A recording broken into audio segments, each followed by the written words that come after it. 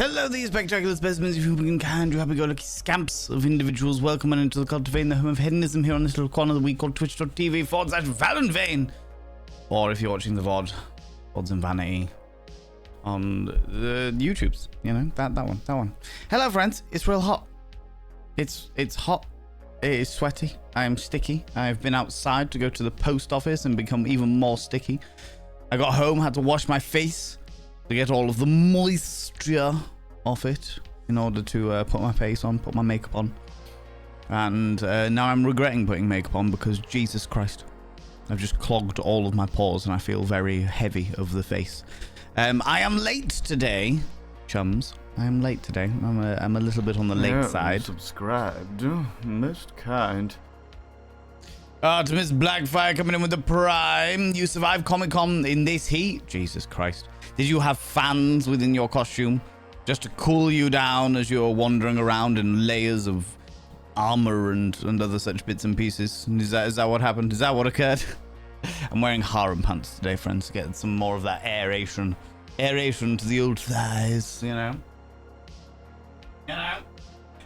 You did not. I hope that you drank lots of water and electrolyte drinks. I hope you drank all of those things. Artemis Blackfire. I will now inscribe your name on the mirror of Vane.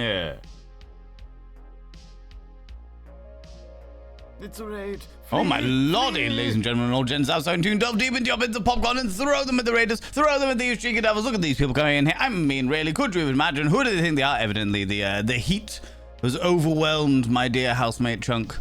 The heat has overwhelmed him. It is very, very warm, and Chunk is my housemate. Kosumina, how you doing, you beautiful individual? Welcome on, and using Twitch for the first time. Well, if you have any questions, you are welcome to ask, friend. We try to our best to be as educational and just as welcoming, you know. Artemis Blackfire, your name is now inscribed on the mirror vein. By having your name on the mirror vein, it means you get access to my personal Snapchat. Not on Snapchat, of course, you get access to all the sexy lily emotes. With the most important thing as well, you know. The most important thing is you go roll over every morning, look in the mirror and go, God, do I look rough? But God damn, do I make rough look good? Ooh, harra, sexy, ooh, yes, meow. People from my stream, go and check out my housemate Classic Chunk. You all know Classic Chunk by now, all right? You all know Classic Chunk. Classic Chunk is my housemate extraordinaire. It plays a large variety of different games, usually a dopamine miner, as in a person who plays games that just scratch that little dopamine itch. Do you know what, Classic Chunk? I was watching our dear friend Wild Annie today playing Airport Baggage Simulator, and it had a very similar game mechanic as the mining game. Was it Mining Mogul or something like that you played?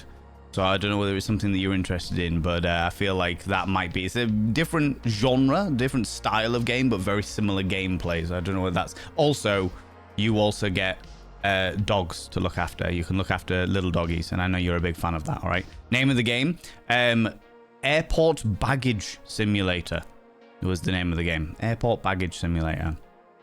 So yeah, that's the thing. Friends, if you happen to be new here, two things you need to know about this channel. One, you're not allowed to apologize. Instead of saying sorry, try saying thank you.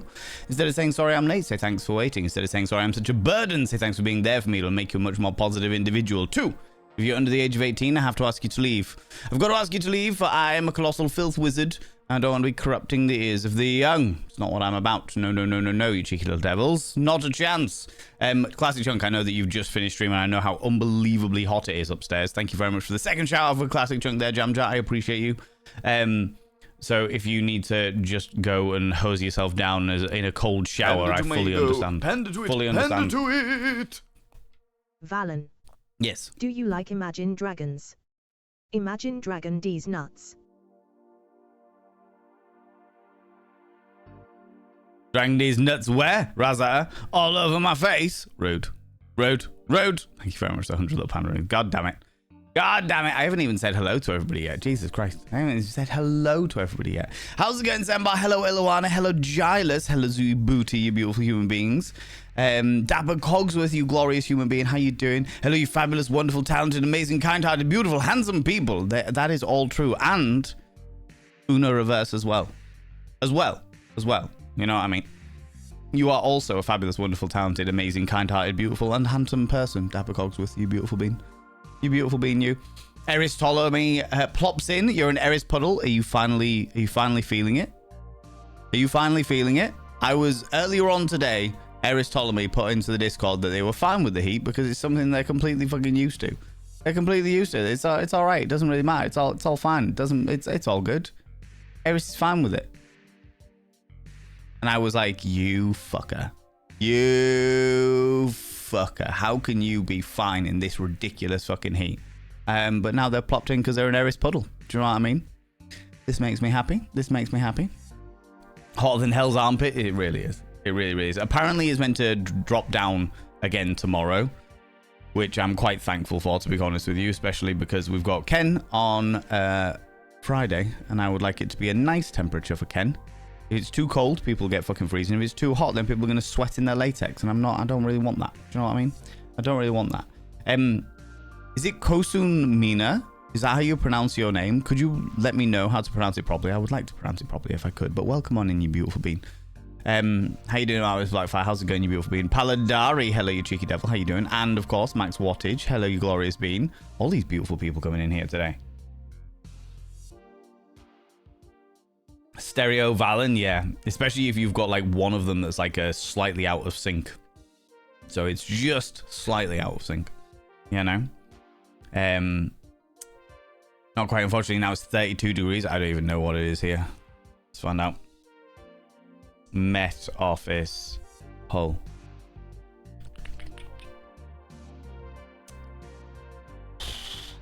According to the Met Office, right at this moment in time, it is 25 degrees. But it feels a hell of a lot hotter than that. Yesterday it was 31. I suppose it doesn't feel quite as hot as 31. But apparently it's 25 degrees here at the moment. And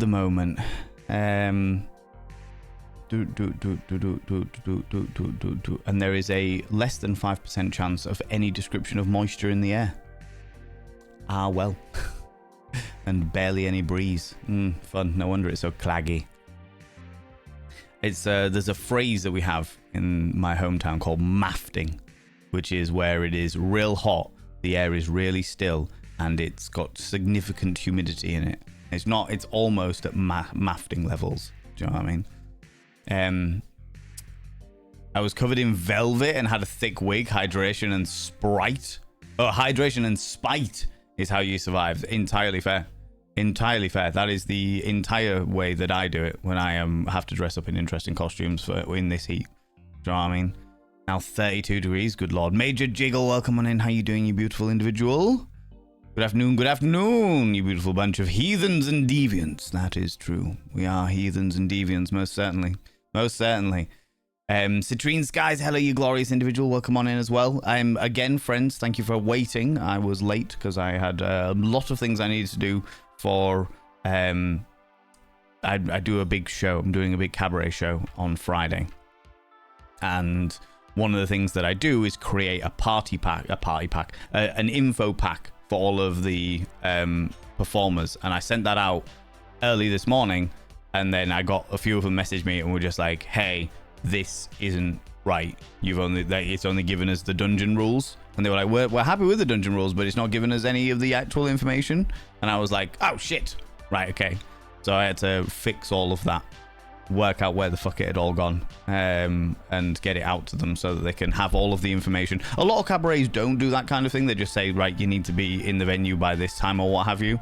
But I like to just make sure that the performers have got all the information, exactly where the venue is, what time I need them, what time the event starts, what time tech runs are, the dimensions of the stage, where they are staying for like accommodation, how far that is away from the train station, if they're traveling by train station, if they're not, where they can park, all of that stuff. There's like loads and loads of little bits and pieces that just make things a lot easier for my my wonderful performers. So I'm just like, here you are, here's all of the information, take it with my blessing, you know?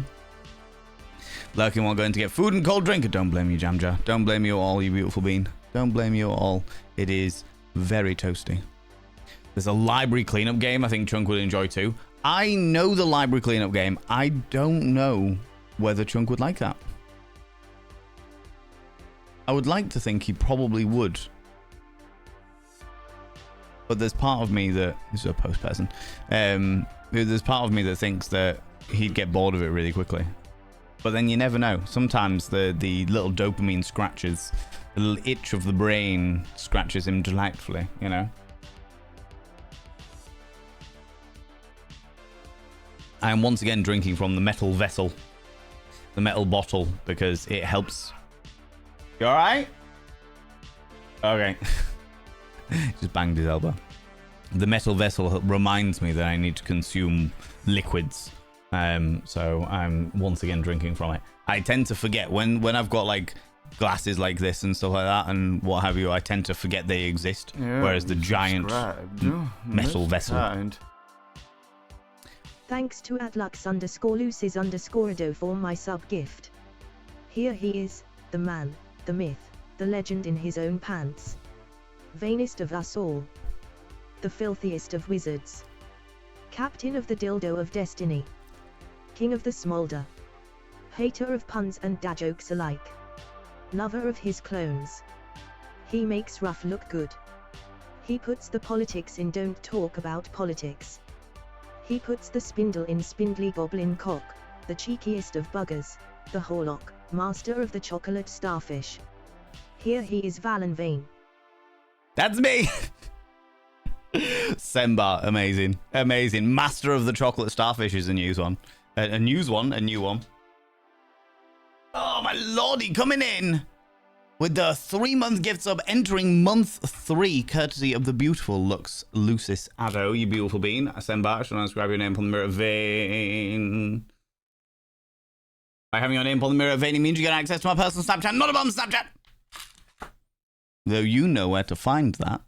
And of course, you get access to all the sexy little emotes, but the most important thing is you'll roll over every morning, look in the mirror and go, God, do I look rough? But God damn, do I make rough look good? Ooh, sexy, ooh, yes, meow, you know?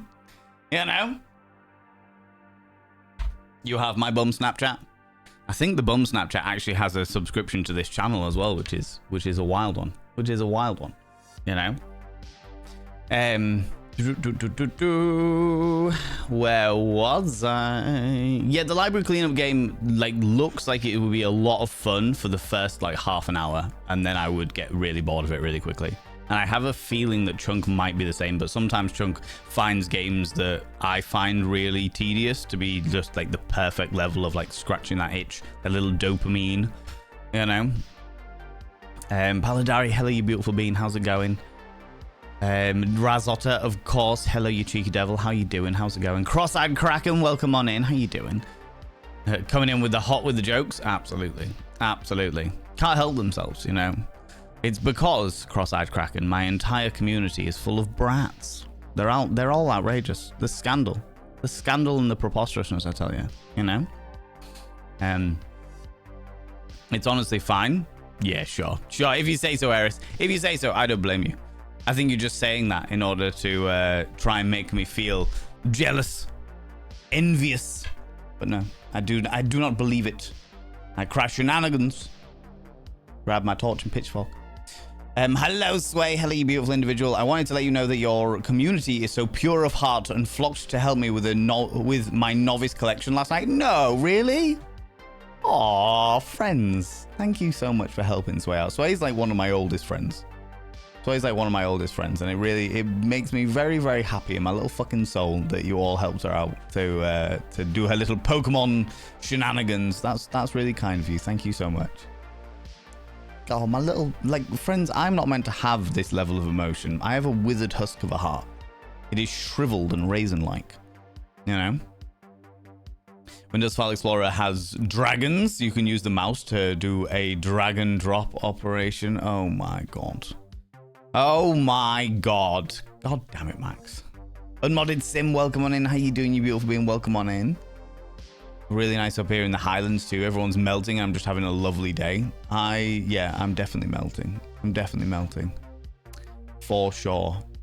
I burn quite easily though. That's the thing. I'm not like Chunk. Chunk has a tendency to burn for about 20 minutes. And then he goes a lovely shade of brown for about 2 days. And then he goes back to being a pasty white man. But actually, to be fair, I don't think he's ever described as pasty. But yeah, his skin very much adapts to the sun very quickly, you know. Whereas mine, I'm like, oh look, sunshine. Ah, why am I a lobster? You know, it's very much one of those scenarios. Used to the warmth because Iowa is truly warm, but my goodness, am I not used to all of this walking? Yeah, but like I said, it hits different in the UK. Although saying that, you are still in London. You're still in London. Maybe it's a bit different. Maybe it's a bit different. I thought London might be a little bit toastier given all of the buildings and pollution, but who knows? Who knows? Maybe it's a drier heat down that way. Need to eat, but it's too hot to eat. Help, citrines, guys. I feel that in my little soul. I feel that in my little soul. I had vegetable soup for breakfast this morning because I was just like, I need something that I can convince myself is drinking, but also has nutrients in it so that I can actually, you know, survive through the day. Even though it was slightly warm. Still, the cooler than I normally have it, but still slightly warm vegetable soups. You know, is there any way that you could have like are you a salad person? Do you eat salads? Salads can be put in the fridge. You could keep it nice and cool, that kind of thing. Or maybe start the day with like a fruit salad. Fruit salad would be nice and refreshing. Not only refreshing, but also hydrating as well, which is always good.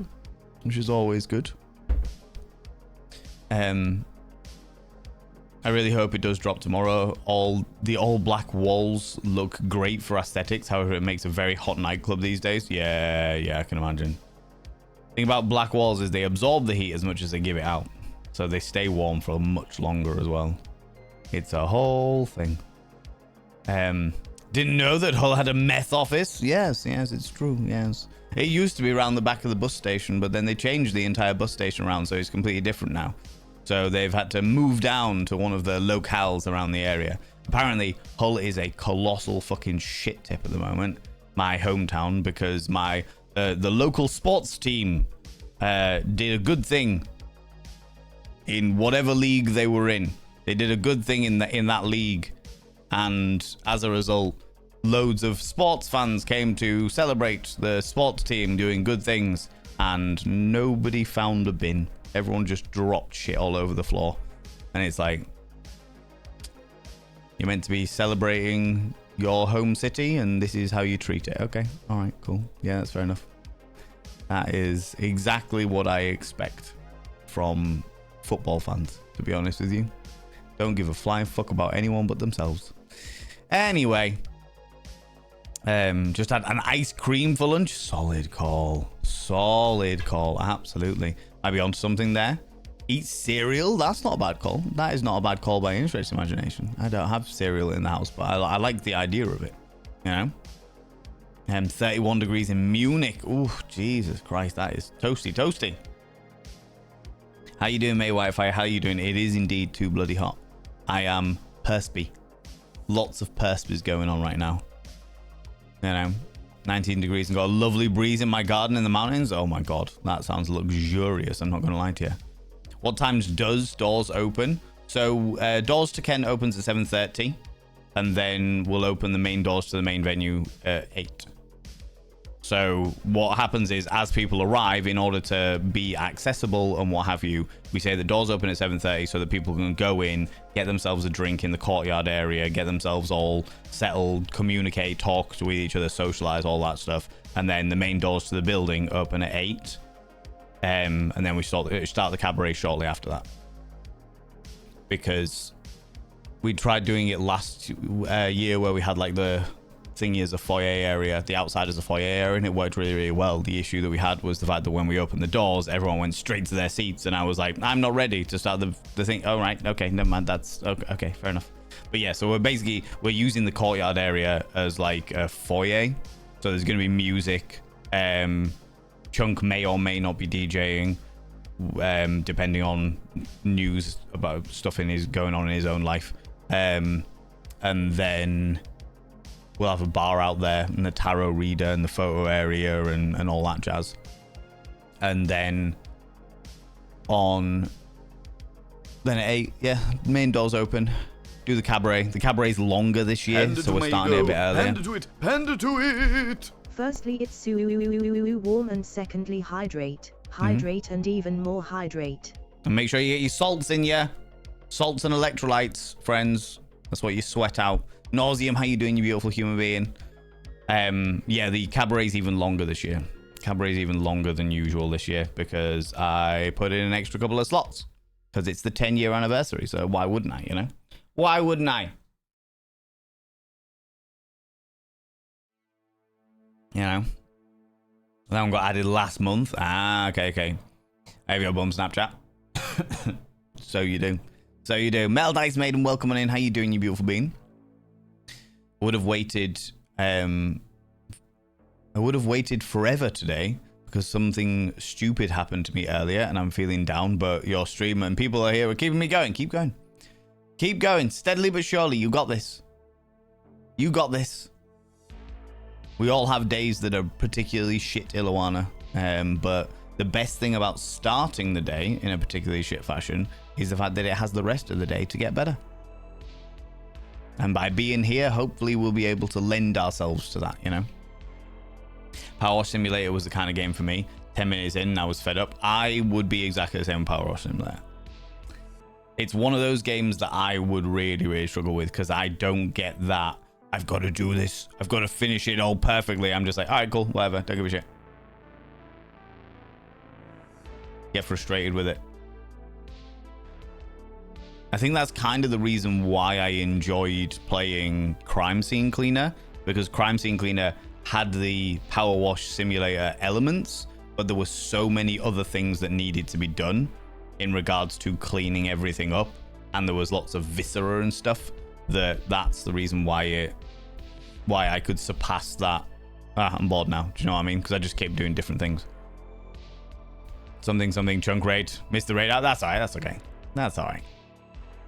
Come melt into the sofa with us in this heat. I have to, like, so during the summer you'll see that this is my red leather fuck me sofa, and I have a big black throw over the back of it, and the throw is often pulled over so that I can sit on the sofa without, you know, taking 5 layers of skin off as the sofa decides to melt itself to my body. You know, it's not my fault my hotness is radiating everywhere and affecting you all more than me. Is that what it is? Is that what it is? God damn it, Dapper Cogsworth. You turning around and telling Eris that they've lost the game means that I have also lost the game because I read it. God damn it. I am collateral damage in this, you know? Genimus, Joy, you sunburn easily as well? No. Boo. Boo and hiss. Boo and hiss. Stuck up on smoothies and fruit and veg juices in the heat lovelies. That's not a bad idea. I don't do any of those things. I have a consistent diet of carbohydrates. Because as I said, as I was talking about yesterday, I really struggle with like having a meal that isn't hot. Like I don't eat salads. Do you know what I mean? I have like a sandwich, but the vast majority of the time it needs to be like a hot meal. I'm a hot meal kind of person. When it's cold, I'm like, it's weird. It feels strange to me, you know? You rust in the sun? Is that what it is? Yeah, rusting. I see. The amount of folks hiding with me in the shade. I'm only hiding because my ankles hurt. Say otherwise. I don't need to say otherwise, Eris, because you know the truth. The truth is you are full of lies and deceit. Lies and deceit in order to try and convince us that you're surviving perfectly fine in this unbearable heat. But we know the difference. We know the difference. We know what's going on here. Deciding some fruit and some meat cheese pickles deal. Ooh, that's not a bad call at all. That's not bad. I mean, I'm a vegetarian, so I wouldn't have the meat in there, but I mean, it sounds like a great way to do it for sure. Hull got promoted to the Premier League. Oh, okay. Sure thing. So that wonderful person that just put, I believe, Russian into the chat, I'm afraid I only speak English. I only speak English. I don't know what you're saying, my friend. If you would like to translate it, you're welcome to do so. But we try and speak English only here, mainly because I only speak English, and it is my responsibility and my mod's responsibility to keep the community safe, and we can't do that if we don't know what it is you're saying. We can't do that if we don't know what it is you're saying.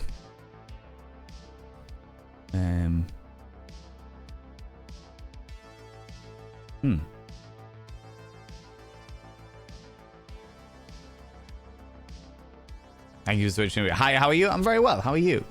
How's it going? Thank you very much for switching to English. I appreciate that. That's very kind of you. But yeah, welcome on in. How's it going? How's things? Kim DW, hello, you beautiful being. Welcome on in.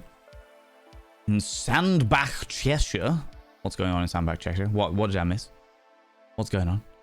I'm so glad I'm not the only one with zero interest in it at all. I don't give a flying fuck. The only thing about football that genuinely interests me is the statistics on domestic violence, so that I can use it against football and football hooliganism. Do you know what I mean? I appreciate that people enjoy it and what have you, but it's the entire culture. Like, I have no interest in football, but I enjoy people enjoying themselves. That's all fine and dandy. It's the fact that they kick off like all of the they kick off all the time about the stupidest little thing, and then have the audacity to piss and moan at other people for like, you know, being too sensitive or what have you. It's like, you're real sensitive, man up. Also, I'm pissed off that my my football team has lost, so I'm gonna break things around me. It's like, oh, give over, go chew a foreskin.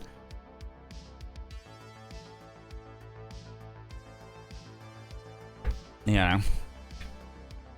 What does the V in the hanging wall for? It does indeed stand for Valen or Vane. I mean, it could stand for either one, whichever you fancy.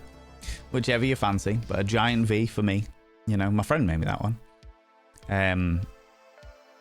With how compact they were in the sun, I have expected most businesses to be closed later this week due to illness. No, businesses won't close if they can in any way, shape or form avoid it. There was definitely a point where I worked in a call center and I had to tell them that they were working illegally. And even then they were like, doesn't matter, keep working. I was like, that's not a problem, that's okay. But just be aware that if I faint, I will absolutely fucking sue you.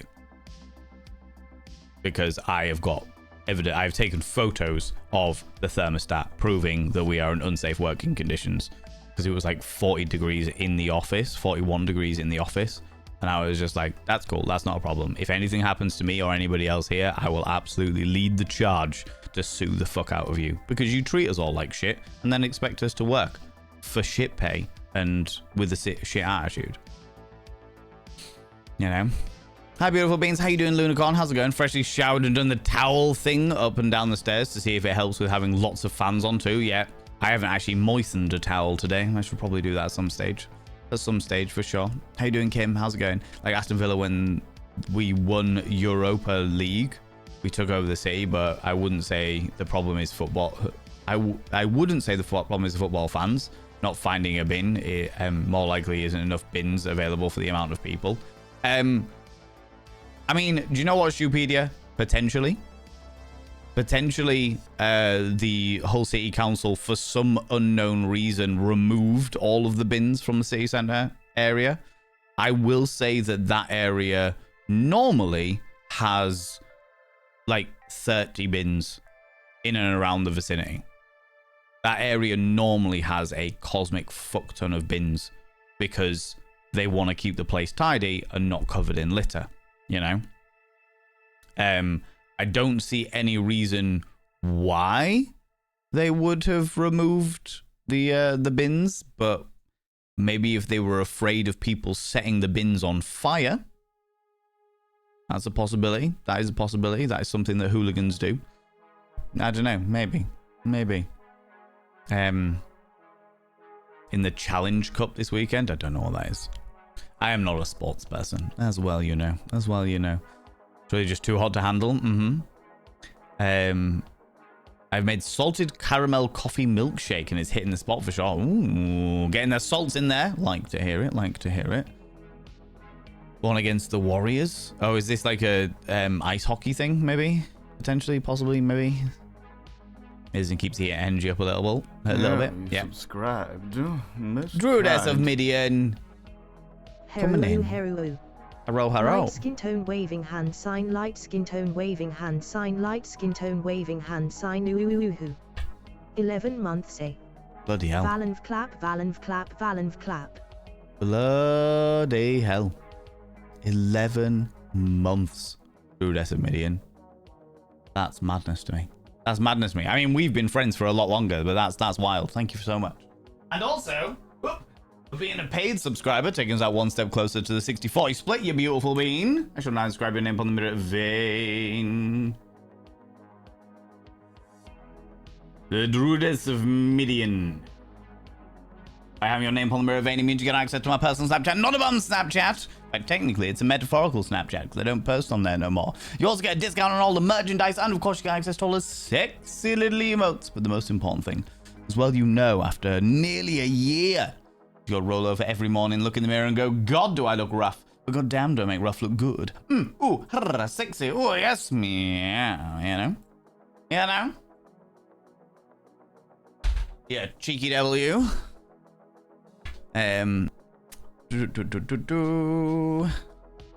Love crime scene cleaner. I assumed it was because I am a morbid little gremlin. That's also definitely a possibility for myself as well.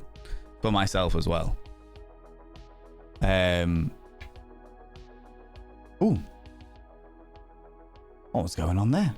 Sembar, thank you very much for the stuff that you did behind the scenes there. I appreciate you.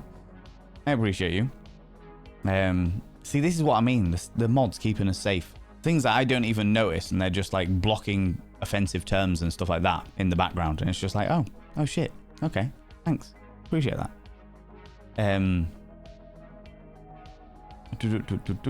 Slurp. Exactly. But I can't face another loss to Wigan. That means nothing to me. It means nothing to me. Oh, zooty booty. Cannot lose on vacation. I am immune. You're immune to losing. That's not the way it works. That's not the way it works. I am immune to losing because I am sensational and glorious, and behold my sexy massive forehead.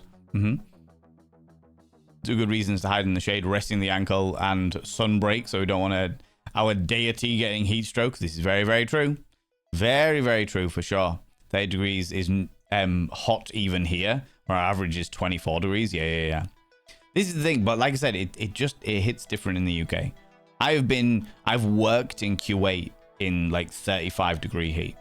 You know, I have worked in significantly hotter countries and been okay. But for some reason, the heat just hits different in the UK. It just hits different. Becomes quite choking, quite suffocating quite quickly, you know. Hull being in the Premier League means that they are on the main league, and the big teams will be coming to town to play footballs. Hopefully also means better funding to help keep the infrastructure around the stadium and transports, but who knows. I hope so. If that is the case, if that actually happens, Frax, then I'd be surprised. I would genuinely be quite surprised. But I can hope. For sure. Hopefully they'll, build more car parks around the stadium so that less people are parking in the streets and pissing off all the local residents, Get a hot meal thing. 'Tis why smoothies or juice are handy and dandy.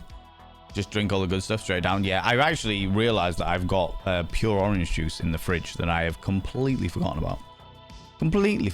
For sure. I just want to get your name right.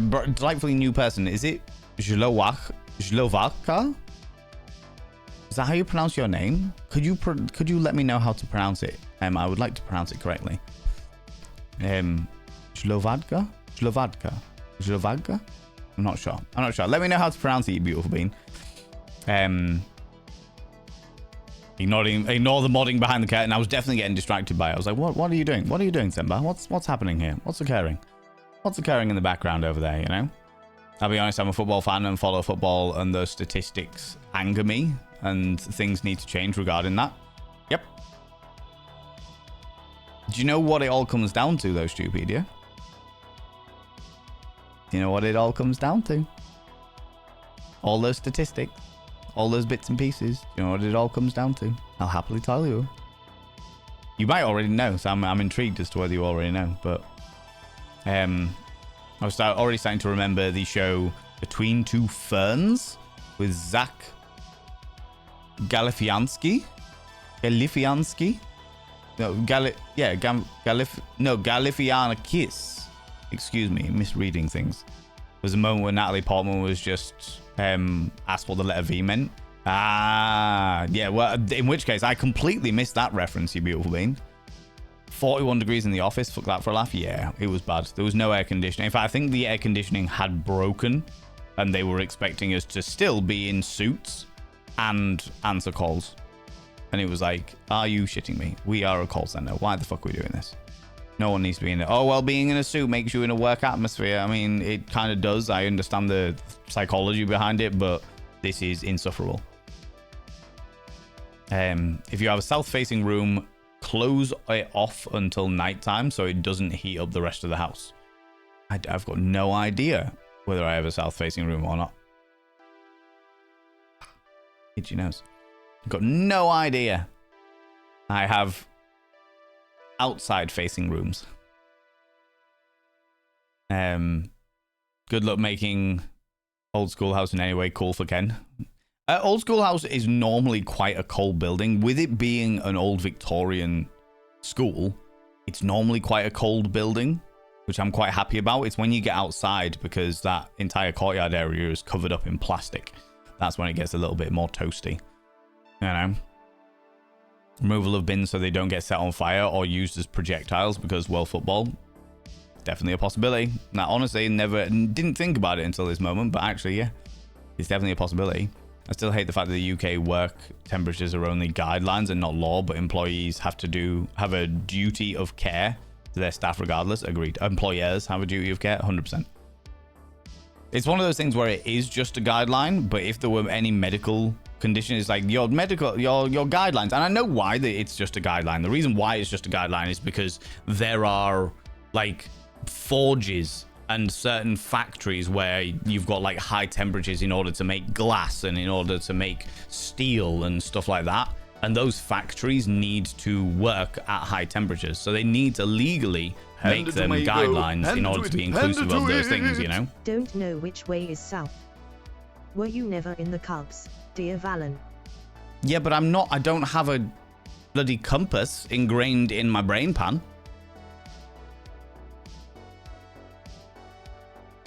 The sun rises in the east and sets in the west. So the sun rises somewhere in that vicinity and sets somewhere in that vicinity. Rises in the east, sets in the west. Never eat. So south is somewhere that way. Somewhere in that direction. Somewhere. But as to whether the east is there or there, and west is there or there, I don't fucking know. Somewhere in that 80-degree radius. In fact, probably larger than the 80-degree radius is south, you know? See, you do have a compass in your brain. I don't have a compass in my brain. I can't dictate south. There is a large radius as to which way south is. I can give you a general direction. I can give you a shit compass in my brain. Absolutely. I can give you a shit compass in my brain. I can't give you accurate, this is where south is. You know? Yeah, the working temperatures are guidelines, and I understand them being guidelines because of certain working conditions that do require higher temperatures. But I still think that if it was like genuinely fucking dangerous, it's like, okay, we can work in there at your instruction, but bear in mind that if anybody has any kind of long-term medical or any description of medical requirement because of the heat in there, we'll sue the fuck out of you.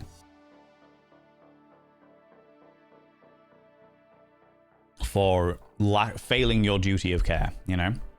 I'm not disagreeing with you, Val. Just remember when I was in Birmingham celebrating the parade for Villa winning, all the bins around got full quite quickly because of the thousands attending. But I did see fans just throwing things on the floor so I can see both sides. Oh yeah. There's quite a lot of bins around our local city centre, specifically because of how they like to keep it clean. but it was pretty grim. Which is wild because I've definitely been to, well, I know of football celebrations in other countries where people take their rubbish with them. They go, oh shit, we've got nowhere to put this. Let's put it in my bag and take it home with me because we don't want to make the city a shit tip. You know? Morbid little gremlins. Hello, my kind of people. Exactly. That's us. That's us.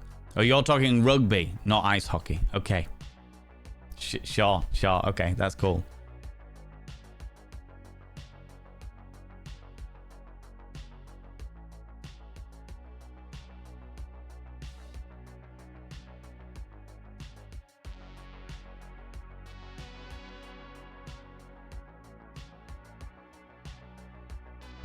Cool.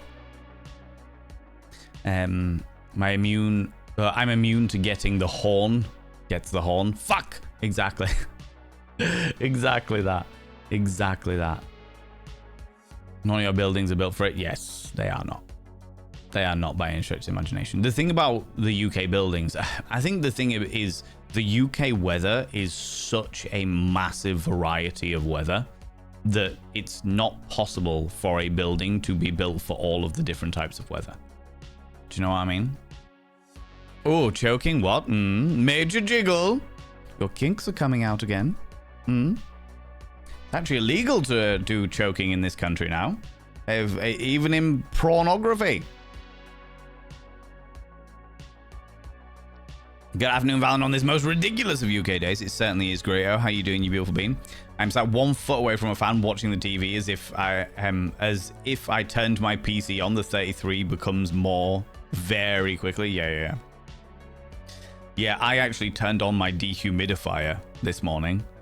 Not because it was particularly humid in my room, but because the dehumidifier has a fan as it sucks the air in and pushes it out, and I wanted that extra little breeze that it was giving. When I first woke up in the morning, I was just like, oh my fucking god, this is too much. Dehumidifier, you've got a tiny fan. You'll cool me down ever so slightly. Let's do that.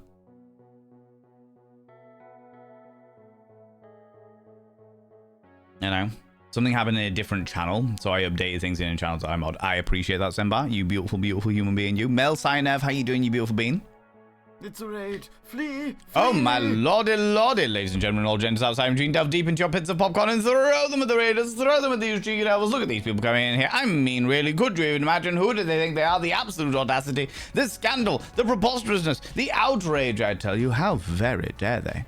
How very dare they come in here, getting all up in our business, getting all close and personal in this heat? Oh my lordy. Oh my lordy. How's it going, Pix? How you doing, you beautiful human being, you? I was hanging out in Pixie's stream a little while ago. Oh, keep that popcorn going. More popcorn, more. Where are you? Where are you? More popcorn. More popcorn. Petrichor Love, hello, you beautiful individual as well. Thank you very much. Double raid. Back-to-back raids. Good lord. Good lord. You're doing some Bioshock Infinite. We might be playing that tomorrow, depending on the vote. Depending on the vote, for sure. Welcome on in, you beautiful individuals. Thank you very much for coming over here. Thank you very much to Pixbomb and to Petrichor Love. Friends, go and check out Pixbomb and Petrichor Love. What are you doing today, Petrichor Love? Pixbomb does a whole load of crafting, and as you can see, was doing some Bioshock Infinite today, which we have just started ourselves. And Petrichor Love was doing some Just Chatting. What were you chatting about? Excuse me. What were you chatting about? What was going on? The heat is making me yawn. But you are very, very welcome here. Friends, if you are new here, 2 things you need to know about this channel. 1, you're not allowed to apologize. Instead of saying sorry, try saying thank you. Instead of saying sorry, I'm late, say thanks for waiting. Instead of saying sorry, I'm such a burden, say thanks for being there for me. It'll make you a much more positive individual. 2, if you're under the age of 18, I have to ask you to leave. I've got to ask you to leave, for I am a colossal filth wizard, and I don't want to be corrupting the ears of the young. It's not what I'm about. No, you cheeky devils. Not one iota. You plucky young whippersnappers. Friends, if you're new here, hi, I'm Valen Vane. Vane by name, Vane by nature. Deep as a puddle in summer. You should go check out the glorious Pixbomb and the glorious Petrichor Love. Both wonderful, wonderful human beings. I was in Pixbomb's stream yesterday when they were doing some crafty shenanigans, doing some crochet bits and pieces. I was doing a cheeky lurking around in the background, you know. You were talking about the heat wave and loving it. You love the heat wave. I exist within the heat wave. I am very much existing right now. That is something that I am doing. My perspiration is perspiring, but other than that,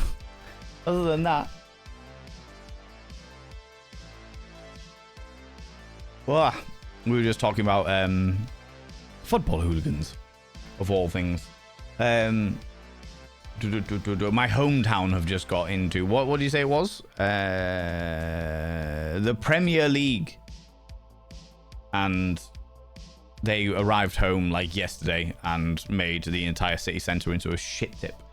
Because it is possible that they removed the bins for fear of the bins getting set on fire, but normally there's quite a lot of bins.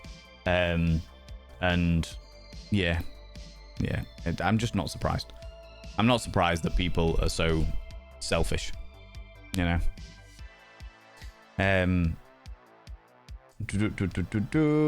Where was I? Men, just men? What was that in reference to, Stupedia? What was that in reference to, buddy? Galifianakis. What do you mean, Razotta? What is that in reference to as well? You little stalker. Thank you so much for the follow, you beautiful individual. I don't like to call people out just in case they're lurking, but you are very welcome here. In fact, I can call you out because you... No, you haven't. Now you've said something. Hello, you beautiful individual. How's it going? Thank you so much for the follow, Samara. I appreciate that. I almost called you out before you'd said hello then, and I was about to feel extremely guilty. But you're all good. How's it going? Sissy Fian, how you doing, you beautiful individual? Feel the heat in Texas to New Jersey. Hope that all the heat keep hydrated and rested. Definitely keeping hydrated and rested. I was saying that what I do love about this time of year, what I do love about the heat waves in the UK, is the fact that a lot of people from across the world, but primarily Americans, will have they will jestingly be like, British people don't know what they're talking about. It's completely normal. We suffer much hotter heats, and they're always complaining, and then they come over to the UK and they're like, oh god, it hits different in the UK. This isn't anywhere near as hot as it is in my home state, but it is hitting different. I am sweating like buckets, and I do not understand, where is this heat coming from? How is it so hot? Yeah, I love it. I love those bits. I don't like suffering the heat myself, but I love watching the rebuttal of the Americans suffering because they can't handle UK heat, you know?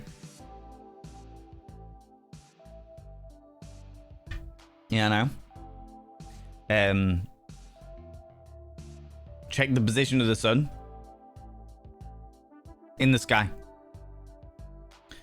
Your phone will have a compass.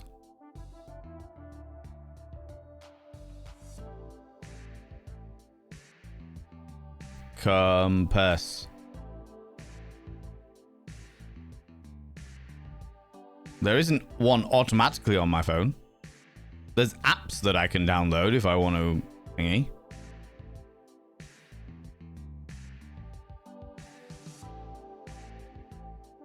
There's like apps that I can download for it, but I don't know how much I trust those.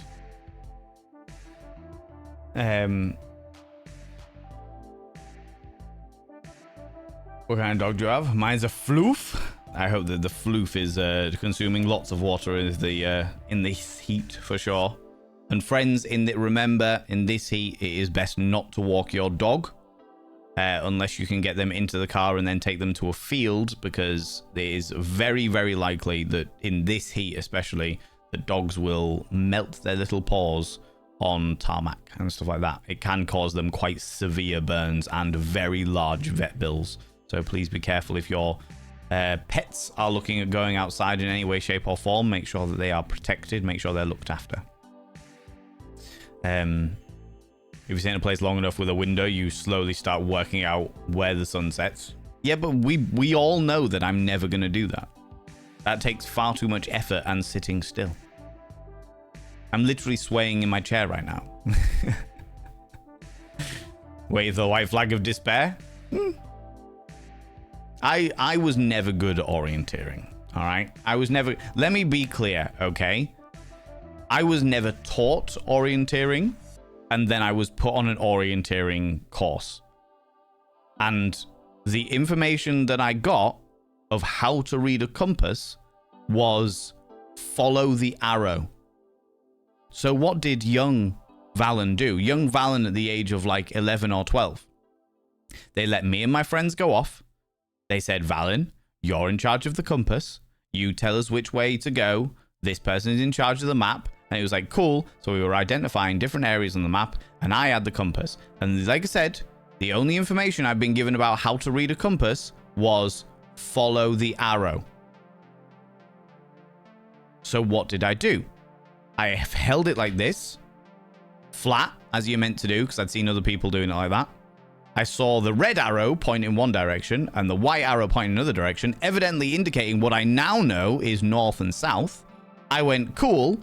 The other arrow is pointing over here somewhere, so let's rotate the entire compass until all of the arrows are aligned. And then we followed the red arrow. So we just walked north for hours. We got horrifically lost. The heads of our little Cubs group, our Scouts group, were calling parents being like, we don't know what to say, we've lost your kids. They went on an orienteering thing, and we have a search party out looking for them.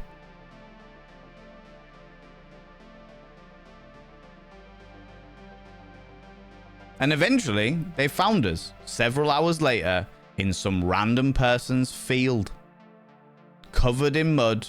People had lost shoes. It was a whole fucking thing. It was a whole fucking thing. So yeah, I am normally quite good at maps, normally quite good at remembering directions, where we've been, what's going on, how to identify ways back and stuff like that, but I couldn't tell you where, I couldn't automatically tell you where north and south is. Like, just here, I can't be like, right, okay, that way's south. I know that somewhere in that way is south because we've worked it out on stream, but I couldn't be like, right, okay, this way is directly south. I don't have like an internal compass like that. You know? You got me saying hi and we raid in. There you go. There you go, you see? You see? Terrible. I know, Pix. I know. By the way, Pix and Petrichor Love, if you need to disappear off, if either you need to go grab snaffly treats, go grab delightful beverages, make sure you stay hydrated. Please look after yourself. Please do what you need to do, you know? I hope you're not paying too much attention to your stream. Yesterday? No, I was busy doing a million other things. I was just like, oh, Pix is on. I'll drop a lurk in Pix's stream. While I'm doing lots of other bits and bobs. You know what it's like. It's production week now for Ken, so I am flat out from the moment I wake up to the moment I go to bed, and usually with very little sleep, I will just be working. Like, too much stuff to do. Too much stuff to do. That was a ridiculous ruling. No breath play for the UK government. Says put your kinks away. A terrible poem for you all. The thing about it, Mayor Whitefire, is it's a really interesting subject. We never actually talked about it when it first came to light. But it's an interesting subject because it was the only thing in pornography. Like, it's the only thing that has been in pornography where it was okay within porn, but wasn't okay for members of the public. It is illegal to do breath play, to strangle your partner regardless of consent. It is illegal to do that in the United Kingdom. But it was okay for pornography. Panda to it! The Gugu people, an Australian Aboriginal community in Queensland, possess an innate directional sense, because their language relies on an absolute cardinal system that relates to the surrounds rather than egocentric terms that relate to the speaker. That's really interesting, Razat. Thank you very much for 100 little panderings. I appreciate that. That's really, really interesting. Friends, in approximately a minute's time, there will be 3 minutes of adverts. We'll try and change the conversation so you're not missing out on anything, but yeah, just giving you that heads up. Please be aware that there is a portion of that ad revenue that does come to me. So thank you very much to all those people that are going to be watching through them, because it does support me. So I appreciate that. I appreciate it. Subscribers don't get to see it. Subscribers are ad-free, you know. I am suffering, but I hope that migraine means that we'll get a thunderstorm. They say that may arrive. Ooh, that's interesting. Yeah, the whole breath play thing was a fascinating topic because I was like, this is ridiculous. But then when I looked into it, I was like, oh shit, like this is one of the very, very rare situations. I think it might even be the only situation where there was one rule for pornography and the different rule for members of the public.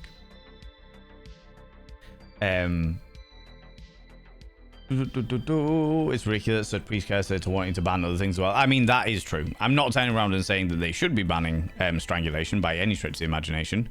But I am saying it was an interesting juxtaposition of information, you know. Wrath of Me, how you doing, you beautiful individual? You fled the heat in Texas to New Jersey. Yeah.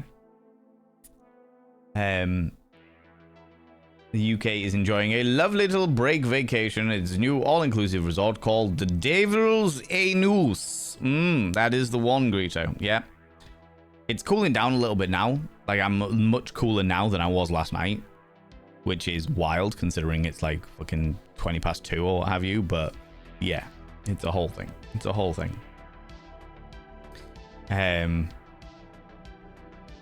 Oh, the football DV statistics and why that's the case. Yes.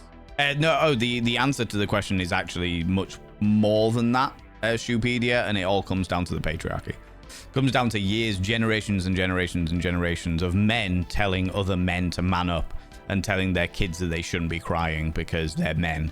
And it's the thing that what it all comes down to is if you force anybody of any gender to suppress their emotions that much for that long, the only thing that's going to come out of it is emotional dysregulation, which often comes in the form of violence, especially for cisgender men, especially when it comes to something that they become overly emotional about, like football, because it is their only emotional outlet. That is not by any stretch of the imagination excusing any of the actions. A reason does not an excuse make. Just because they have a reason for the reason why they behave that way does not excuse their action in any way, shape, or form. Because it's weird that they suppress all of those emotions. Like, no, you shouldn't cry. No, you should man up. No, you shouldn't feel any emotions or any of those things. And yet the go-to rule that is drilled into every child, that every masculine child from a very young age of don't hit girls, is somehow ignored in those circumstances, you know. Boiling here in Scotland too. Hi again, it's a Dean. Hello, you beautiful bean. Just glad that Eris is doing okay with it. I mean, I have suspicions that Eris is making out like they're doing okay with it. Whether they are or not is another question entirely. You know, completely unenforceable in private life. Haven't got a big bother. Haven't got big bother yet. Gov can't tell me what to do in the bedroom. It's true. It's absolutely true.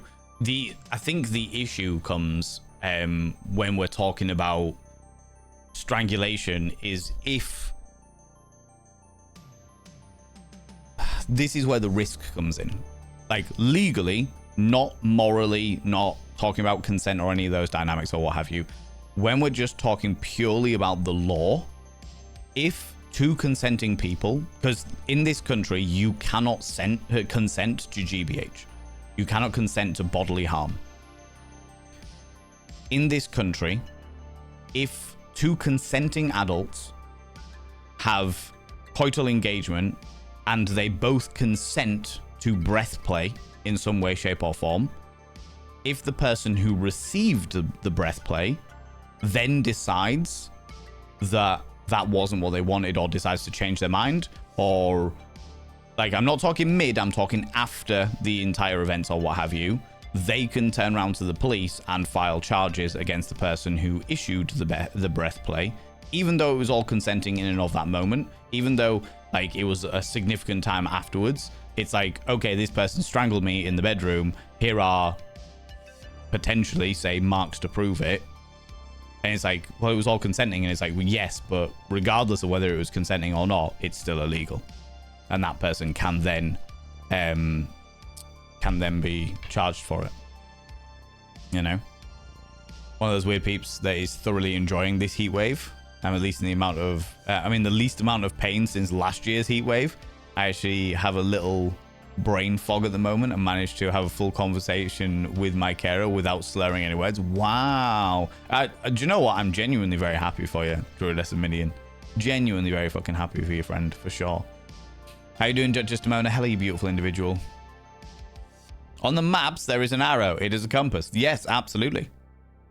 110%. But they didn't teach me how compasses worked, Mel. They said, follow the arrow. And to my brain, that meant, evidently, go north. You know?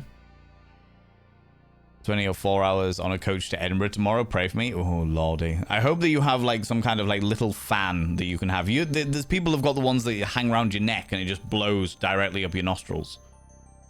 Go for one of those, Major Jiggle, yeah? Yeah, abysmal, but I do enjoy the flexibility of a wardrobe that heat gives me. That's fair. I am struggling with my wardrobe at the moment because I don't want to be wearing any clothing. I am wearing clothing, but I don't want to be. Humidity definitely hits different in other countries. Definitely. Absolutely, for sure. Good luck. I've offered to meet you, but I'm off to Hull tomorrow morning. Huzzah! Huzzah! Not unless you're... Whoop. Not a field. Don't walk in them at all in this heat. No. Unless you're near a small, shallow stream or such. And only before 10 a.m. and after 3 p.m. Why? Why, Mel? Why? What are the rules for those things? Your Arcala needs a spanking.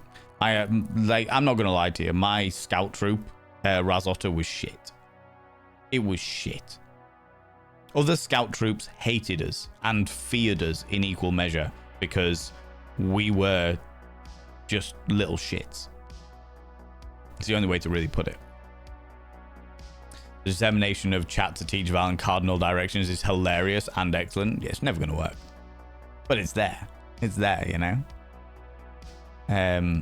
In all fairness, we get abysmally lost as well, yeah. And today we learned not to let Val navigate. I'm all right with maps and bits and pieces if I can sit down and actually look at what's going on. But I'm much more likely, I am significantly more likely to direct us because of, like, I'm like, okay, here are 4 identifying features. I know where I'm going as of those identifying features, as opposed to I know where they are in relation to north, south, east, or west. You know? I'm an identifying features kind of person, not a behold the magnetic force of the earth kind of person.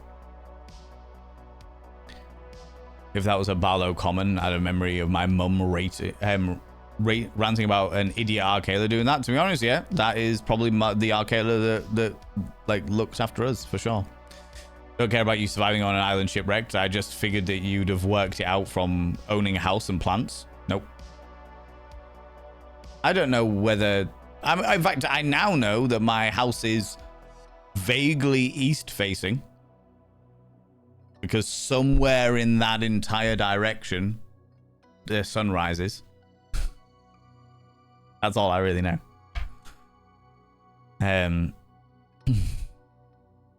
As for the plants, I just put them wherever they continue to grow.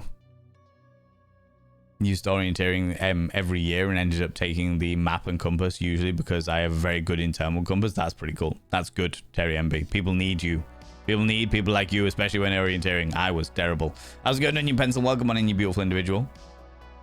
I don't understand how the government can tell you what you can and can't do in the bedroom. So, when it comes to... The issue is... Okay... The issue is the difference between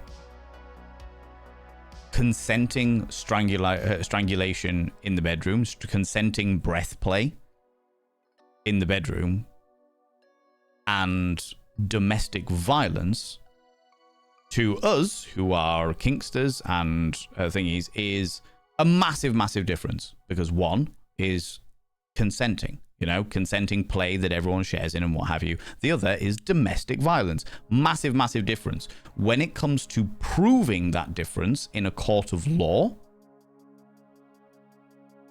that is very hard to do. The split between breathplay, dogs, and cardinal directions is wild. Oh, yeah, just all the things that we're bouncing around at the moment. Yeah. So if a person, like I said, if a person was feeling particularly vindictive, and these people do exist, if they were having consenting breathplay scenarios and then their partner pissed them the fuck off and they were like, I'm really, really fucking angry at you. I'm going to get you in trouble because you're a fucking prick. I know. I'm going to go to the police. I'm going to show them the marks that I have on my neck that at the time were put there through consenting means, and I'm going to tell them that it was domestic violence. So instead of trying to have the weird navigation in the court of law where it's like, was it consenting? Was it not consenting? We need to protect victims from domestic violence, but we also need to protect people who are like being falsely accused, etc. The easiest way to do that is just to turn around and have a blanket statement saying, don't strangle your partner, even in consenting scenarios. I don't agree with it, but I understand it, you know? I'm meant to be packing a suitcase. I cannot find said suitcase. I am panic. Okay, that. Is it in the attic space? Did you put it among the moderators? You know? Just about as the states in the US banning porn to save nuclear family. Well, not quite. The way that it works in the States is very, very different. It's not necessarily about with a nuclear family. It's entirely down to control and getting the conservative vote. Even though all of the conservatives are hypocrites to the nth degree, but that's beside the point. Medieval in the UK in 1533, and you guys took over with U2. I understand this rarity and the man up and not cry is still in football. I wouldn't say that it's I was about to say the man up and do not cry is still in football. Everything else is not a rarity. I wouldn't say there's rarity in that. It exists at a painful level. It exists more commonly than people would like to give it credit for, unfortunately, Stupedia.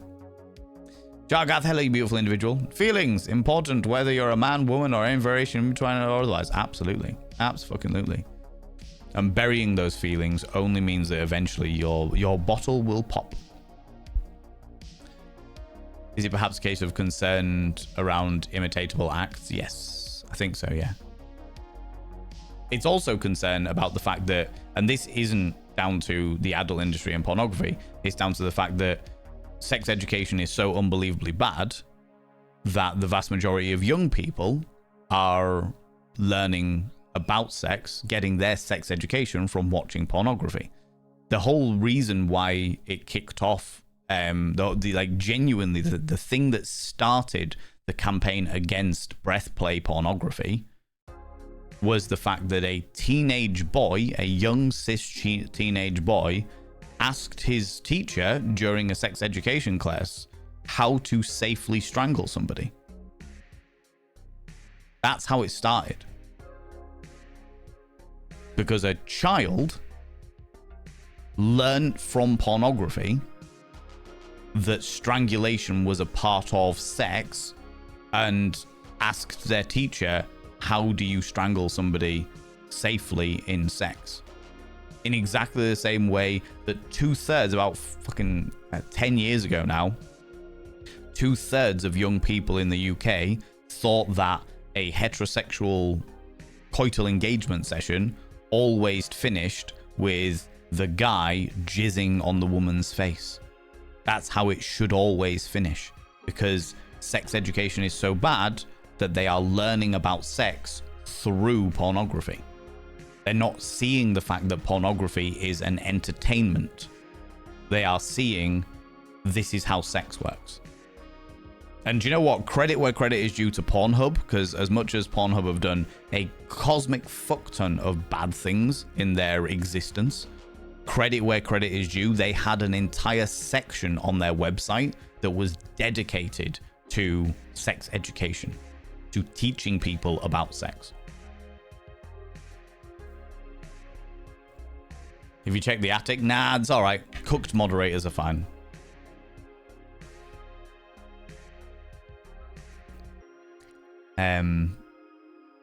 Banning it makes it more dangerous though, because people end up harming their partners because they can't find out information on how to do it safely. We know this. Yep. But I'm not going to turn around and say that censorship is the right answer by any stretch of the imagination. It's just one of the scenarios where I'm like, this is interesting. I don't agree with it, but it's interesting, you know? Back with a large cupboard. I have so many things to say about this topic, but as a mod, I will be good and not post things that a different mod then needs to remove. That's fair. That is fair. I'm not saying that censorship is the right answer by any stretch of the imagination. I'm giving perspective, playing the devil's advocate, as it were, trying to explain so that people understand what the steps were in order to get to this stage, you know? Because I am very much firmly of the opinion that consenting adults should be able to do whatever they want with other consenting adults, you know? There is a line where it turns in from play into abuse, but that should be seen on a case-by-case basis. I check by the wardrobe. And if I do not return, I found Narnia just to get a little bit of ice, a bit of snow from there, to be honest with you. Major Jiggle, just cool yourself down a little bit. The app on my phone? No. I don't really want an app on my phone that can tell me like I've never needed a compass. Do you know what I mean? I think I have a compass upstairs in my bug out bag that I bought when I was very, very drunk and watching zombie movies. Don't know whether it's any good. Don't know whether it works, but it's there. I'll be dying in this heat. How you doing, Moo? How's it going? But ice cubes are life. How are you? Yeah, doing all right. Doing okay. Don't have any ice cubes. And also very, very hot. Very toasty, you know. Do not have a fan at this rate. I may employ a sub to fan me with a large palm leaves for the duration of my trip. I don't blame you. I don't blame you at all. Just make sure that, you know, they're not in full head-to-toe GIMP latex outfit. Major Jiggle, because otherwise they'll overheat and faint, and you don't want that. Otherwise your fan will have to stop, you know. Remember, kids, if you want an internal compass, make sure it has a flared base. Exactly. For sure. Don't take dogs out at all, really. Not worth it. No. If you are literally if they are going from grass into a car and then onto grass again, it is less problematic. But always make sure that you're getting them very hydrated and stuff, because I know that some dogs out there are just so full of energy that they need 1 to 2 walks every single day, even in this weather. But you just got to be really careful, because tarmac will just melt their paws. You can get dog food shoes, but most dogs hate them. Dogs should not be walked in the hottest part of the day at all during the heat wave like this, Valen. They can get heat stroke very easily, and it can be deadly to them if not caught quickly. Many dogs will exercise past the point of safety, especially collies and other working dogs. Really, if the weather is above 20 degrees, it is dodgy. Above 24s, it's dangerous as heck. Okay. Never asked me to info dump about dogs. Yeah. What?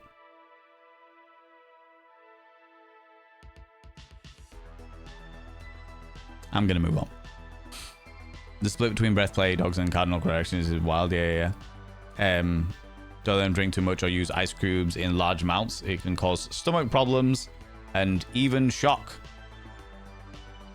Only divergent folk are having fun sending Valen down fun side quests. Yeah. For sure. My ice pop says, between my boobs, wow, it has helped. I need more. Oh, wow. You can say that about a lot of kink stuff. Yeah, whipping restraints. Yeah, oh, my lordy. Kayla! Valen asterisk tips hat asterisk. Kayla, you cheeky devil, coming in for the 7 months at tier 2. You beautiful being. I shall now inscribe your name upon the mirror of vein. The tier 2 black ink.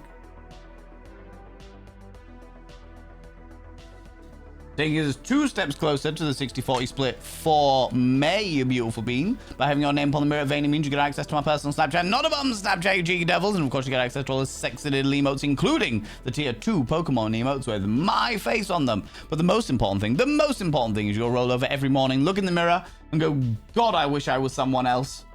Because then I'd get to look at me. Ooh, sexy. Ooh, yes, meow. You know? You know?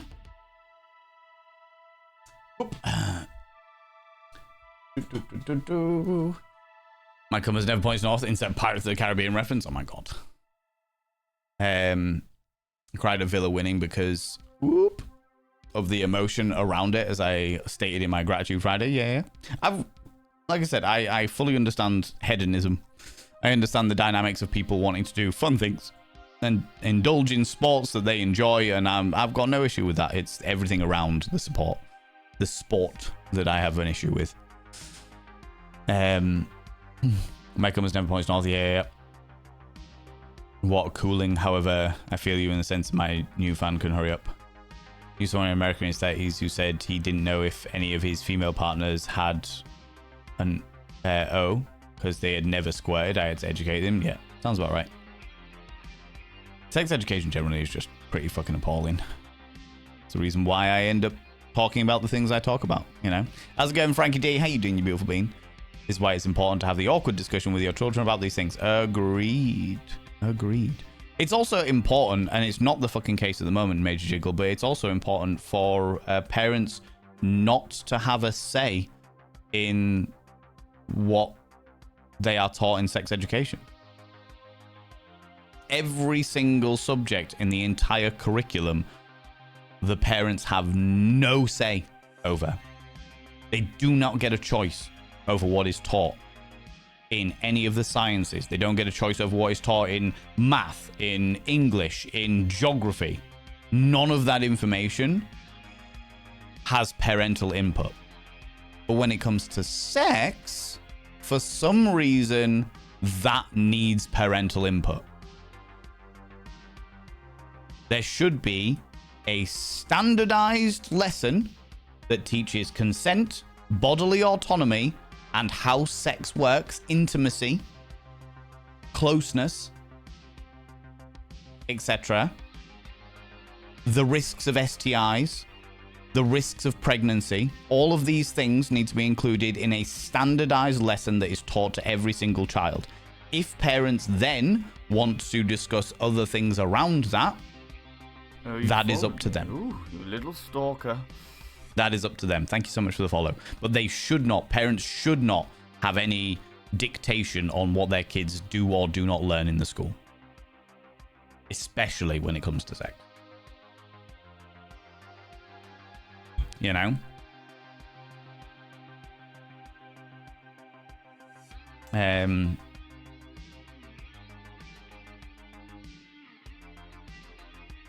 I didn't know that. A child asked a very responsible and appropriate question given his exposure, and rather than improve sex education, we've banned sex act.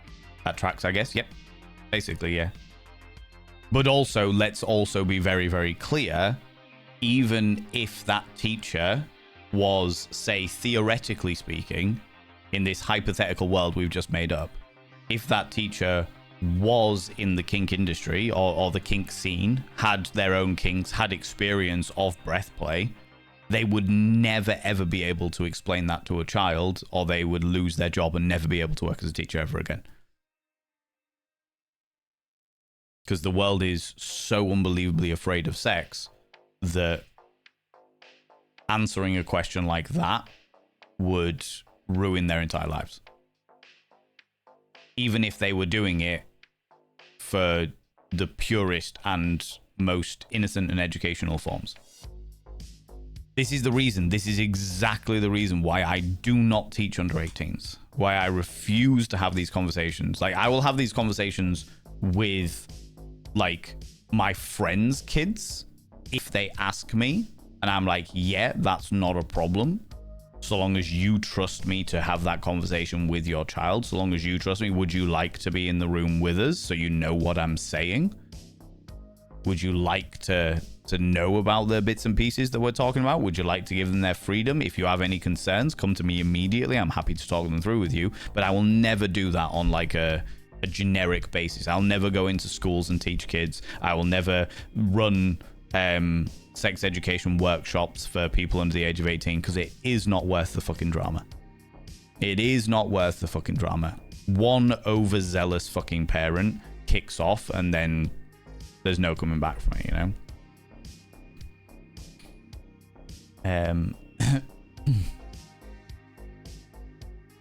Was that one's going to come? What? As you can fit in. I missed a reference there. But that's alright. That's okay. Time to find the big blue IKEA bag as an alternative. Then, yeah, that's it. Sure, I can fit my outrageous amount of clothes and boots into an Aldi reusable bag. Yeah, be fine. You'll be all right. Be fine. Just happy that my downstairs neighbor hasn't put the heating on full blast for once. Oh, Jesus Christ, that would be awful. In this heat, Jesus. How hot is it in the UK? I missed that conversation. Right now, it is 25 degrees Celsius where I live. It was 31 degrees Celsius. There you go, 30 degrees Celsius in many places in the UK at the moment. I'm right by the coast, so my city is usually a little bit cooler than most places. But as I said, it hits different. It hits different in the UK. To be honest, humans shouldn't be walking in this weather either. Yeah.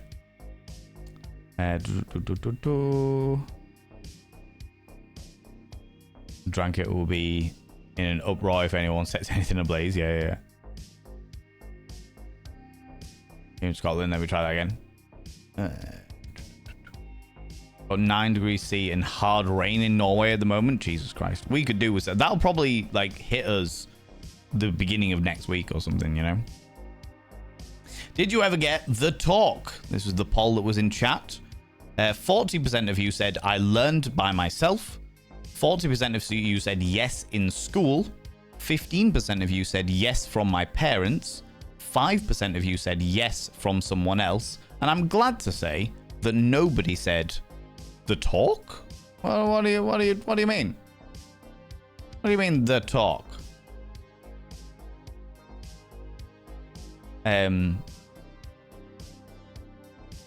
Yeah. I'm glad that you all got some description of the talk. I originally learned from my parents, then learned certain bits in my school, and then learned a shit ton by myself because I was not satiated by the information I was getting from either of the above parties. Used to the UK being cooler where I live in the US. It's currently 19 degrees C. The high will be probably about 25. Yeah, it's very, like I said, heat wave. Heat wave. And it's heat wave in May, which means that the heat waves when we hit June, July, and August are probably going to be significantly higher, unfortunately. Need one of those cords from Flashdance, you know, ones where you pull while you're sitting on your chair and a torrent of cold water falls on you. That would be lovely. That would be delightfully lovely. Get the ice bucket challenge returning, you know? But what if the kids learn that sex isn't evil, Valen? Let's be honest about it, Major Jiggle. The fact that sex is portrayed as evil is probably one of the reasons why it appeals to them so much. I remember very, very, very clearly. I remember the first time that I had a conversation when my little sister, who is like a year and a half years younger than me, like 18 months younger than me, or a little bit more than that, nearly 2 years younger than me. She got her first period, or I'm assuming that's what spurred it on. Nobody actually told me, but I'm assuming that's what. So she was about the age where she would get her first period, and my parents took me and my sister, and we sat us down and talked about the birds and the bees. Not like that. They were just talking about sex. They were like, when two people love each other and they want to share each other an intimate moment with each other, there is a thing called sex. This is how it works. This is something that occurs. It is something that mums and dads do. It is something that married couples do. We would like it if you saved it for marriage, but we understand that that's not the world that it works in because my parents were Catholic, etc. They were very, very patient and understanding. They also said if we have any questions, we are welcome to ask them. They were very, very calm. And I remember being approximately like 12, 11, 12, about that age when it happened. And the first thing that went through my mind was, the legal age is 16. I need to do it before I'm 16, so then I've broken the law. That was the first thing that went through my mind. I need to have sex before I'm 16 because then I'll have broken the law. And I'll have broken the law in a way that isn't going to land me in prison. You know? 32 degrees here in South Essex. My garden is sun-trapped, so probably a little hotter. My living room is 28 degrees at the moment. Jesus. Gentle breeze going through. I've opened one of the windows. I never open the windows in my studio because of the noise kicking out. But I've opened one of my windows and the back door, so I have like a bit of a breeze coming through. Between not better, yeah. Interesting poll in chat for science. Yeah, it was a very interesting poll. I appreciate you putting it up there. I believe Nibrin, but one of the mods, if it was one of the mods. I know that my science teacher educating us about the clit was technically illegal when I was in school, which was nuts. Yes, yeah. When I was in school, the only thing we were allowed to know in regards to, we got taught by my biology teacher, and the only thing we were allowed to know was exactly how babies are made. The biology of how babies are created, and that's it. You know? I was lucky my kids have asked/told things they were worrying as hell. I told them the truth. I was allowed to, and a very porn isn't real. It's not what you should be basing it on. Yeah, exactly. Porn isn't real. Porn is entertainment. Porn is entertainment. Pornography is there for the enjoyment of the viewer. The vast majority of the positions are unrealistic and usually quite uncomfortable for one party or both parties, but they look good on camera. I know, I have lots of friends in the porn industry. Gemini Angel, welcome on in. How you doing? How's it going? I recall having a talk in year 6 about body changes. I remember having my dad drawing anatomical drawings of genitals when I was about 8 to 9, because I was curious and asked, and had pretty decent sex education in secondary school. I feel good. Genuinely, I'm honestly very happy about that. I know that sex education has changed a lot since I've been in school. They talk a lot more about sex and relationships, or it's like sex and relationships and sex and bodily autonomy, which is different, but that changes school to school. Because, as previously mentioned, parents are allowed to have an opinion on it, which is not right in my personal opinion. I don't think that parents should have an opinion on what is taught in school. They don't have an opinion on any other subject. Why should they have an opinion on sex education? I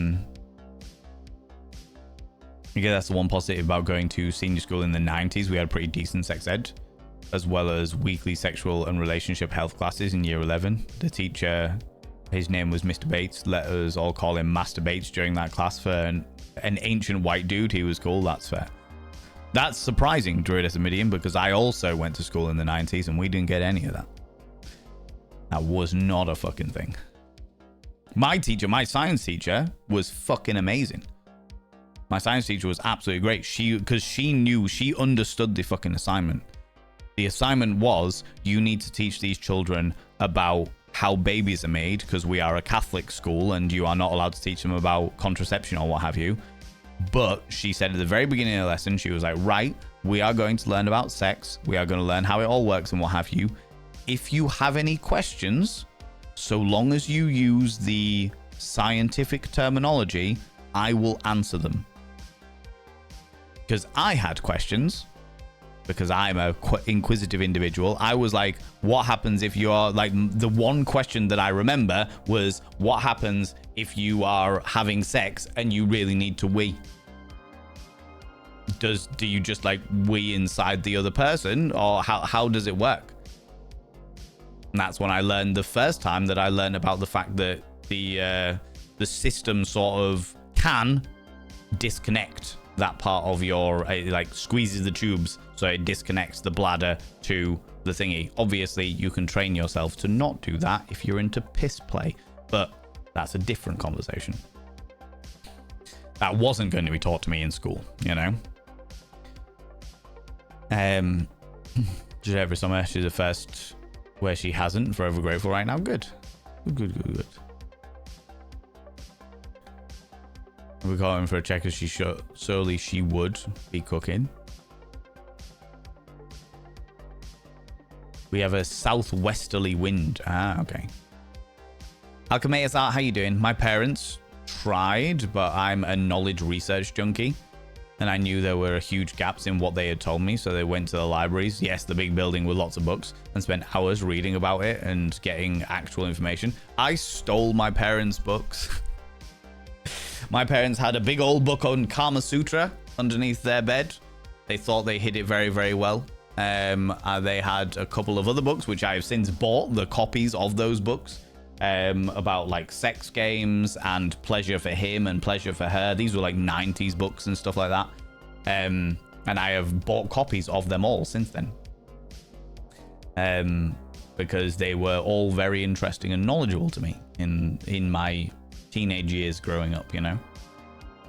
They want to hear I'm melting, but managing to keep my dog cool. Only been cold enough to take her for a walk in the evening after 9 p.m. Yeah. About the poll, I wish I could answer multiple, because for me it was self-research, school, and parents. Yeah, that was the same for me. Yeah, for sure. Originally, I learned from an Osborne children's book. To be honest, it was impressively informative. That's good. The thing is that a lot of these books and stuff existed because everyone, especially in like the 90s, the 80s and 90s, everyone knew that sex education was fucking appalling. They had to learn from somewhere. So people probably very similar to me were like, right, well, I'm going to make a book that just teaches everybody all the shit they need to know.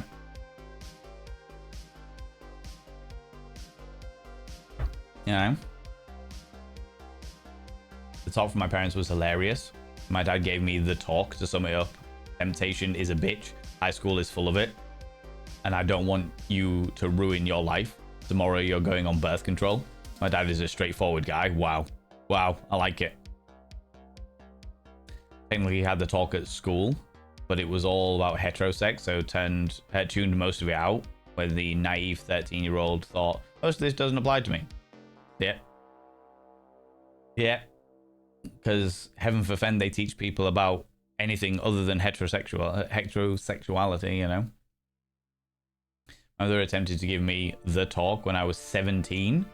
I had my first boyfriend. She handed me a condom and insisted that I use it if things went that way. The condom was 5 years out of date, so I ended up giving her a sex education lesson instead. Oh my god, that's wild. Yeah, your mother, only parent, gave your brother and I the talk thoroughly at a young age and answered most any and all questions. Also learned a good amount more in the middle school. So I guess I got a fair share, and I feel that it's been a decent upbringing, no matter lucky. Yeah, honestly, absolutely, Jargath, that's good. That is good. It was for the longest period of time, as I've talked about many times on this channel. It was for the longest period of time that I genuinely thought that people with vulvas didn't enjoy sex. That they genuinely didn't enjoy sex. That the reason why they had sex was as a favor to a man. To make the man feel good, that they didn't enjoy it themselves. Took me a lot of research to realize that that was not the fucking case. Not the fucking case at all. Mummy and Daddy Vane, what's fisting? Honestly, they probably would have answered. They probably would have answered, Kayla. My mom told me sex was evil. Boys and men were evil and only wanted you for sex, and banned me from having a boyfriend even at 15, 16 years old. Ended up lying about my age and getting myself plenty of dangerous experiences instead. Do not recommend, yeah. It's one of the most heartbreaking things. The more that you try and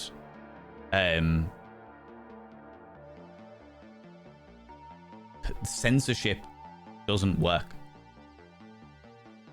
It has never worked. If you look throughout history, censorship has never worked. all that censorship does is make people more curious.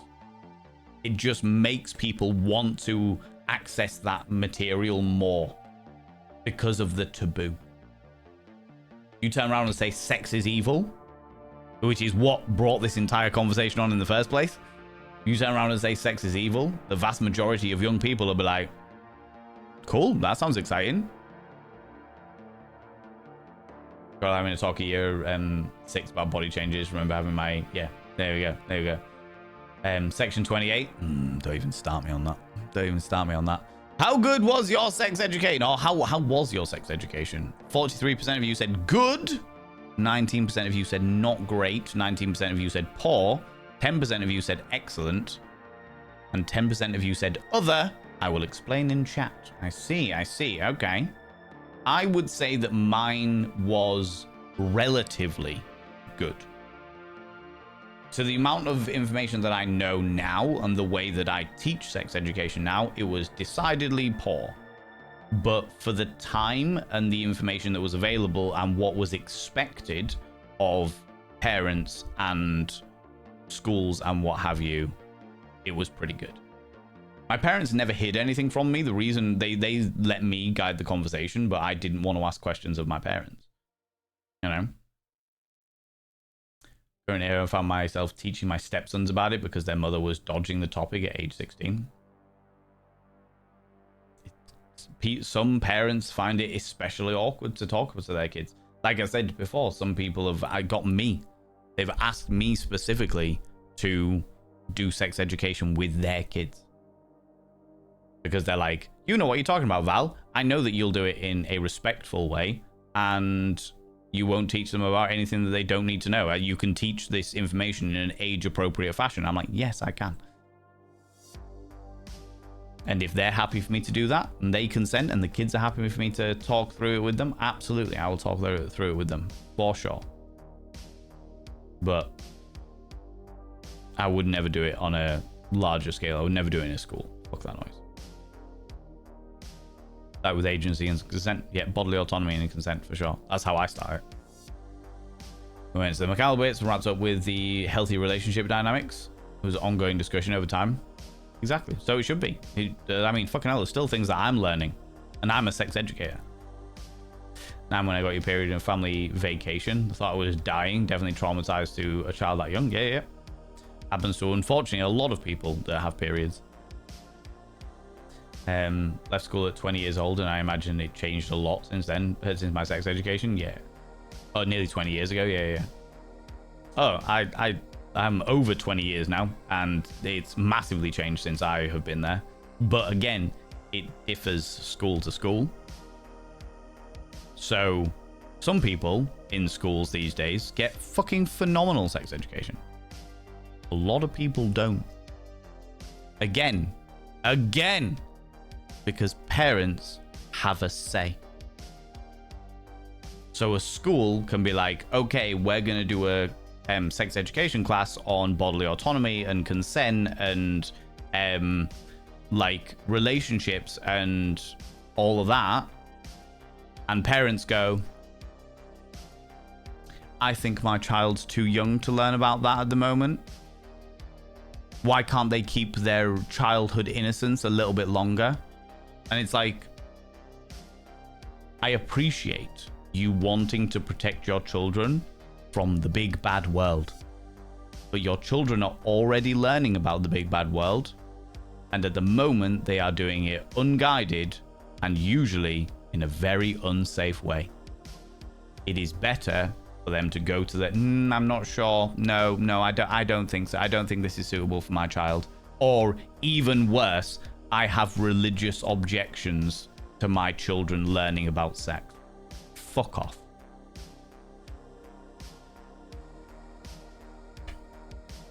I feel a little bit passionately about it. Can you tell? Can you tell? You were at secondary in the 90s, now you weren't.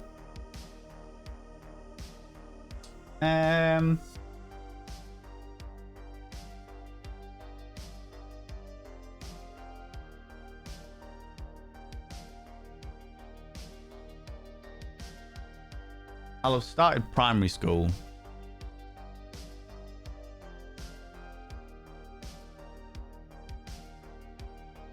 ...1990.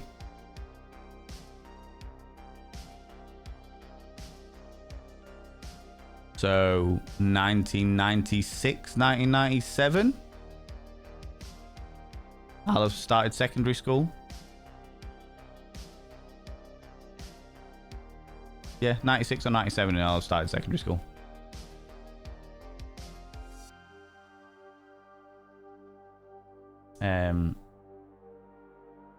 There's a lot of different situations, but peeing inside someone never even occurred to me. Peeing inside someone, yeah. Well, to me, because my brain works that way. My brain thinks of the weird, obscure things that nobody fucking thinks of. So I'm like, what happens if you really need to pee? If the semen comes out of the same hole that urine comes out of, what happens if you really need to pee? To year 7 Val and Vane, that was actually a genuine terror, because I don't want to fucking pee on somebody. Because, of course, they don't teach you about piss play when you're in year 7. You know? So it's like, I don't want to pee on somebody. I don't want to fucking do that. That isn't a fucking thing. That would be the most embarrassing thing ever if I'm like with somebody and we're about to have coital engagement for the first time ever. Oh my God, sexy times. Oh, by the way, I've pissed all up inside you. Do you know what I mean? That would freak me out. You know? Mashed potato, how you doing? How's it going? My parents had no objections to me learning sex education. Good, glad to hear it. But the second they found out that I was having safe sex, they lost their shit because they were religious and believed that sex outside of the marriage was a sin. Yep. My parents were very, very religious and still are very, very religious, but they are open-minded with their religiousness. They are like, we know that sex before marriage happens. Would we rather that you save yourself for the person that you love so that you can be safe and with somebody that you trust? And they had the right idea behind it. They were like, yeah, we'd rather that, but we also know that's very much likely not going to be the case because that's just not the way that human beings work. Well, the vast majority of society are all about sex before marriage, you know? Someone peeing inside of me, new fear unlocked. Aceness increased approximately 356%. Well, fortunately, Nibberin, it is, I'm not going to say impossible, but it's highly, highly, highly unlikely. You have to train yourself. As a person with a penis, you have to train yourself to be able to piss while you have an erection. It can do it, like when you're in your teenage years, it can be possible to do that because of the way that your body is growing and what have you. When puberty is hitting and your body's going, you can have an erection for no fucking reason. By the way, you also need to piss. Now you're pissing in your face. Do you know what I mean? Like that can definitely happen. But it's like as an adult, when you are a fully grown human being, you have to sort of train yourself. Majority of the time. I'm sure there will be people out there that never had to do it, but if you are into piss play, it's usually a case of having to train yourself to piss while you have an erection. You know? Because parts of your body like close off those tubes to stop you from being able to piss while you're in those circumstances. Leonard from the most popular teen magazine in my country. Every issue included a short sex education section where the readers could send in questions and they were answered anonymously. I just read that his Peak magazine reporting achieved around 3,000 to 5,000 letters per week with questions about puberty and sexuality. Yep, sounds about right. Because nobody had the information. Nobody had the information that they needed, and therefore, questions needed answered, you know?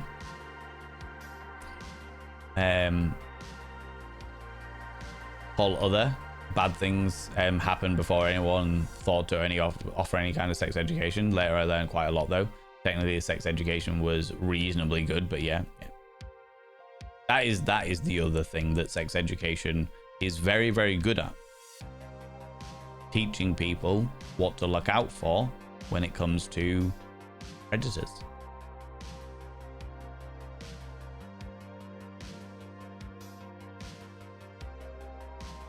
The partner's amazing. He made cheesecake. Ooh, very nice. April Fool's Day. That's hilarious. What did I miss? April Fool's Day that he set the tone for my bleeding years, I fear. Oh my god. Must have been off easy over. Yeah. I'm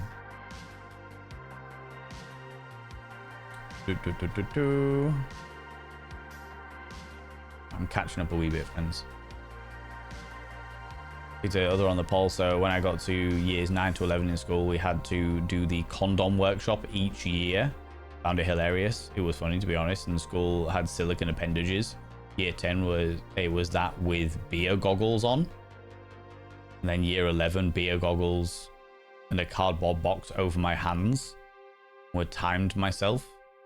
And the ones, so they made it all very, very fun. I like that. They made putting on a condom very, very fun. And ways training you to do it when you're pissed, which is morally strange, but I get it. Better to have the knowledge and not need it than need it and not have it, you know. Censorship and repression doesn't work. And now I have lots of lovely fetishes that would make my family seek an exorcism. So jokes on them, I guess. Absolutely. Absolutely. Oh my god, I'm so behind in chat. We need to go through the games that we're going to be doing in a little while, but that's all right. Millen, how you doing, you beautiful individual? Absolutely nothing about any of it from my mother. Her precious babies would never ever have sex, let alone dreaded queer sex. Jokes on her. I'm all sorts of queer. Exactly. In my health class, including sex education, a lot of physical, like PE, like physical education classes teach sex instead of biology classes. And sometimes it's like a form tutor or home economics or something like that teaches it. Just depends on the school, really. Sometimes, against all better judgment, it's the religious education classes that teach it. But anyway. I think my health class included sex education section. It was pretty good. The teacher focused on abstinence, which we know doesn't work. But as far as biology and consent, I think she did quite well. That's good. Good on the biology and consent at the very least, you know. But the thing is, if you went to a religious school, specifically a Catholic religious school, that, like, they don't believe in contraception, then they're going to teach you abstinence. You know? I've been at uni. When I was of that age, there was so much that we didn't know, especially about queer culture and practice. It was obvious that there was a paucity of information. I've not come across that word before. So an absence of information, I'm assuming. I've been constantly open and actively updating my knowledge. And I mean, like I said, there's no way to stop that. It's just a case of, like, I'm still learning. Thank you very much, Semba. I've just seen your message. Can't hear you probably because of the fan, but I thought it might be of interesting talking point. Is there sex education for SEN kids? I was just thinking, I was told the words ace the test, but it all meant literally nothing to me. I had no comprehension of it in reality. That is a conversation we can talk about another time, Sway, because that is a fucking minefield. That is an absolute fucking minefield that I recently was talking about on Instagram about it with other people. Regarding special educational needs and stuff like that. But that is a big minefield in regards to morality, in regards to capacity. It's a very, very, very big question. A child is never too young to learn about bodily autonomy and consent. Absolutely. Completely fucking agree. I would also say they're never too young to, if they're asking the questions, then they're never really too young to learn about sex. And the thing about teaching kids about sex at a young age means that they are more aware of when, if they are ever the target of predators, which I think can only be a good thing to teach kids about the warning signs so that they can highlight alert, responsible adults before such activities occur. Do you know what I mean?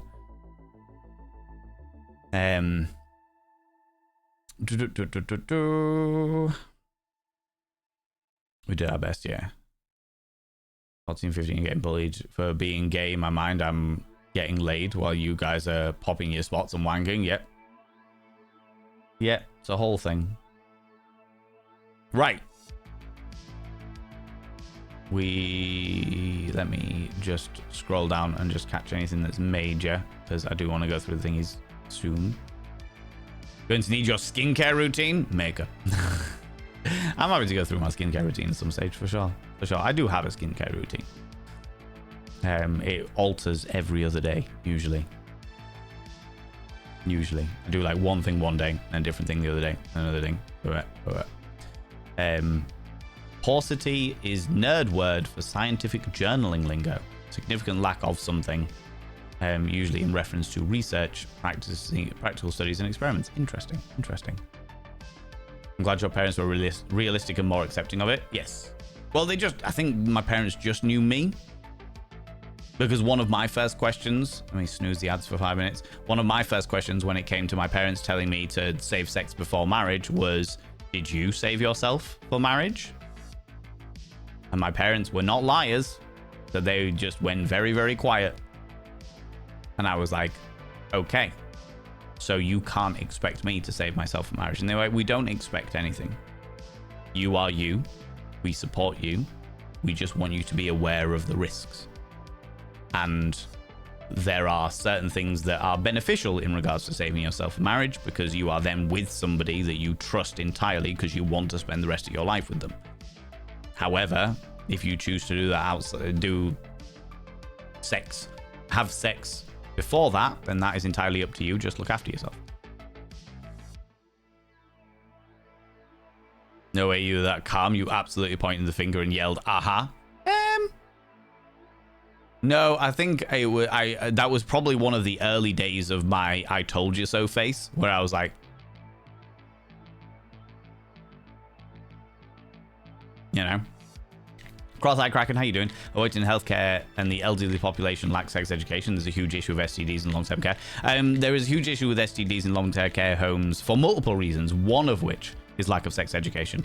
Usually, there is also a dynamic of people in, or like care homes, elderly care homes specifically, where they are all old enough that they no longer have any risk of any kind of children, and therefore they don't have to worry about protection in order to have kids. 2, they very rarely, sex contraceptive in their day and age was not really a fucking thing, so they don't think about using it. 3, a lot of them, their long-term partners have died, so they're like, well, till death do us part, let's fucking go. And of course, as you say, sex education was decidedly shit, even shitter back then, and therefore they're like, fuck it, sex time, let's go. How's it going, J2? How you doing? Good sleep, listening to Chunk. Wake up to Valen. How long have I been out for? Well, 2 hours. Valen I've been streaming for 2 hours, and Chunk raided in pretty quickly after I started. Went to an all girls performing arts school. Jester Fraud, you cheeky devil. They have no fucks left to give, but also plenty of fucks left to give. Exactly that, Jester Fraud. 100%. Went to an all girls performing arts school, but was also one of the first schools to teach sex education for same-sex relationships. That's cool. That's very, very cool. Real W coming in. The 59 months, you beautiful, beautiful human being, you. I mean, inscribe your name upon the mirror of vein, and then we need to get into the fucking games I've got available. Otherwise, we will never get to that. As much as I do love talking, I need to do that. Otherwise, my brain will just melt. Real W. You beautiful bean. By having your name upon the mirror of vein, it means you get access to my personal Snapchat, not a bum Snapchat, you cheeky devil, and of course you get access to all the sexy little emotes. But the most important thing is you gotta roll over every morning, look in the mirror, and go, God, do I look rough? But God damn, do I make rough look good? Ooh, sexy, ooh, yes, meow. Thank you very much for being a paid subscriber, taking us that closer to the, step closer to the 60-40 split. Most kind. Anonymous, gifting a sub to very quiet stream. Very quiet stream.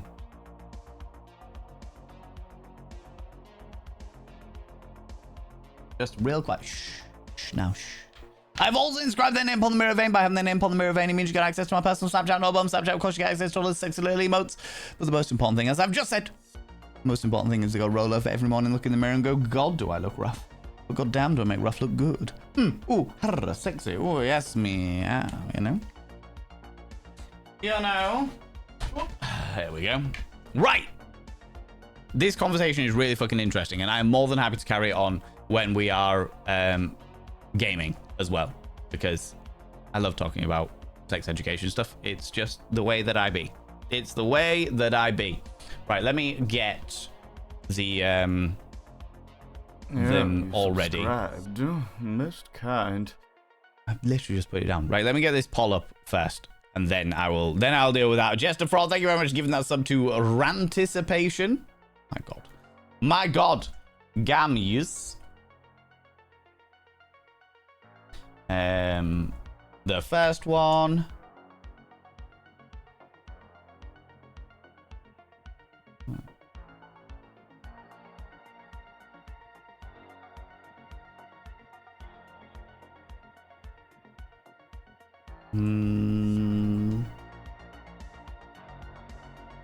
Oh my God. I even spell.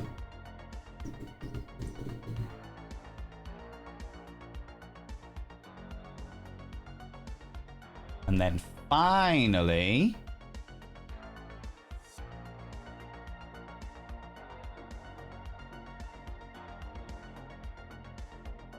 sweet beans.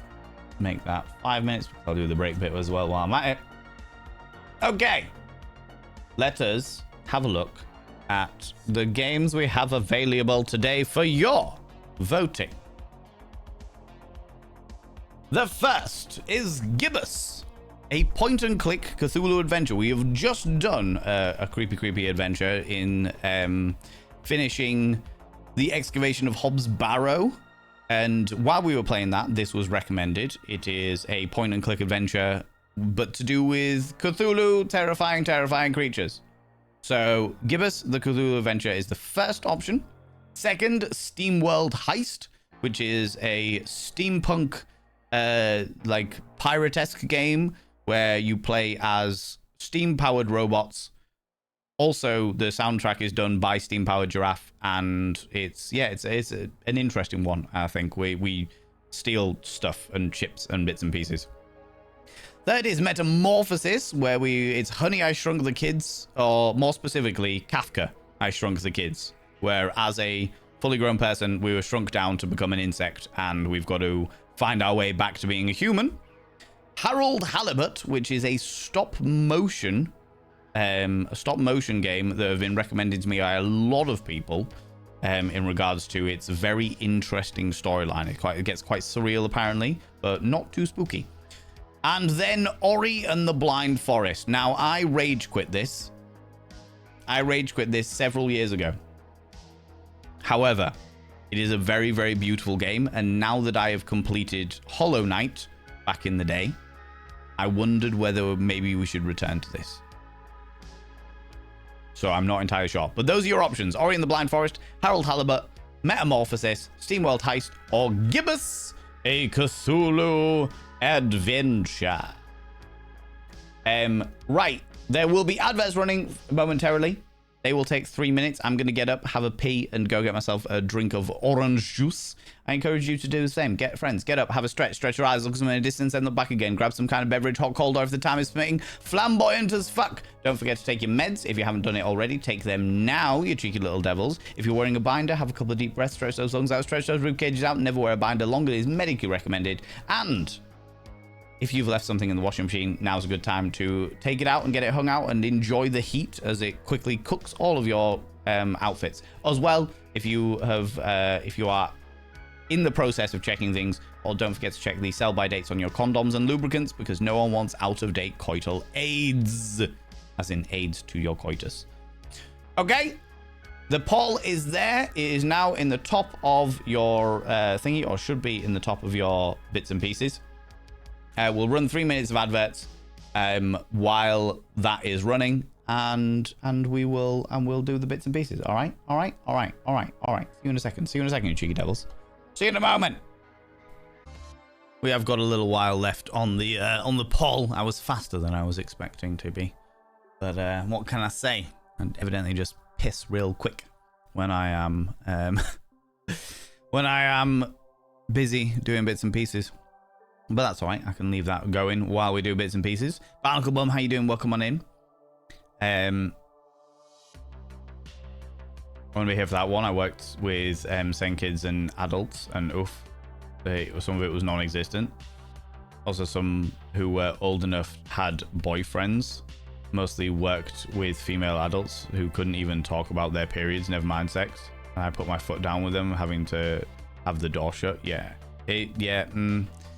well, we can talk about that some other time for sure, because that is a very big topic in regards to like sex and SEN kids, which is special educational needs kids, because there are still urges that they get, and they need to understand those urges, and they need to understand what is appropriate and what is not appropriate and what have you. But also there is a big risk of the vulnerability of that and the potential abuse of that.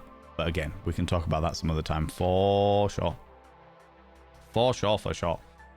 Mr. Trailers, I'm going by vibes. All right. And the answer is, ooh, okay. All right then. 39% of you said Gibbous, the Cthulhu adventure, the point and click wonderful gloriousness. 22% of you said Harold Halibut. 19% of you said Metamorphosis. 11% of you said Ori and the Blind Forest. And 8% of you said SteamWorld Heist. Fascinating. Okay. As always, let me get that started already. But as always, the top two of the week roll on to the next week. So next week, we'll have Gibbous, Harold Halibut, and 3 other games available for people.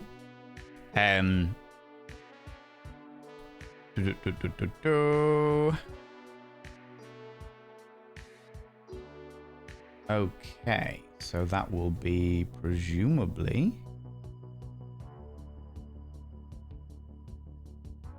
in here. There it is.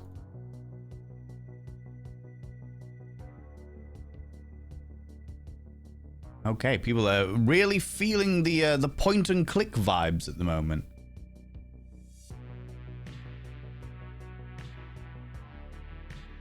Which is good. The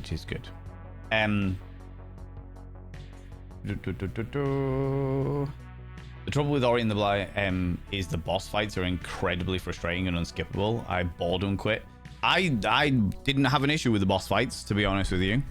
My issue with Ori and the Blind Forest was the fact that, so when it came to the reason why I liked Hollow Knight was because there was the platformer puzzles that you could do, but there was always multiple ways around the platforming puzzles, and the fighting was extremely difficult, but there were multiple ways to go for the fighting. So if one way wasn't working, you could find another way to do it. I found with Ori and the Blind Forest that a lot of the platforming puzzles were so linear that if you didn't do it perfectly, you died. I found the fight scenes genuinely alright. The boss scenes, I enjoyed them. But it was the in-between bits where it was like, you have to go this way. This is the only way you can go. And this is a jump where if you don't get the exact pixel, then you're dead. And I was just like, I'm fucking done with this. I just don't care anymore. I stopped enjoying that point. However, it's been a few years. And the way that I approach games is slightly different now. I have got a lot more experience with platformer games like that, the 2D platformer games like that. So I feel like I might be all right with Ori, at least to give it another go. At least to give it another go. Do you know what I mean? Harold Halibut is a production dream. Well, I think one thing that might throw people off Harold Halibut's way is the fact that we played a game called The Dream Machine a while ago, which was also a stop motion game. And that we played it as like a mellow Monday morning monkey thing. So it was meant to be like a really chill, just, oh, look, it's a stop motion game. This will be really, really nice, fun and games. But actually, when we were playing it, it ended up being really fucking unnerving, like genuinely quite creepy. I was like, oh, okay, this was a very different thing to what we were expecting. The Dream Machine implies that it's going to be all, oh, fun and games. No, it was not. No, it got really fucking weird. Really fucking weird. Like, it was like, all right, okay, really fucking weird. And it was like, oh, where did this came out of nowhere? What the fuck is going on, right? Like a fucking racehorse? Absolutely, Kayla. Also, there is a certain thing that comes with the joys of this heat wave, and that is washing your hands after you piss is like super refreshing. Because you're just like, the cold water all over my hands. My body temperature is cooling down. Wonderful. You know? Vic the Viking, how you doing? Can I get a shout out for Vic the Viking, please? I would appreciate that. I would appreciate that.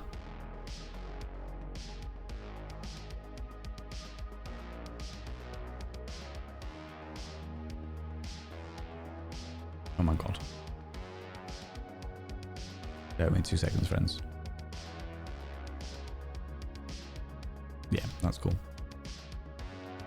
Was just checking something. But it's all good. People go check out Vic the Viking. Especially if you like Phasmophobia. I know they were playing Helldivers, but especially if you like Phasmophobia content. They do an awful lot of Phasmophobia content. And it is highly entertaining and preposterous and outrageous, and they flirt with ghosts, as you do. Do you know what I mean? No worries, Barnacle, you slink off to work, you cheeky devil. I don't remember any then talk about consent happening in my sex education, except for watching the T video. Let's just run that on, and that'll do. The T video is a great video. It's a wonderful, wonderful video around consent. I think it's a fantastic. It's the first point, but you need to keep the conversation going for sure. Kismet, hello, you beautiful being. Hello, you cheeky devil. How's it going? I've heard legends of sex ed videos with a woman on a red PVC egg in the middle of a pool and a bunch of guy sperms. As they dive in, she picks one. Sex ed video, red, let's say rubber egg. You should pop over at the same time. Egg, men swimming.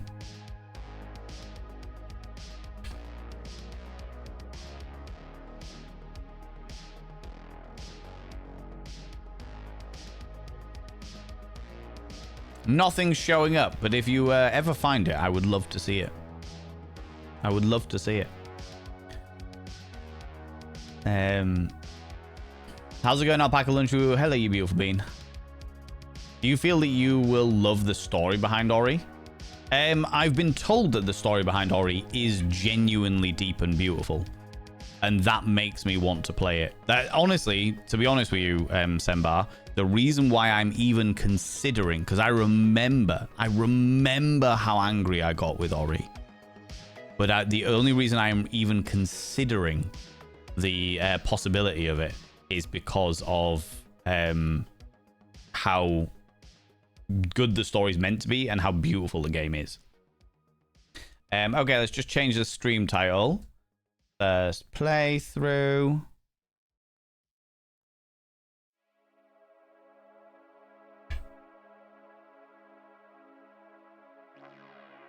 Can I point and click Cthulhu?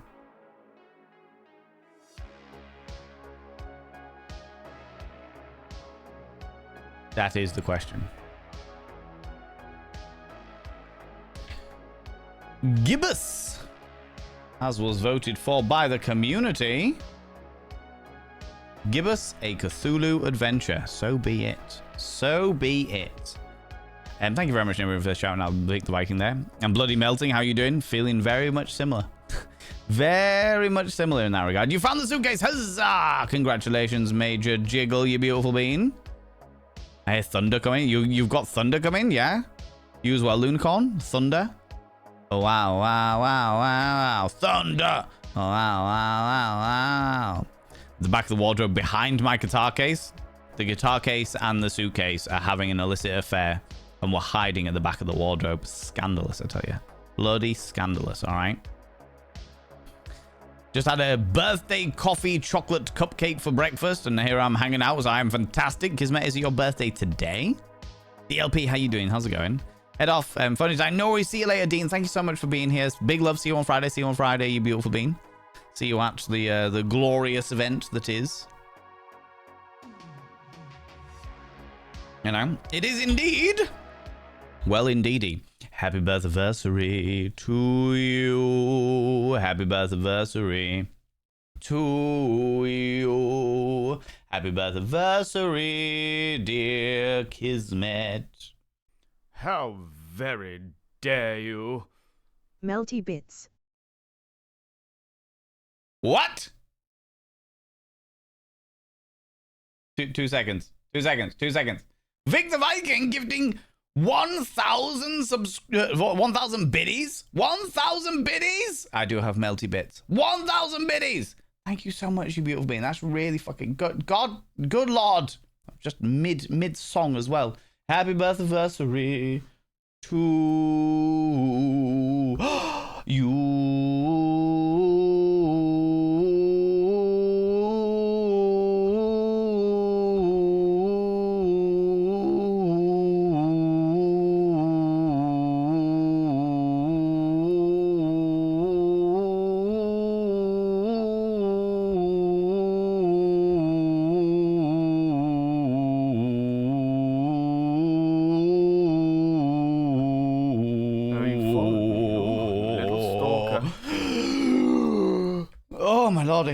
All of the best out of me. Thank you very much for the follow, you beautiful being. I don't like to call people out just in case they're lurking, but you are very, very welcome here. Very welcome here. And Vic the Viking, I'm going to repeat your, certainly the alert, because that is alert that is not given off very often by any stretch of the imagination. Very few times do people do the 1,000-bit alert, but I appreciate you. How very dare you?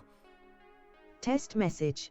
I knew that you'd want to see me falling over in 9-inch heels. I knew that. I knew that.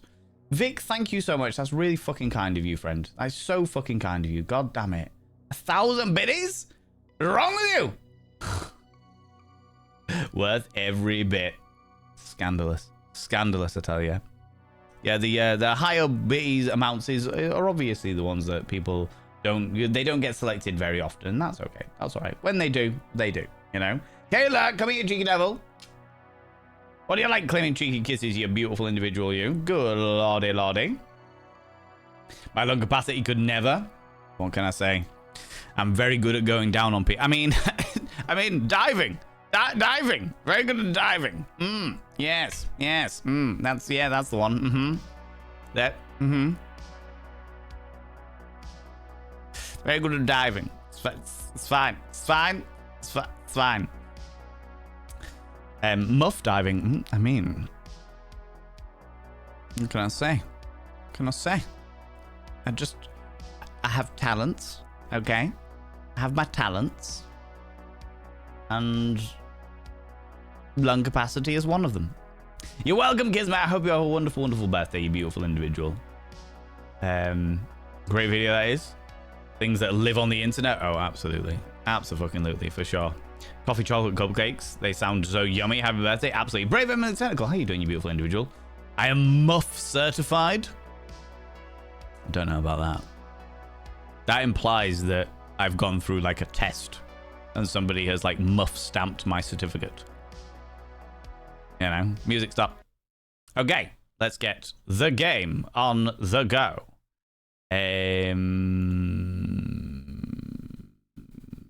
Go with that one.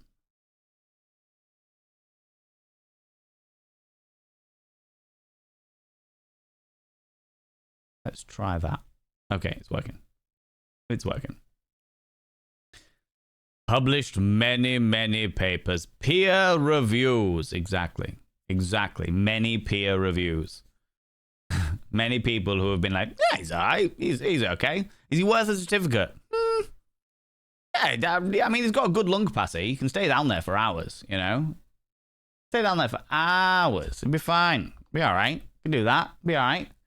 Gold star just stuck on my massive forehead. Yes, well done. You have earned yourself a gold star for eating me like a feed bag. Clamping on to me like a face hugger. That's the one I need. It is no longer the excavation of Hobbs Barrow. It is now the wonders of Gibbous. Let us, friends, indulge ourselves in the Game. The cheeky Game. Here we are. In a lost and lonely part of town. Do. We are... Sisters, settle! I come to you this day with great news. My starry disciples, our search is nearly complete. Okay. For decades we've toiled and scoured and fished about this wretched continent for that ever-elusive tome, the Grimoire Eternus, the book to end all books, the storied and long-fabled... The Necronomicon! Yes, Sister Halo, that's the one. Next time, maybe you let the actual cult leader speak its eternally horrible name, yeah? Thank you. Okay. The Necronomicon! Yes! No doubt some among you have questioned its very existence. Our search has been wide and our labor great, with as yet no return. Well, brothers and sisters, it may be that we have come upon its actual location. Maybe. Brother Bright. Gregory, we talked about this, man. This night, brothers and sisters, our men And women? and women are on their way to retrieve that tome as we speak. Is this not what we've been looking for since our establishment is a legitimate death cult? Yes! Is it not in our official membership charter? Yes! Is it not we who should be the first and only to lay our hands upon it? Yes! Shall we let the abominable butcher or other lesser cults get their stinking paws on our glorious bounty now that it is so closely within our reach? Yes! Hold on. Okay. No! No.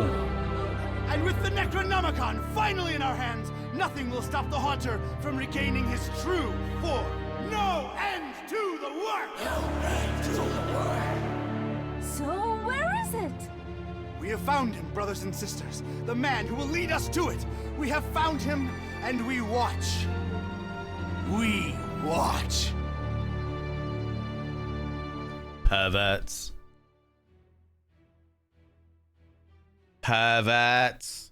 Okay. So that was the intro before I'd even done anything. I thought I was going to get to some options. So there's a death cult that definitely have a tongue-in-cheek level of humor about them, all right? Makes you wonder about Grand Muff Tarkin. That's what they call me. Grand Muff Valen, you know? Participation reward. Well done, you did so good. Here's a medal. Rubber stamp on the forehead. Just somebody slapping their condomed penis across my massive visage, I see. Suddenly dropped a couple of degrees and we have a breeze. Huzzah! There was chocolate, coffee, iced tea, iced chocolate cupcakes, gluten-free, dairy-free, and absolutely delicious. Ask them every single birthday. Love this. Last time I checked, it was £25 on Amazon. The Necronomicon. I've got one upstairs. In fact, I've got two upstairs. Right, we'll go into the options because we always do the options. If that was the speech, I could probably turn that down a wee bit. Excuse me. That's probably all right. It depends, because if that's a cutscene, it might be different. Disable effects, disable shadow effects. I think we don't need to worry about those at the moment. Movie subtitles, yeah. We would like a movie volume option, but sure. Kind of speech up a wee bit as well. Okay, so not the most amount of accessibility options, but that's okay. That's all right. We can work with it steadily but surely. The cutscenes. Oh, so we can go back and refresh our cutscenes. I see. Refresh our memories with the cutscenes. I gotcha. I gotcha. A copy on your bookshelf. There's definitely a copy on my bookshelf. So much spitting. I did not consent, sir. I did not consent to your moisture being sprayed across me. You think you have my Necronomicon? I definitely have one upstairs. Because I literally moved it like 2 days ago. You might have another Necronomicon of mine. There's a very good chance that I have multiple. A very good chance that I have multiple. It's a great sentence out of context. For sure. If I cooked more, I'd get the Necronomicon. Honestly, apparently it's very, very good, so I don't blame you. Right, let us indulge ourselves in a new game. Movies. Film noir. Read all about it, sir. Hurricane Herbert, storm of the century.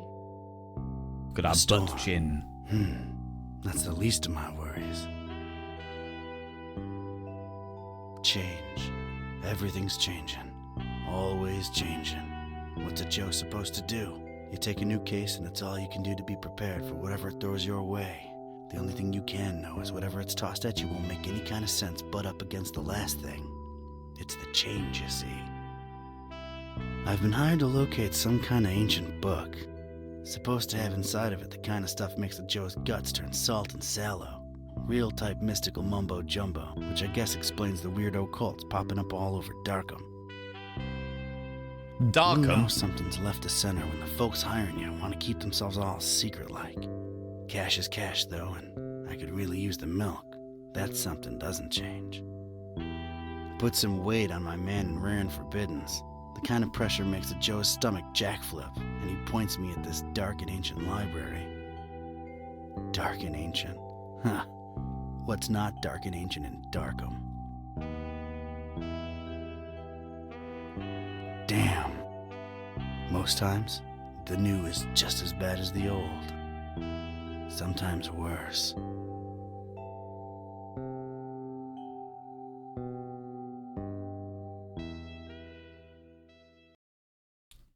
Film noir. The Prologue.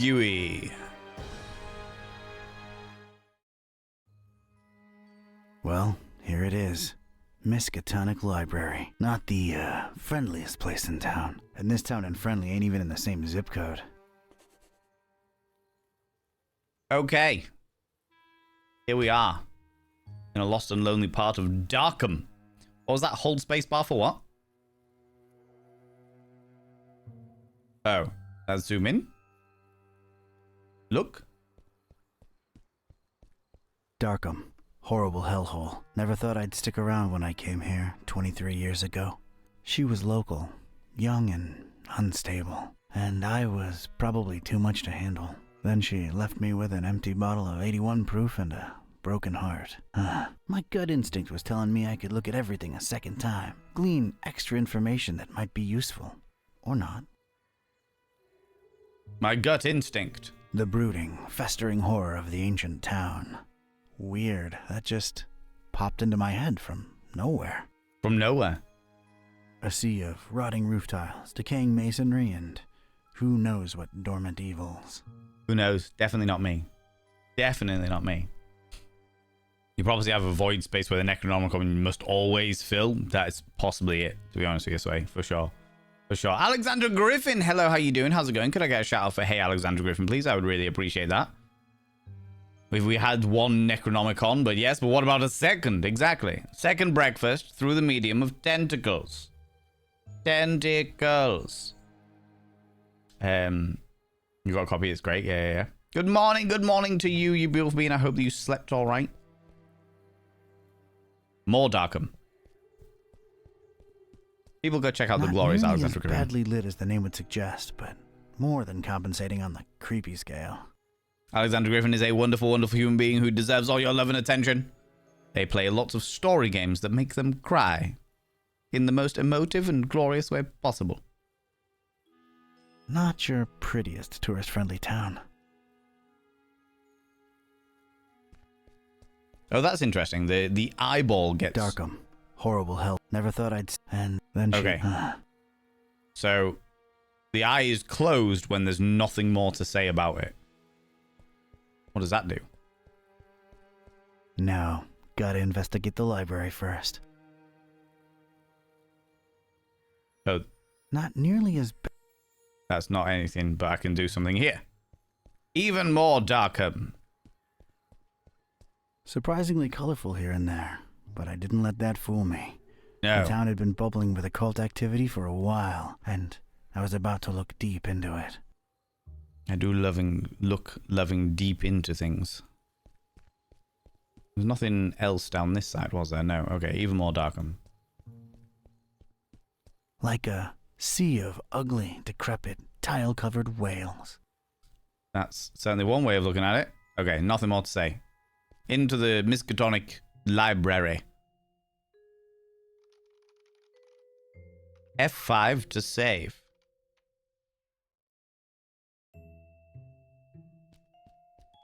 That's where folks get strange, ancient diseases by flipping the wrong pages with their bare fingers. Idiots. Fools. Wear protection. Goes for libraries, too. Oh my god. Nobody there. Looks like it's just me and this librarian fella. Rows and rows of moldy old books. For some reason, they seem particularly unattractive. Who are they? The more I look at them, the less interesting they get. These have got some quite entertaining humor about it. The joy of reading. Those look like the exception. Looking deep into the big brown eye, and then proceeding to tongue punch it. Nothing more to say there. Nothing more to say there. Strange bas relief. They really went out of their way to make this place as creepy as possible. I'll bet the common Joe doesn't even know what a bas relief is. It's true, most people don't. I'd wonder exactly what that bass needs relief from. The oppressive, stagnant atmosphere of Darkham. A drudging, boring life stuck in a library interior. An uncertain future in the face of an uncaring populace. The ridiculousness of this fish pun? I don't know. No one can be Sturgeon. Who gives a carp? Now I understand why you voted for this. You all voted for this because you knew about the dad jokes, didn't you? Winslow, Aussie vibes? I will take it. I will take it. The thick, dark eyes. Yes. How you doing, you beautiful being? Welcome on in. Okay. Strange medallion. It's like that strange, tentacled beast is watching me. Oh, it's Cthulhu. It looks like Cthulhu. That thing is very unnerving. Puns are the highest form of humor. They are definitely not the highest form of humor. I feel like poking it in its plaster eyes. Popular book section. It's the popular book section.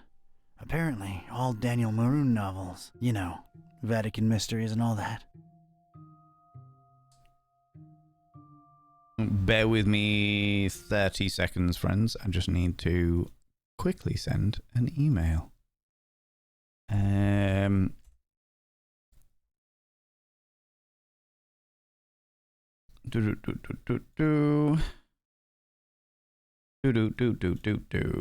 Let's go that one and that one.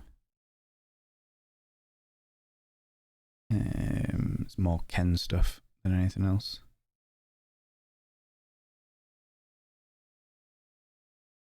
Why is it not both of them?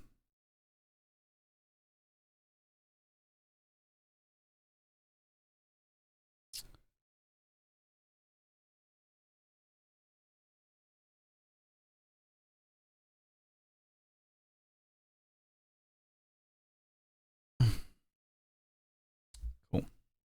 Thanks for your patience, friends. For those people that are not aware, I have a massive event. It's the 10-year anniversary of the event that I run on Friday. And this is production week, which means that things get a little chaotic, to say the least. They get a little chaotic in the run-up to it. But I still need to work, so here we are. Here we are. Puns are life, the pinnacle of living. Dear me. Dear Lord. I had no clue about the dad jokes. I just voted for the pure Cthulhu-ness. Daniel Maroon's anathemic adventures. Daniel Maroon's blood-boiling baptism. Oh my god. Daniel Maroon's clerical conundrums. And the alliteration as well. Daniel Maroon's deacon's debauchery. Sounds spicy. I played this game, but it seems I have successfully forgotten everything about it. Good for me. That's one of the greatest things about having terrible memory, to be honest with you. Kells the Mad, how you doing? How's it going? Did you see my jury duty got cancelled? I did not see. I have been far too busy, I'm afraid, Kells the Mad. I have not been keeping up to date with my Discord or fucking anything at the moment. The run-up to Ken is always going to be a mad time for me, you know? Daniel Maroon's Eucharistical Enigmas. Is there one for every... Daniel Maroon's Fathers in Fedoras. My personal favorite. One for every single letter of the alphabet? Daniel Maroon's Gibbous Gospel. Daniel Maroon's Hymn Hunting. I hear it's a snoozer. Daniel Maroon's Improbable Iconostasis. Oh my fucking god. Daniel Maroon's Jumpin' Jerusalems. It was his first foray into comedy. Still sold a heap, though. Daniel Maroon's Cryptic Cloisters. He was reaching. That is definitely reaching with a K for cryptic. Daniel Maroon's Lengthy Litany. 4,200 pages. Ouch. That is too many pages. Daniel Maroon's Menacing Monastery Mystery. Oh my god. Daniel Maroon's Nuns and Nooses. Oh boy. Excuse me? We were just talking about how strangulation porn is illegal, alright? Daniel Maroon's Presbyterian Perils. You've been lurking from the shower? Major jiggle. You're taking us into the shower now. I see what's going on here. You're like, my god, you're all hot and steamy. Time to get naked in front of you all. I see what's happening. Scandalous, I tell you. Daniel Maroon's Queer Clephotic Quests. Mm-hmm. I missed the last bit of that, but never mind. Maroon's Reliquary Rapture. Daniel Maroon's The Sacramento Sacrament. Bet there's an achievement for listening to all 26 of them. We'll find out. Daniel Maroon's Theological Tenebra. Daniel Maroon's Unholy Unctions. That's me on a weekend. Daniel Maroon's Vinci's Vengeful Vigils. That makes no sense. It doesn't. Daniel Maroon's Warring Worshippers. No entry for X or Y. Can't blame him. And finally, Daniel Maroon's The Zesty Zealot. Let's see what's going on there. Nothing more to see. Not really my type of literature, but I can take a look. Can we go to the study area and do something? Nah, I do different kinds of studying. All right, I think I've seen enough. That desk is literally blocking my access to knowledge. Not literally. A little on the plain and ugly side, too. I wish I could forget some of the junk in my brain keeps collecting. Yeah, that's fair. Hello, Mr. Librarian person. If my detective cylinders aren't misfiring, that's gotta be the librarian. Thank you very much. Evening. Good evening, sir. Oh, okay. How's things in the library business? Interesting library you've got here. Is it old? My name is Ktype. Gone Ktype. I'm here to see about a book. All right, hold on. So, how's things in the library business? Can't complain. It's a living. Those electronic books hitting you folks hard these days?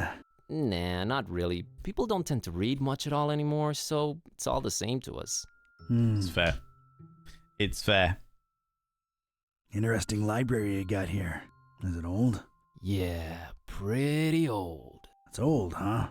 How old? Like really, really old. You might even say it's ancient. Ancient, huh? How ancient? It was established by one Jeremiah Orn in, oh my god. A really, really long time ago. Huh. Thanks for the info. Sure. So they're just going to name drop everybody from the entirety of the Lovecraft mythos. Now, stream running down the road is appreciated right now for sure. Oh, wow. Wish I forget something junk. Yeah. Me, when my brain gives me obscure 90s pop culture references instead of where did I put my keys. Oh, tell me about that. At one stage, I hung my house keys and car keys up on a coat hook and put a coat over the top of it. And that was a fucking nightmare. Lost my car keys for about a week and needed to go places. The name's Ktype. Don Archetype. Here to see about a book. Well, Don you come to the Archetype. right place. Yeah. It's called the Necronomicon. Do you have it? Oh, damn it. that book. Yeah. Let me check. Yeah, they're all lent. All versions of it. There's more than one? Why, sure. You've got your, Oh, wait. You're talking about the real Necronomicon, Not the aren't real you? one. Yeah, no, sorry. That doesn't actually exist. Doesn't exist, huh? My employer seems to think otherwise. An ancient grimoire full of arcane writings that could summon powerful demonic entities and potentially fold reality onto itself? We don't really carry that kind of stuff here. Chances are, it's nothing but a myth, Mr. Ktype. Don Archetype. No worries, Alchemaeus. You take it easy, beautiful individual. Have a wonderful, wonderful rest of your day. Wouldn't be happening to intentionally conceal it. You, wouldn't happen to be intentionally trying to conceal it from me, would you? I'm just a librarian, sir. As far as I know, the real Necronomicon is a myth. Sorry to disappoint you. You haven't been the first to come and ask about it, and you probably won't be the last. Definitely our most popular and existent book. Who else has been interested in it? Everyone, from excitable teenagers to these freaky cultist types that seem to crop up everywhere in the last few months. Just when you thought Darkham couldn't get any weirder, these clowns come along and prove you so wrong. Not the Darkham cultists. What can you tell me about these cultists?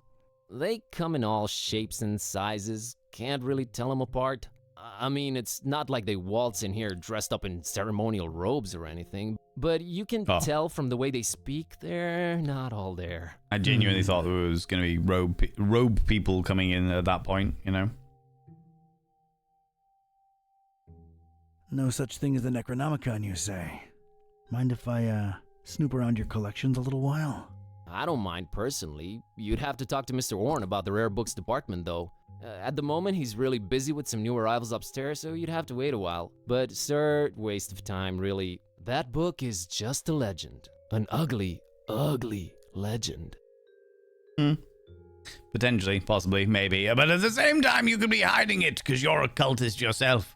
I wanted to be a librarian when I was younger till I found out that you needed a degree. I don't know what you need. I've got relatives that are librarians. I don't know what you need in this country for it. It's an intense process. I got a few friends who are librarians, yeah. As with most of the public services here in the UK, a lot of that is just underfunded to fuck in this country. Aren't you a bit young to be a librarian? Look, I can tell you come from a different era, but between you and me, that's straight up ageist. Oh, really? And that, different era business ain't? Touché, Mr. Ktype. I'm a student, it's a job, it's quiet, it pays the bills. That I was about to say, apparently they don't need it. Although maybe librarian is different from, like, receptionist of libraries, you know? In the States, you need a master's degree in library sciences. That's wild. That's wild. But, like, just like a public library, I could understand it if it was, like, a specialist library. But for just like a public library? I don't even know, do you have public libraries over in the States? For all libraries? Somewhere in the UK with qualifications needed for each level and type of librarian? Interesting. I have to speak to my relative about that. Okay, let's keep Aren't going. you a bit too old to be a student? I like the cut of your jib. That's something your type would say, right? My type? Now look here, son. There it is again. I didn't catch your name, Mr. Kerwin. Buzz Kerwin. That's an interesting surname and an accent that I can't quite place. Yeah, I'm half Romanian. My mom was born in Transylvania. I kept her family name because it sounds cool, you know? Never get teased because of that? No. For Buzz, on the other hand, plenty. All right, Mr. Kerwin. I guess I'll have to wait. Buzz Kerwin. My God! Somebody's a-sneaking. You can tell because they're wearing sneakers. Double click the screen exit arrow to teleport. Okay, well, we don't usually do that, but... Can I go through here?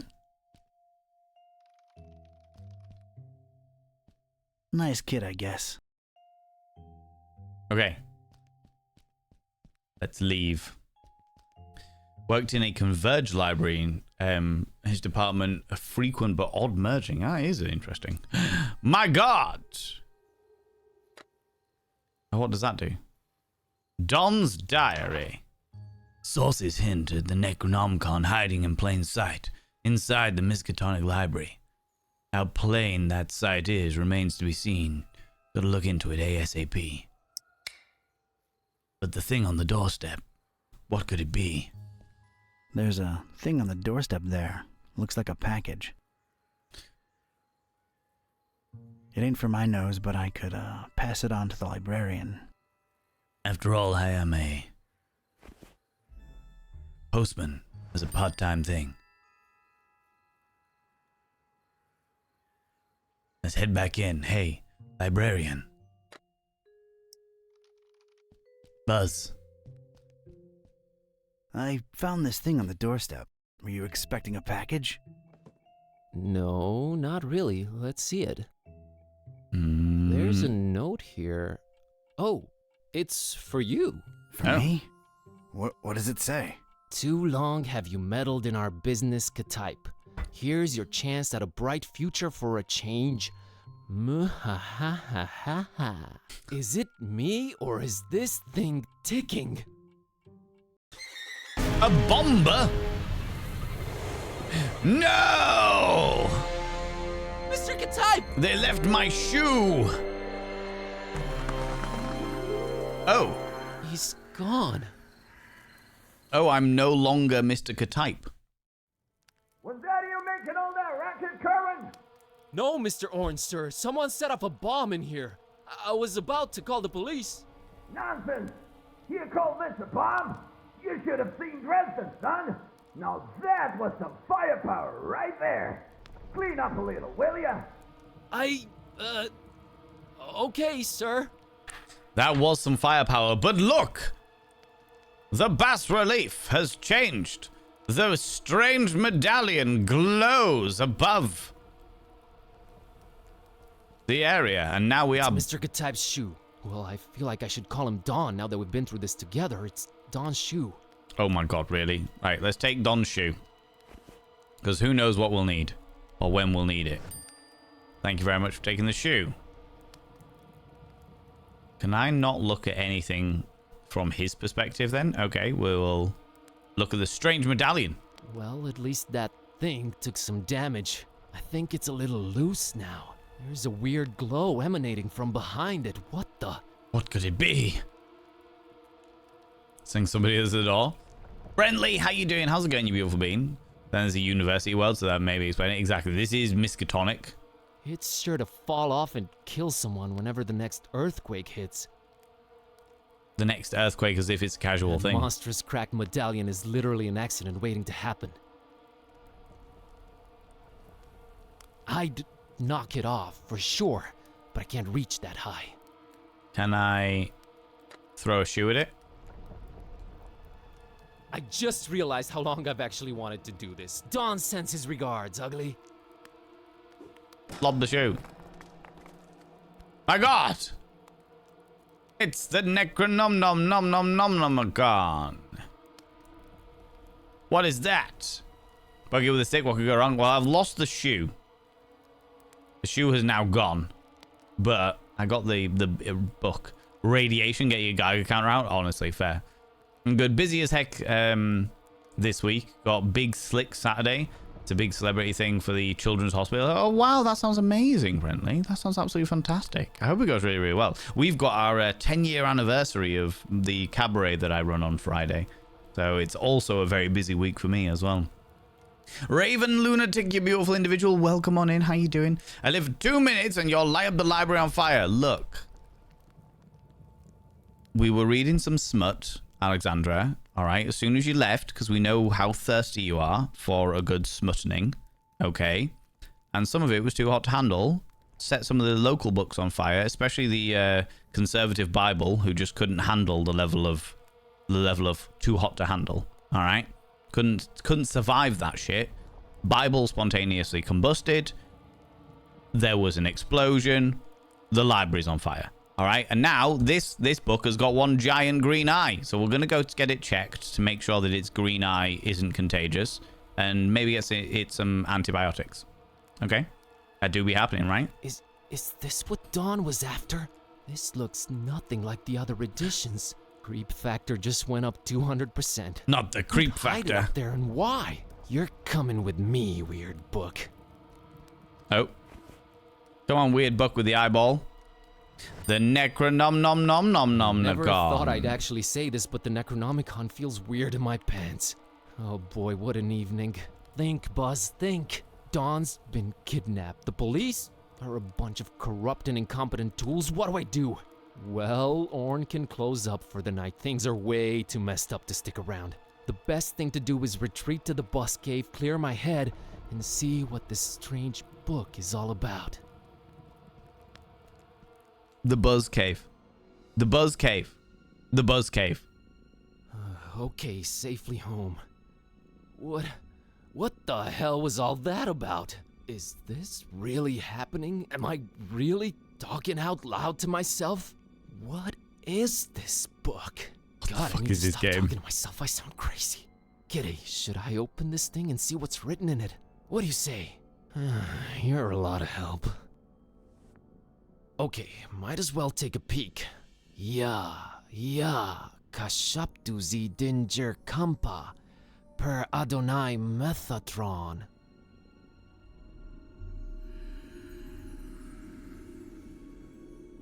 What the? This is genuinely becoming really scary now, and I'm all alone. What do I do, Kitty? God, I wish you could talk back for once. Ooh. Feline companion grows vocal cords. Oh.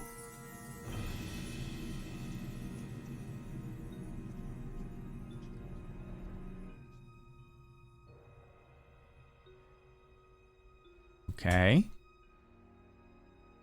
Oh.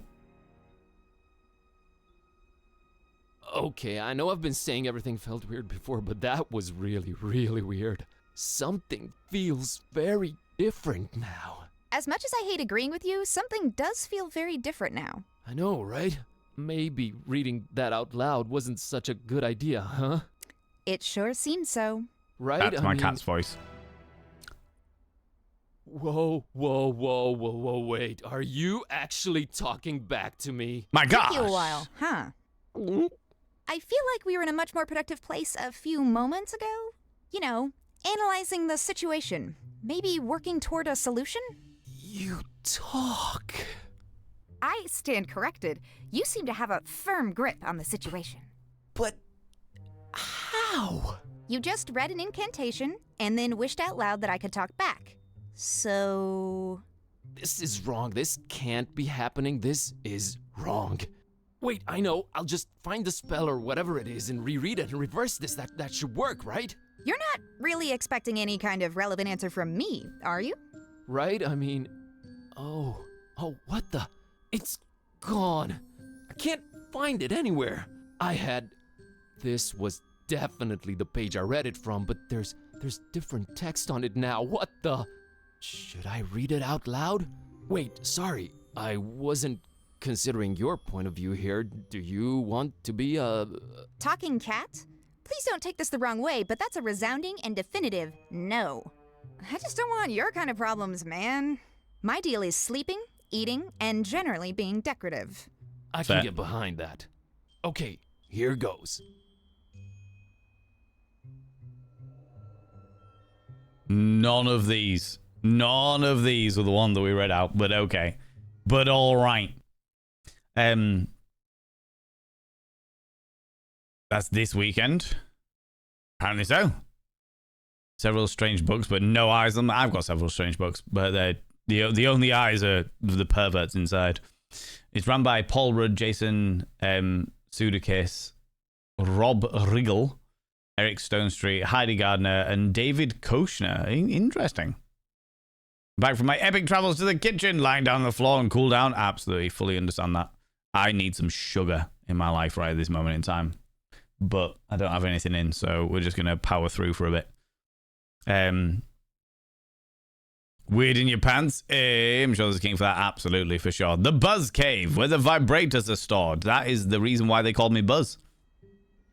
Because my darling mother, at the point of conception, was very, very, very much in the realm of orgasm because of yon vibrator. And she squealed into the night, I shall call him Buzz. He's a Disney princess now. He has an animal companion. That is true. Right, okay. Which one do we go? We'll go with... Fuck it, this one. Balagu beldirigu baga ka kampa. I wish Kitty would go back to normal. Did it work? Darn it, can't even meow right anymore. I think it's safe to say it hasn't. Nope. Oh boy. Same, Kitty. This is a problem. Same. This is a problem. By the way, Kitty, nice to meet you. We've known each other for years, dude. I've literally Kitty. seen you masturbate. Is that what I call you? Haven't you been doing it for years already? Dumbest name possible if you ask me, but I don't care either way. I don't need one. So, are you gonna stick around? No, I'm gonna walk the earth like Caine in Kung Fu. You'll stick around and undo this. You really think I want to be like you for the rest of my life? That's gotta be racist or something. We're not even the same species. We need to find a way to reverse this, so get to thinking. Yeah, you're right. Speciesist. Okay, finally I can do the point and clicky bits and pieces. I've realized that this is definitely one of those games where there is an awful lot of dialogue that happens and you have no control over that dialogue. Like, I wasn't clicking anything between those, and it was like, okay, now I've just got to sit and listen now, apparently. Friendly Kitten, how you doing, you beautiful individual? I was like a flying cat or something? Or cats with tentacles. I was expecting tentacles, I'm not going to lie to you. Hands over homemade strawberry jam on buttered bread to Valid. Oh, that'd be quite delightful. Got a photo of some of the Steel Panther fans a few years ago at a hotel. It was wild. Been so busy watching the City prep for the World Cup. I missed the big slick news. Oh, shit. I've indeed heard of Buzz and Woody. That's right. To infinity and proverbially beyond. Trying to think of who you know is coming. Johnny Knoxville. Yeah. Nice guy. Adam Devine is coming. Only two I think you'd know. That's wild. A fellow 816er, I assume. Yeah, there's doing a lot of softball at the K this year. Due to the World Cup being in town. That makes sense. Doing a heck in survival. Bad depression, so doing things that cheer me up. I appreciate that. I appreciate, first of all, that you are actively doing things that cheer you up. That's always a good sign. Secondly, I appreciate the fact that this place cheers you up a little bit. You know? That's Kitty. My, Kitty. Yeah, I know. Not the most imaginative name. Totally understandable. Really? Yes, really. If I were called Buzz, I'd be reluctant to get creative when naming anyone, too. Touché, pussycat. Makes sense. How you doing, Wanter Gribble? How you doing? What else have we got in the cave? They're not toys, okay? I don't play with them. Well... I don't like this new situation at all. What's left of my once impressive action figure collection? I guess I'm growing or something. Or something.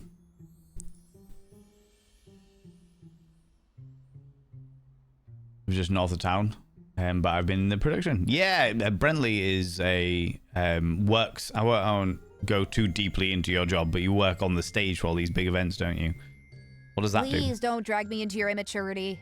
Okay, so that drags her into it. Okay. I'd say she looks cute, but she's within earshot. Stop. Why not play with them? No adult, no imagination, I know. It's Kitty, my cat. She talks now. Your cat? Just a figure of speech. Sherry Crozier, how you doing? How's it going? Just finished working in the sweatshop for the day? Oh my god. It is feeling that way given the fucking heat wave we're having at the moment, for sure. For sure. So I tell young kids to get to the stage and the lighting done right. I'm too old for this. Too old for all the heavy lifting. Nah, you're not, Brentley. Though, I think you've earned your piece by this point, for sure. It's an embarrassing baby picture. Move on. Love that. Okay. Tried that. Didn't work. We have to find another way. Okay. The fridge. That's our tiny fridge. Can we get it? Nah, I can open it myself. Oh, so I can get the cat to do things higher up, presumably. If I need something from the top, I can get the cat to go and get it.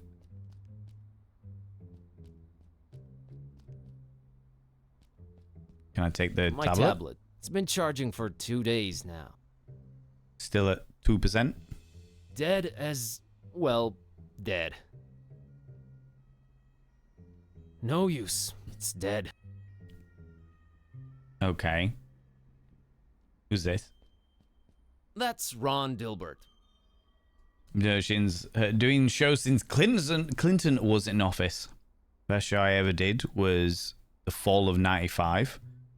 I booked the Urge to play my living room in college. Wow, that's wild. That's so fucking cool. I'm enjoying my day off. I'm glad to hear it. There's been a lot of... we just had bank holiday here in the UK. He's really grumpy. Who was it?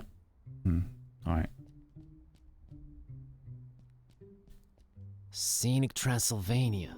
That's where my roots are. Man, I hope I get to visit someday. Okay, I've got to get my head back in the game. We can tell that we're going to be a victim here because of the red been there shirt. since Lemon left for that esoteric retreat. I'm frankly afraid to touch it. Lemon left for an esoteric retreat. Not on your life, buddy. Take the lighter. Gonna grab this for a while. Just in case. I might need it. Red shirt, exactly. Whatever was in it has probably grown more powerful with time. This VA is called Liviu Bor, who also is the games producer, and he's from a town in Romania, like 2 hours drive from Transylvania. Pretty cute to me. I was like, oh, that's really cool. Thank you very much for sharing that. I appreciate that. Have some cake. Not on your life, buddy. I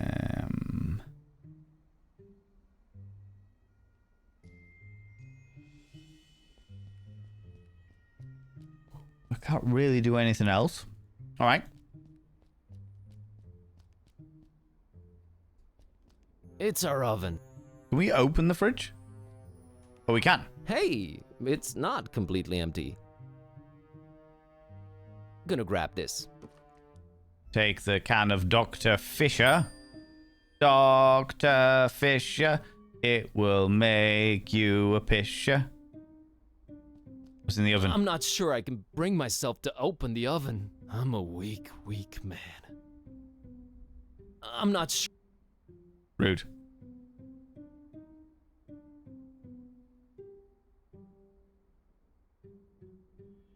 Felt like there was something here.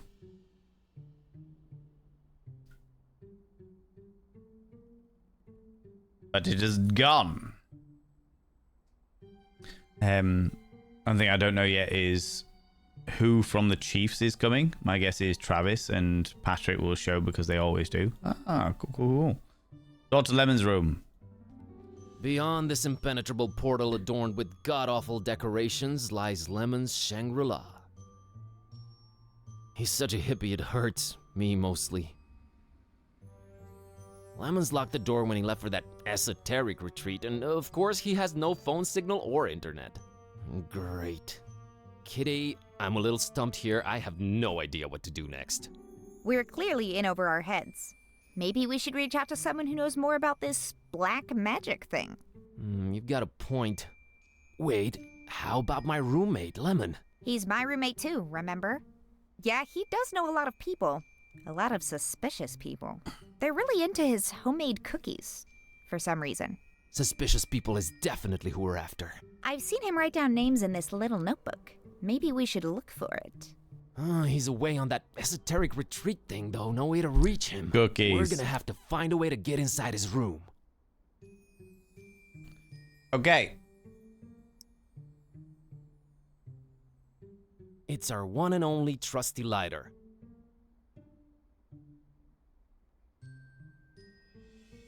Door to Lemon's room. I can squeeze under doors. Lemon knows that. He made this door particularly unsqueezable under, remember? Oh yeah, he did do that. That is what he did, apparently. Lemon's locked the door when he left for that. Okay. Oh, no. I never eat Lemon's cooking. He puts stuff in food. Weird stuff. The door to Lemon's room. Can I light the candle? That approach is a little too radical. Can't burn it down then.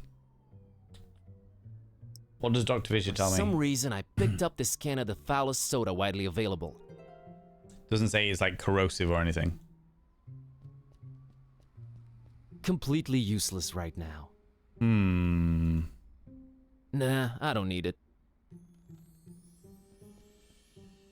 No use.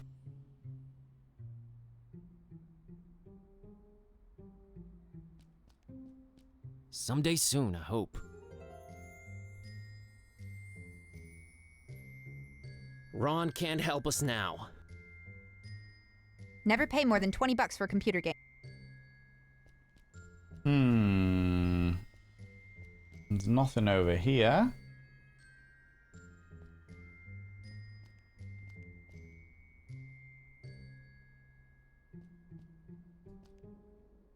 Can't open any of these cupboards.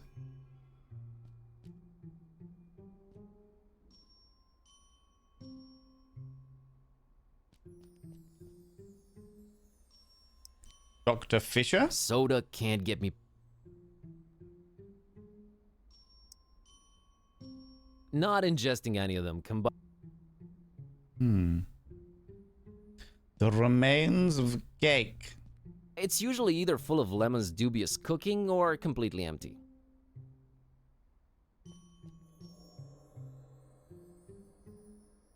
You want to say anything? Kitty, this might be a weird thing to ask, but remember when I brought lady friends home? Kitty, any idea where Lemon would hide the key to his room? Probably the last place you would look, dummy. Like? I don't know, man. Search your fears or something. Okay, it's forcing us to indulge in some of this stuff. Kitty, this might be a weird thing to ask, but remember when I brought lady friends home? Yeah, those were rare enough occasions that I can remember. Wow. Oh, Wow. I see where you're going with this. I have no interest in that. All the kissy sounds are just... ugh. I tune them out. Good to know. What's a bit harder to tune out are the audio-olfactory clues to how your digestive system works. Or, rather, does so poorly. What? Wow. Ugh, just don't fart around me anymore, okay? Wow. Wow. Oh, right. Yeah. Sorry. Wow. This cat has the same sass as my moderator, Nibirin.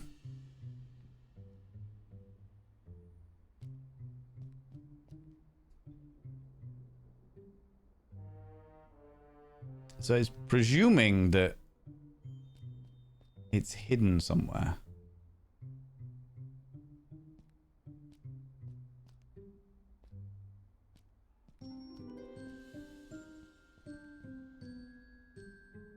Can I give the soda to Kitty? Keep that toxic sludge away from my whiskers, man.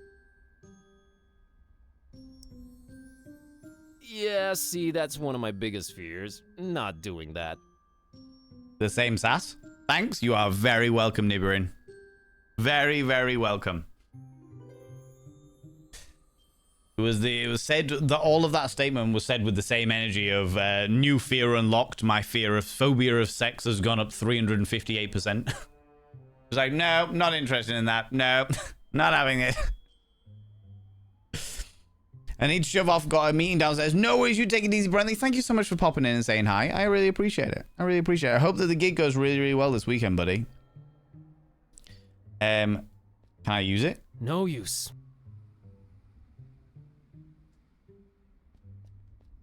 Nah, I don't need it. Ron can't help. Ron can't help us now and yet. There's not like a... Aha!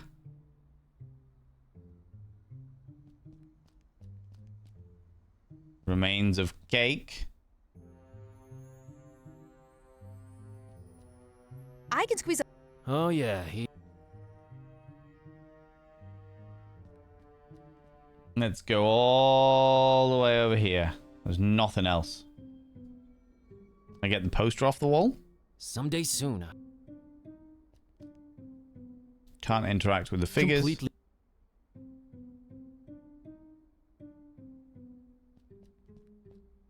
I don't think I'll bother her about it.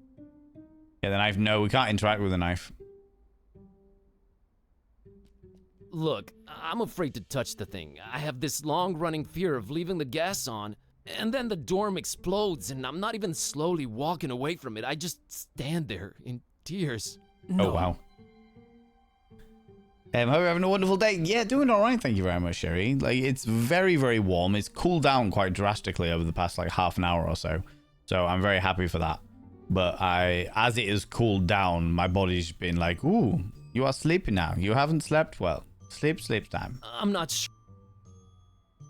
I'm not sure what I'm meant to do. There isn't like an exit over here, so I can't leave.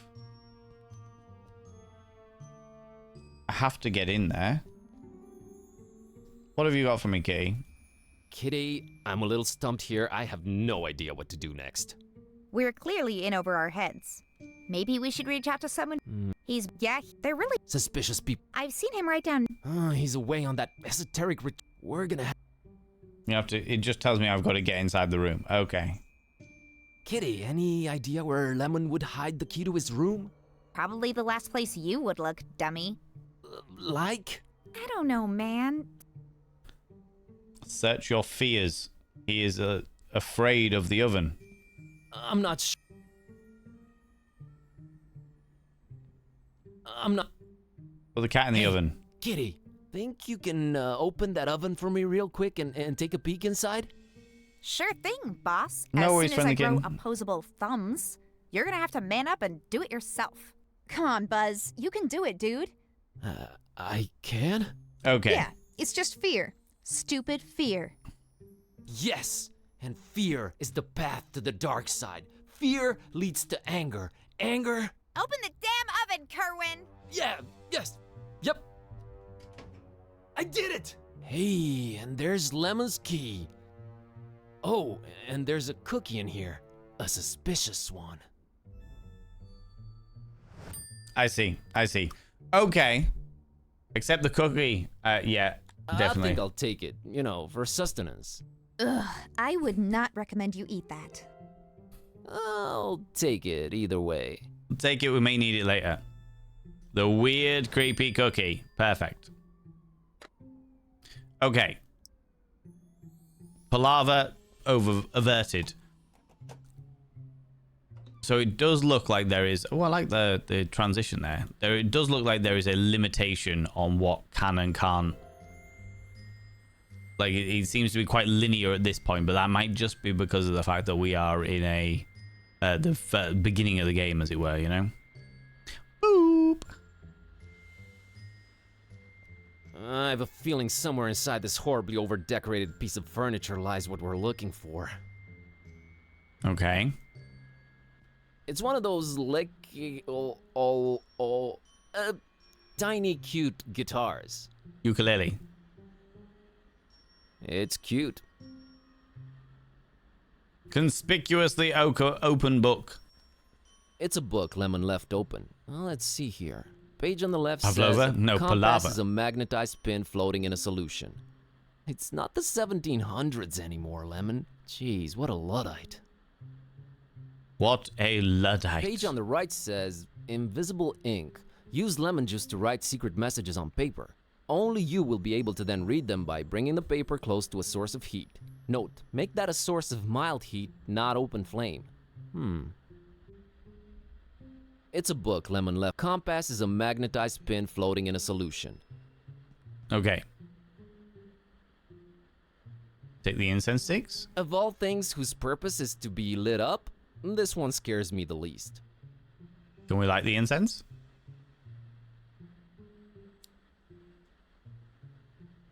Yay! It's lit up and stinking up the place. That's it. That was the whole purpose. All right. I don't want to burn my delicate fingertips.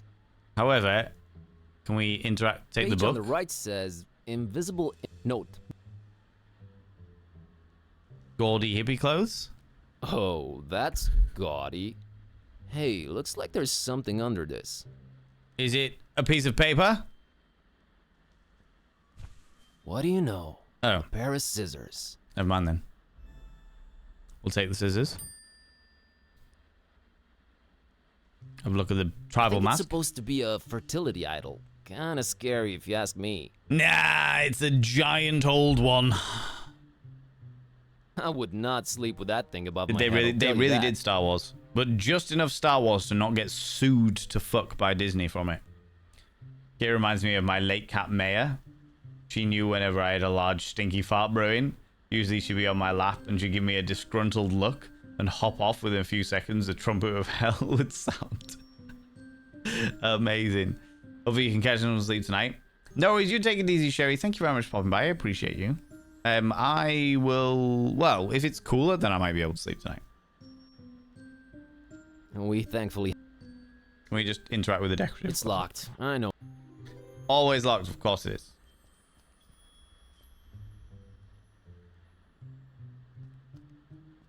Oh no. My band days are long gone. Can we take the scissors to the severely Scissor decorated? my way inside. A brilliant idea. Not. Oh, we've got no No, lighter it's slowly anymore. reducing in size either way. Can we take the scissors to the book? I don't want to cut it up. Why not? It's a book. Compass is... Soda can't...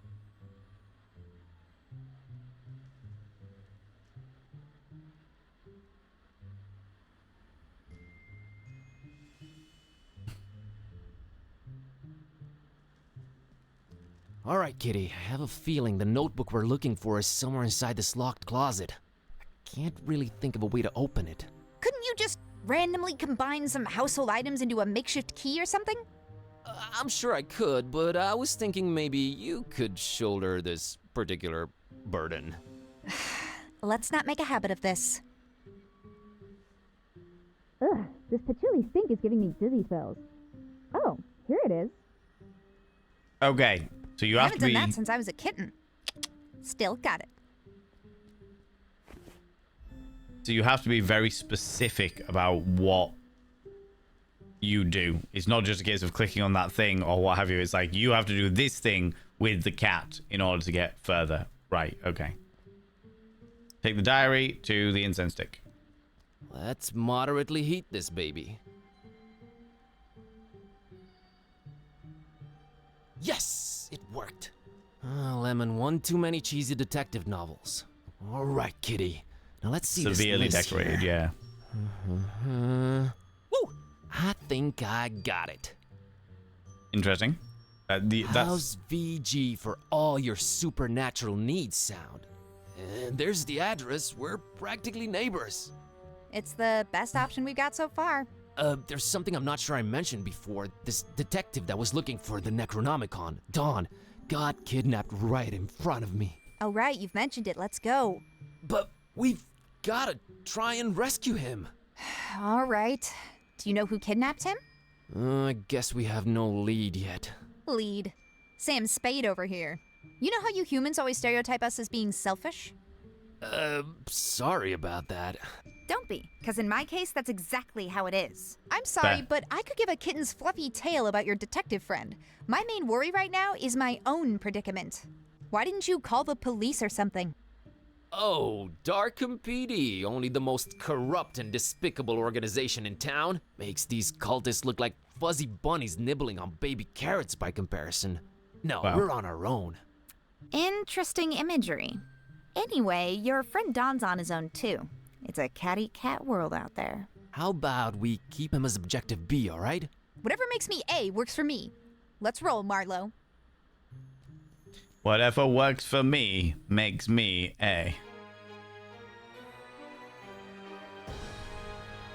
Okay, prologue done. Alright, kitty. Looks like we're on a quest together. Any cool battle cry-like words before we embark on it? I'm a little hungry, and I'm afraid my fur's going to get all matted in these filthy streets. Sorry, you were saying? I was thinking more like time for, you know, whatever adrenaline-pumping music kids listen to these days.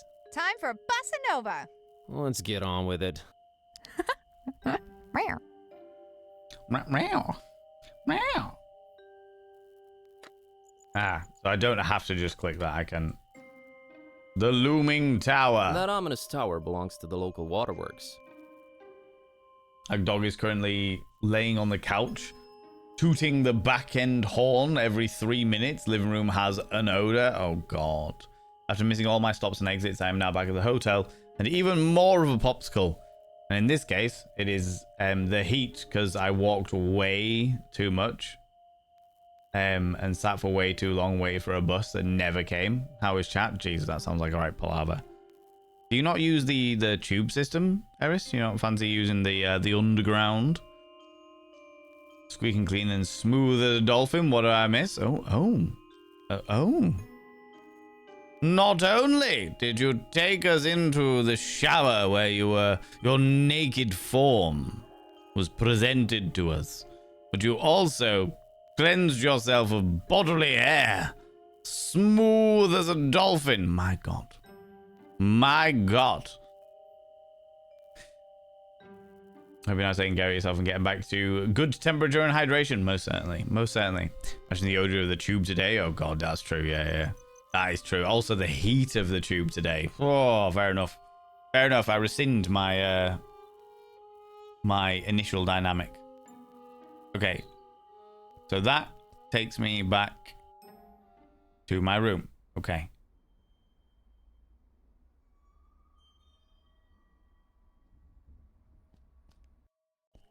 We don't need to go in there now. Hello, little girl. A weird-looking kiddo in the middle of the street. All by themselves. I think I'd better talk to her.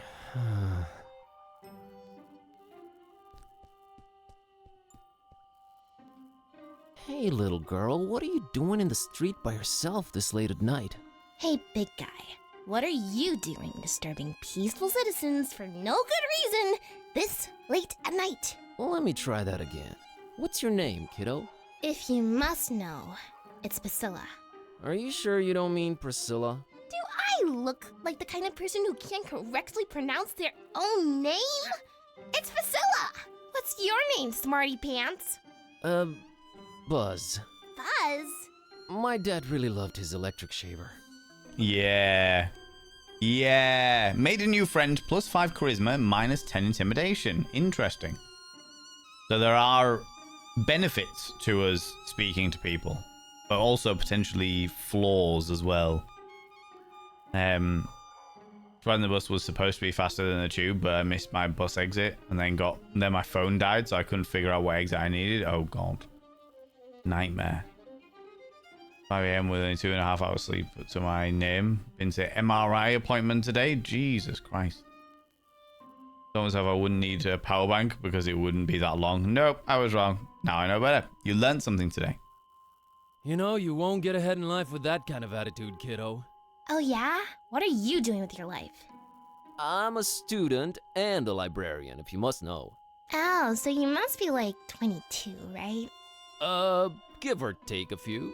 That few is definitely longer than you've been on this earth.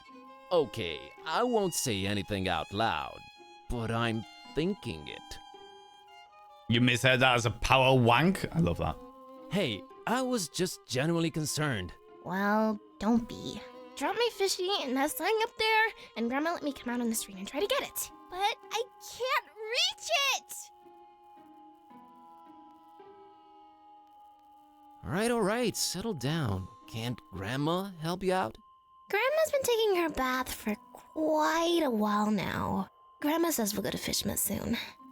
We're just waiting for this big bathtub we ordered to be delivered. Grandma can't go traveling without her new bathtub. All right, weird enough. So, Grandma is one of the Innsmouth folk. You know, this just feels wrong somehow. I'm a dark-haired little girl, standing in the middle of the street at night, holding a doll by the hand. Scared yet? Scared?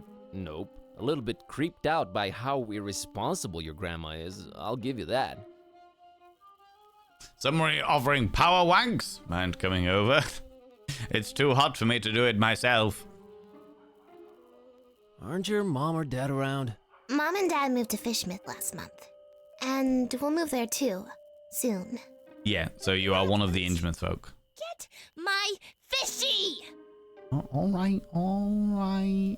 So, you're just, standing there, huh? People tend to do that in this kind of game. Yeah, I always wondered about that. It's true, breaking the fourth wall. I just like to watch them, sitting there, clicking their little lives away. Hello. Okay. Hi. Let's go see if we can find your fishy fish. So this is the fishy fish. Who has a fish doll? People from Innsmouth. I think it's that little girl's fish doll. I can't reach it from down here. Hideous fish dressed as a human. If they're trying to keep people away from Fishmouth, it's working. Fishmouth's own? I'd hate to have him do my taxes. The reason why I take my umbrella almost every time I go out there. No clouds, it won't rain. Nope, you can predict the weather within even an hour. Oh my god, that's wild. That's the thing, buses I needed, and it's the last stop 20 minutes before I got to said stop. So I was legitimately waiting for a bus that wouldn't come. That's wild. My local bus services changed. I accidentally came up at the Ken Gorm Mountain instead of going to town last week. Oh wow, fucking hell, that's wild. I wonder where that fish did go. And I wonder where the fish did go. Absolutely.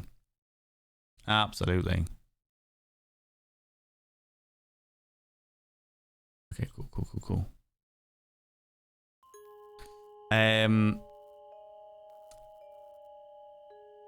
The bridge. In fact, you know what? Hold on. Can we get the cat to go up there and get the dog? Hey, kitty, how about you climb up and get that fishy for me? Well, you gotta ask yourself, Buzz. What do we stand to gain from me exerting myself in that manner? Nothing for now, I guess. See? Don't anger me, feline. Come on, Buzz. You're embarrassing yourself. Don't you want to do it just to put a smile on that little girl's face? You mean that pale abomination? How about we have nothing to do with her or her face? How's that sound? Your heart is the tip of a glacier that was accidentally bitten off by a blind, evil old sea monster, kitty. Don't try to flatter me. It won't work. Flattery, yes. Have a look over here. It's the door to the fishery. It's closed and... never could stand fish. I like that glass right... Okay, so we can go. Let's go to the walled archway. It used to be you'd absentmindedly open this door and the whole of Darkham would be flooded. Can we absent-mindedly open the door?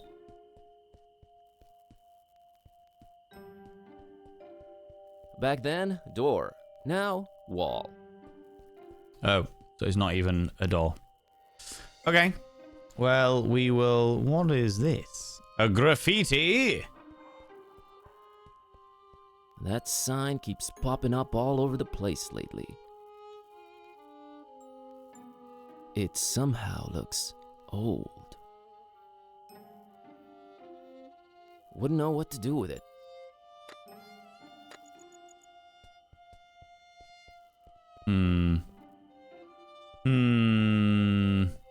Let's go out this way and see what happens. Okay, so this way leads me up to...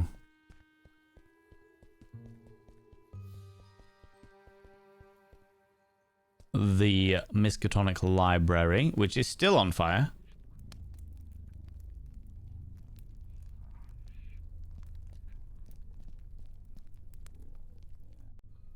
I see.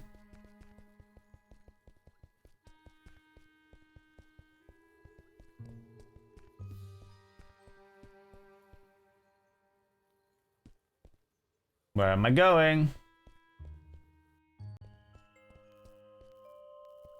Back to sweating again. Now the storm is gone. The storm's gone? I can see only blue skies. So I don't know whether the storm's even going to hit us. Might skip by us, I suppose. How long before you realize that you were in the wrong place? I've been on that road. Oh, God. I realized pretty quickly, but nothing I could really do, as I didn't fancy walking miles or waiting ages for the bus back. Got a coffee at the mountain instead, and then got the next one back. Oh, wow. I can smell paraffin. Somebody is evidently having some description of barbecue and is still in the stage of lighting it. Ladies and gentlemen, all gents outside between, delve deep into your pits of popcorn and throw them at the raiders, throw them at these cheeky devils. Look at these people coming in here. I mean, really, could you even imagine who do they think they are? The absolute audacity, the scandal, the preposterousness, the outrage. How very dare they? Look at them coming in here with their beautiful people, their glorious raiders coming in with cool air. I think I'll fall asleep. I'll fall asleep with cool air. Like, well, that'd be me. And then I'll never sleep this evening because I can't nap. You know what I mean? I'll just sleep for like 18 hours straight. Welcome on in, Mad Hex. How you doing, you beautiful individual? Thank you very much for bringing all your beautiful people over here. What were you up to today? Tell me all about it. Tell me all the bits and pieces. Friends, if you're new here, 2 things you need to know about this channel. 1, you're not allowed to apologize. Doing some marbles on stream. Were you doing just marbles or were you playing some other bits and pieces before that? Tell us what's going on. Tell us what's happening. Tell me what was the occurrences. What was going on in your cheeky little stream there, you know? Doing some Warframe, as always. Fair play, fair play. Did you win many missions? Warframe's missions, right? Warframe's missions. 2 things, yeah. 1, you're not allowed to apologize here, friends, if you're under the age... if you... Instead of saying sorry, try saying thank you. Instead of saying sorry, I'm late, say thanks for waiting. Instead of saying sorry, I'm such a burden, say thanks for being there for me. It'll make you a much more positive individual. 2, if you're under the age of 18, I have to ask you to leave. I've got to ask you to leave, for I am a colossal filth wizard. I don't want to be corrupting the ears of the young. It's not what I am about. Not by any stretch of imagination, you know? Got rid of stream elements, so testing Twitch alerts. That is entirely fair. I strongly recommend, I realize that you've probably moved everything over to Twitch alerts now, but I strongly recommend that if you don't already, use Firebot. Firebot is the one that I have been using for a while now, and I am very aware of the fact that, because Twitch is great if you only use Twitch. If you use anything else, then you need extra alerts, and that's the reason why I brought Firebot. Bear with me 2 seconds, friends.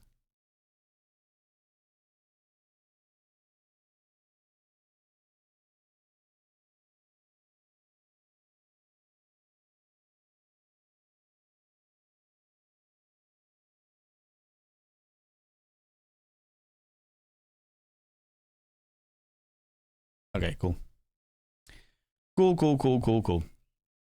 I just got sent some stuff for Ken because it's my 10-year anniversary of the cabaret that I run on Friday.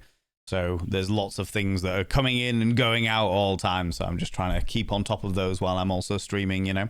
Mad Hex, if you need to disappear off, if you need to go grab a snaffly treat, go grab some kind of delightful beverage, please go do so. Please look after yourself. Mad Hex, do you know what? I don't know whether I follow you or not. I don't know whether I follow you, Mad Hex, so I'm going to go over now and just have a little double check. A little double check, you cheeky. I do not follow you. I'll give you a cheeky little follow. I'll give you a cheeky little follow. Come see your,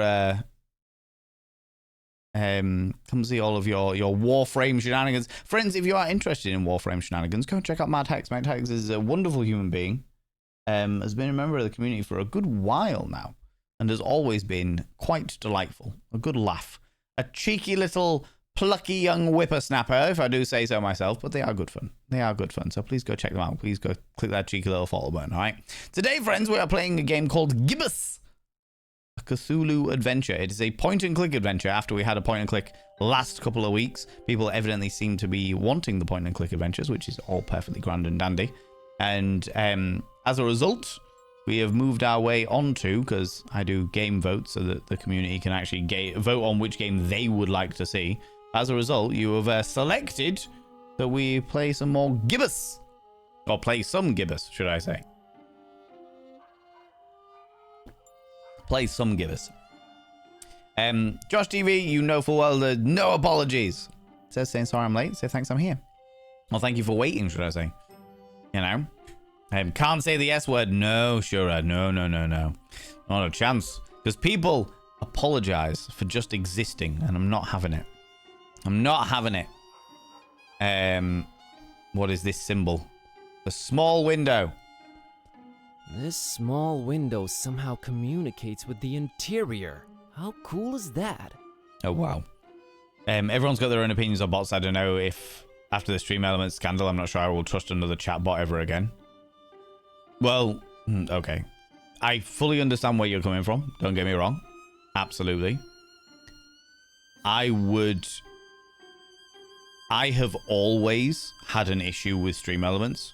I used Stream Elements for about 6 months, thereabouts. My lordy, back-to-back raids, ladies and gentlemen, all gens outside between delve deep into your pits of popcorn and throw them at the raiders, throw them at these cheeky devils. Look at these people going in here. I mean, really, good lord, who does they think they are? We've just had a raid, and don't worry, we have regenerated more popcorn for you beautiful individuals. Eleonora, how you doing? Eleonora, how you doing, you beautiful individual? How's it going? Thank you very much for bringing your beautiful people in here, you wonderful human being. Thank you very much. I appreciate that. That's very, very kind of you, you beautiful bean. What were you up to today, cheeky devils? We've been repotted to fit the stream. That's dangerous with this stream. That is dangerous with this. That is dangerous with this stream. We are a very questionable stream. Very, very questionable. You were doing some Paralives. I've seen this pop up on my Steam. What is Paralives?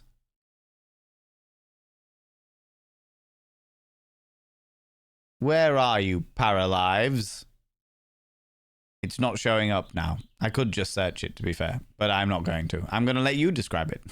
I'm going to let you describe it. What is Paralives? Tell me about Paralives. Friends, if you're new here, 2 things you need to know about this channel. 1, you're not allowed to apologize. Instead of saying sorry, try saying thank you. Instead of saying sorry, I'm late, say thanks for waiting. Instead of saying sorry, I'm such a burden, say thanks for being there for me. It'll make you a much more positive individual. 2, if you're under the age of 18, I have to ask you to leave, for I am a colossal filth wizard. We talk about sex all the time. We talk about filth and debauchery and kink all the time.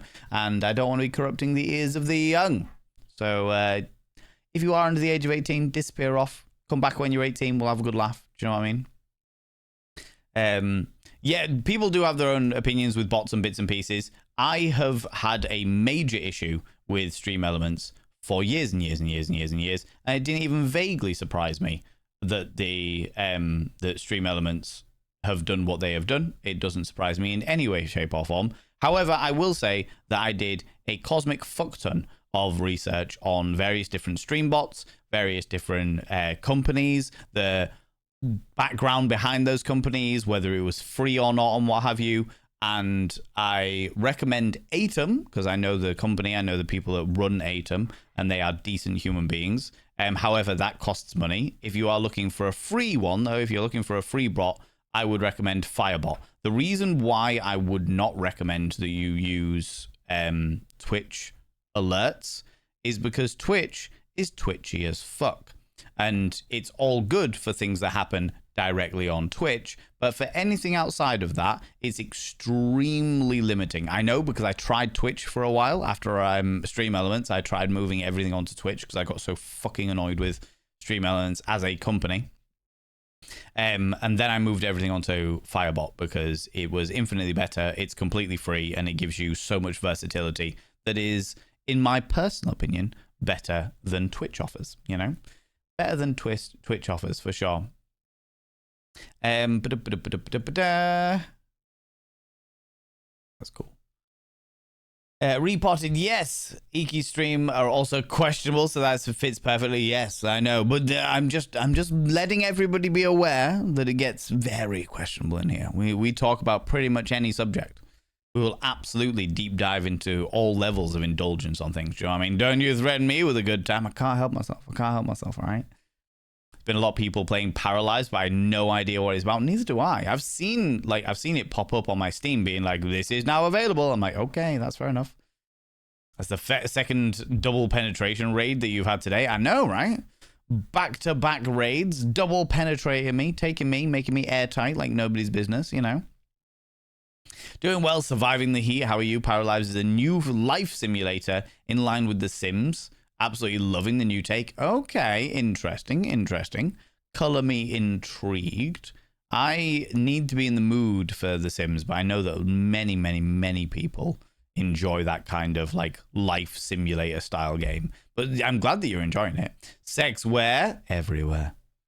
As long as it's between consenting adults, fucking go wild, Robin. Absolutely, all right. Young not in Ellie's stream? Eileen's stream? How dare you? How dare you? We are all plucky young whippersnappers at heart. All right. Left a bit of a filthy stream. In what context was it filthy? Now you've piqued my interest. The way that I do games, by the way, friends, is I offer the community 5 games to choose from, and the people that are here in chat get to pick when we do the vote. And they have picked that we play Gibbous, a Cthulhu adventure, which is like a point-and-click adventure where we are currently a librarian, trying to find a way to stop our cat talking. Oh, and also find the detective that was desperately after the Necronomicon. You know, that kind of thing. Island Aura and Mad Hex, if you need to disappear off, if either of you need to go grab a snaffly treat, go grab some kind of delightful beverage, please go do so. Please look after yourself. Please do what you need to do. As much as I love and appreciate your attention, I fully understand that you've all got lives, and those lives must come first. They must come before pandering to my ego, right? Right? He'll be the parafolk I create in the next new house. We'll build on Thursday. Oh, my lordy. In that case, I have to check him out. Do it. Do all of the things. Do all of the bits and pieces. For sure. I'm now being stared at by Zim because he swiped after treat and no treat, then swipes. I don't know what that means for the kitten. What? What do you mean? Treats and swiping? Is this something to do with Tinder? What's going on? What's happening here? Right this second, someone is definitely doing the sex. Yes, they definitely are. Absolutely, for sure. It's me. I'm just very subtle. Very subtle about it. That's me. Absolutely. Is that sex with eggs? No, segs with the double G's is to get around censorship, but you don't have to worry about that here. You don't have to worry about that here. You know? Our streams aren't filthy until a certain selection of people join the chat. I'm probably one of those people. When I join the chat, all conversation gets a little bit filthier, it has to be said. It has to be said. Oh, that's cool. That's cool. That's cool. That's all right. That's fine and dandy. That's fine, Danny. Anyway, should we jump back into the Game? Sorry, not sorry. No sorries here. How dare you. Kiara Strings, how you doing, you beautiful individual? TOS? What, me pretending the fact that I'm having sex right this second on stream? Yeah. People have been banned for having sex on stream. I have kept up to date with all of the bits and pieces that have been going on there. What are the small dolls about? You little stalker. Oh, look at the cute voodoo dolls. Who would just leave them here? Good question. Thank you so much for the follow. I don't like to call people out just in case they're lurking, but you are very, very welcome here, you beautiful bean. Zim, the cutest invader, he's a cat. He's had his walkies and then gets treats. I told him not to swipe it. He swiped it. No treat. Because I have sharp claws. I dislike cutting them. Want him to learn responsibility with his claws. Okay. I get you. Suddenly it makes a lot of sense. The Baron Samedi. What do you mean, Samdi who? I know who Samedi is. Just Wikipedia, you slacker. I know who Baron Samedi is. The Baron's not to be trifled with. What about the others? Can we trifle with them? These dolls are probably already voodoofied and best left where they are. Voodoofied. What an interesting thing. The asylum? They say the guy in charge is a real joker. Oh, for fuck's sake. Darkham Asylum? And the guy inside is a real joke? Oh, I hear they've been having a bat problem over there.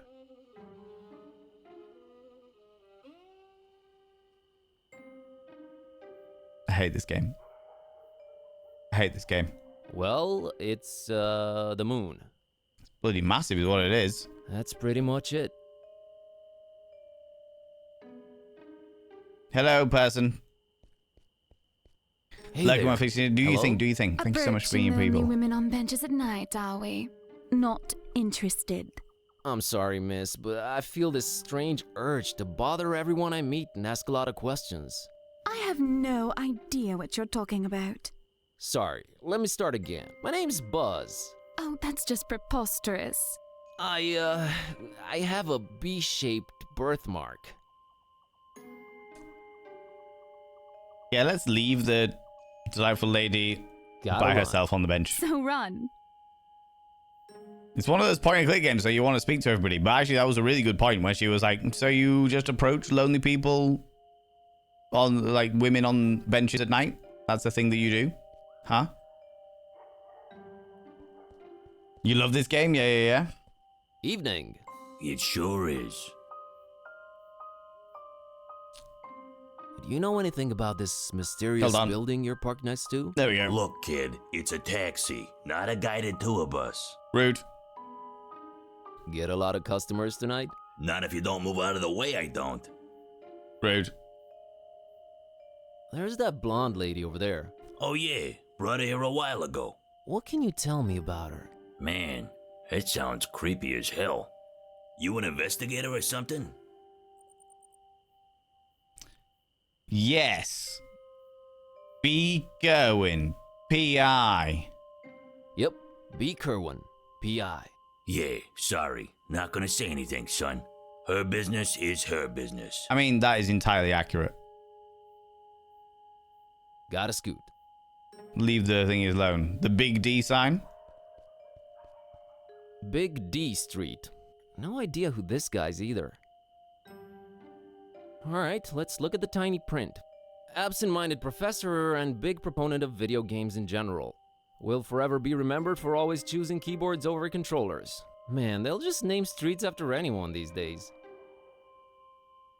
At least he was into video games. I'm sure this street sounds way naughtier than intended. Yeah, sure. I'm sure this street sounds...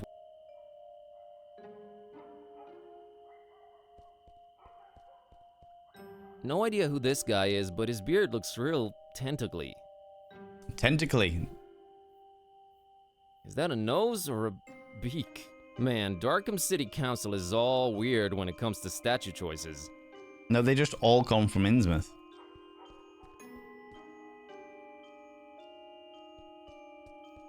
That's Jeremiah Orn, Old Man Orn's ancestor. He's practically the father of the Miskatonic Library. Darkham Asylum of the legendary Datman and Doka. Is there anything else here? I'm gonna have to speak to this lady again. It's making me guilt tripping me. Nice evening we're having, huh? Really? Why don't you just keep it original and ask for the time? Wow. I think I'm misrepresenting myself here. Oh, sure. Gotta run. Bye. So run. I like her sass though. Speak to a small window. Hello there? Password? Swordfish. Too classic. Amazing. Okay, so we've got a password we've got to get. We've got a little girl's doll to get from the fishmonger sign. And this is the only location we can get, unless we can get past the taxi, but I don't think we can. The Greek hero Tentacles. Maybe it was. Nope. Nothing past the taxi.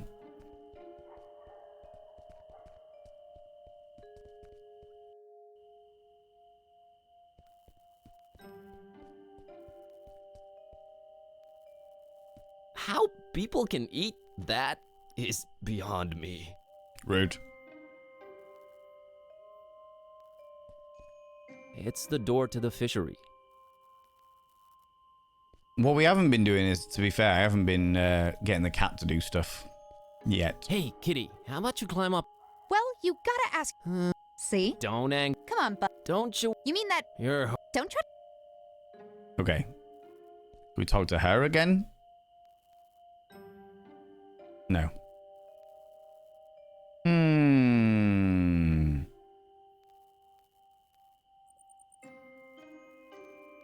You know, I've never crossed that bridge, and I got there several times. Ever notice how philosophical bridges are? People come, people go. Ugh, friggin' thoughts, go away. What? Okay. A walled archway. The only thing I can think is get the cat to do more stuff. Male model picture.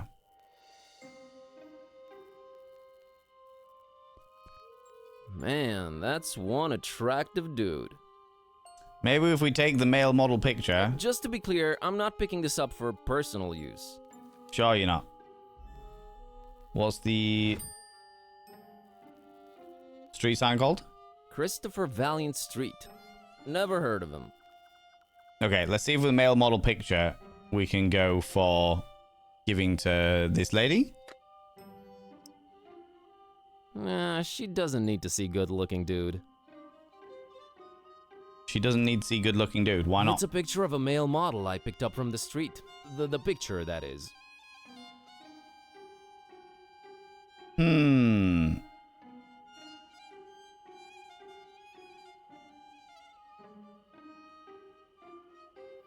Can I combine the scissors? I don't want to cut Mr. Handsome over here. Okay, can't do any of that. Fair enough.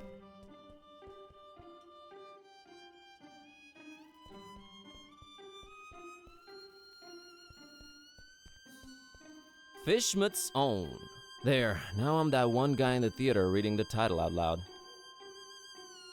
Rude. That was as much interest as I could muster up about this shop sign. One cute kitty companion? They are, but they're sassy as shit. Can we give you a can of soda? No soda for kids, especially not this horror. Okay. None of this helps me. The elusive nature of this game. His famous brother Testicles. Tentacles and Testicles. Join Discord, glad you have a server there. Most of my socials are there these days. That's fair enough. That's fair enough. Absolutely. We have had the Discord for many a moon now. And very happy to be a part of it, for sure. For sure, we've got a wonderfully supportive community over there. Which is always good fun. Right. I don't know. The heat has melted my little brain pan. Cannot think for the life of me what. Oh. Now I can click on this. Amazingly, none of the maroon books look damaged. Die-hard little... That hogwash is they're the last thing I need at the moment. Just the popular book section? She's not into books. Says you. Some of the most fascinating books I've ever read. I personally and lovingly arranged them all in one book rack. All gone. Such a loss.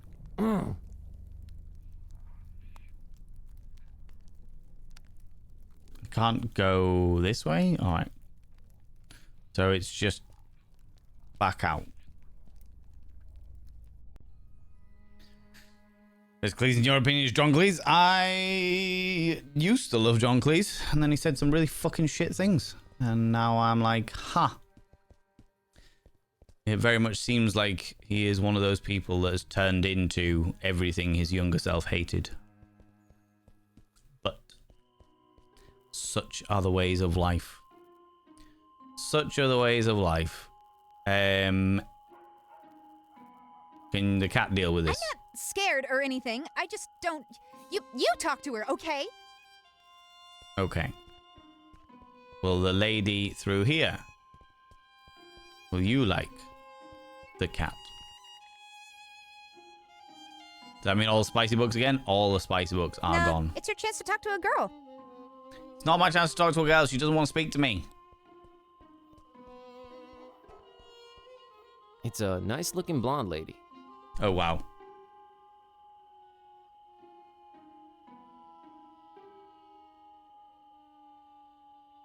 You into books. All the spicy books are indeed gone. Can I just push over the statue? Thanks for the post-generational job opportunity, Jerry. Statues are a new concept to kids. Can the cat enjoy the dolls? I don't go for dolls. I'm more of a laser pointer girl myself. Makes sense. Nah, it's your...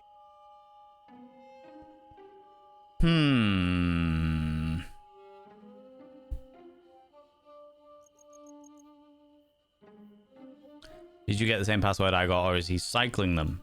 I'm just curious, did you get the same password I got, or is he cycling them? Oh, I got. Hey! You can't pull that trick on me, mister. Rude. Gave it a shot. Anyway, I was wondering if you're waiting by this mysterious door. Oh, did he give you the boot too? He told me I just have to sit for a while and rethink what I wished for my husband. He told you? The gentleman, dummy. Oh, of course. So, what'd you wish for your husband? Why, his untimely, gruesome death, of course. Makes sense. Of course. I'm Margot, by the way. Hello, Margot, with my +5 charisma, -10 Nice intimidation. To meet you, Margot.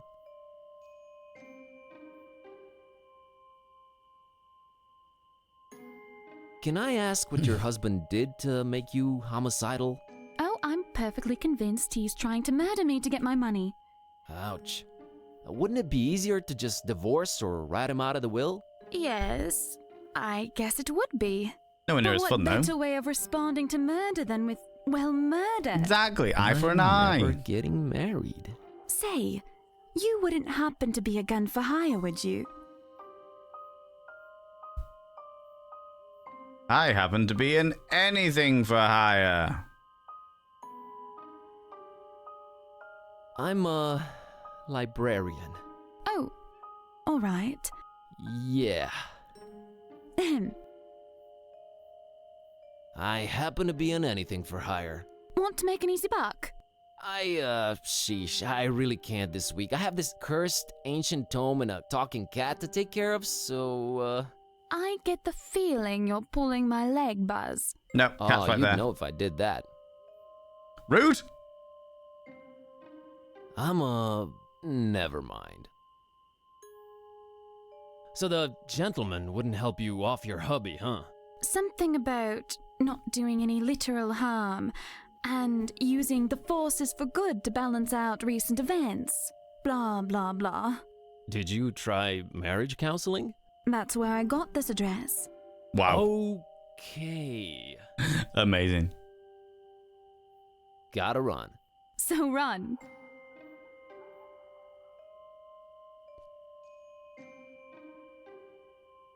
Cat, can you go through the window? Even she can't squeeze in through there. She could squeeze under a wardrobe. She's fine.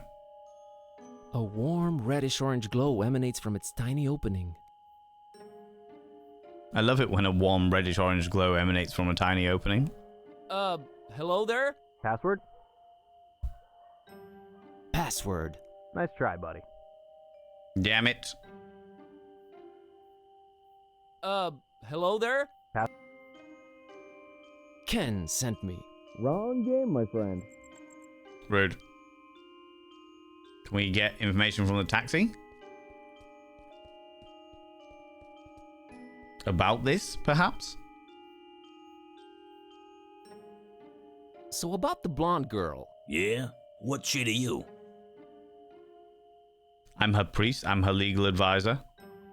I'm her legal advisor. I just keep close and make sure she doesn't do anything crazy. In that case, I don't know nothing, ain't seen nothing. Goodbye. I'm her friend.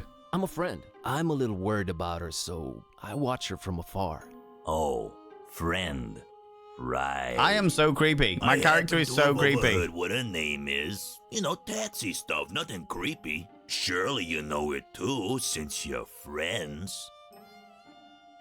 Sure, my friend's name is Margot. Sure. It's my friend Margot. Huh. Guess you weren't lying. Well, might as well tell you. She dropped something on the back seat when she left, but she was out of sight by the time I noticed. She's literally around the corner. Oh yeah? How'd you feel about returning this to her? Looks like a letter. It might be important. You can't get out of the car, take a few steps in that direction and return it yourself? This is a business, kid. I might lose a customer. You might indeed. Sure, let me have it. Yeah, sure. Let me have it. Good man. Say, you won't open it, will you? Not only will I open it, I will spray paint its contents all over the wall. Do I look like the kind of fellow who'd pry into the opposite sex's correspondence? Well, I look like the kind of fellow who'd pry into the opposite sex's correspondence. I wouldn't know what that kind of fellow looks like. Thank God. Here you go. And directly in front of them, we will look at the letter. Because apparently we don't have a choice. It just pops up. Beloved Margot, here it is. An old-fashioned letter. Since you said email can be easily intercepted, I've even tried writing it by hand, but, well, you don't want to see the results. Missing you, your sweet perfume, your golden hair shining in the morning light, your glittering expensive jewelry. Margot. You are sure about Tony's intentions? Or are you sure about Tony's intentions? My God, he's your husband. Would he really go as far as to hurt you or me for that matter? I know I was against this initially, but now I'm convinced. You need to see the voodoo gentleman and try to get him to do what's needed. I've started this poem about you, but it's so hard to find words that rhyme with your lovely name other than cargo or embargo. I'll persist. Looking forward to seeing you. It hurts. Oh, so looking forward to seeing you, it hurts. You are a paramedic to my horrible freeway pileup. Your intermittently but loving Charlie. All right. Okay, Charles.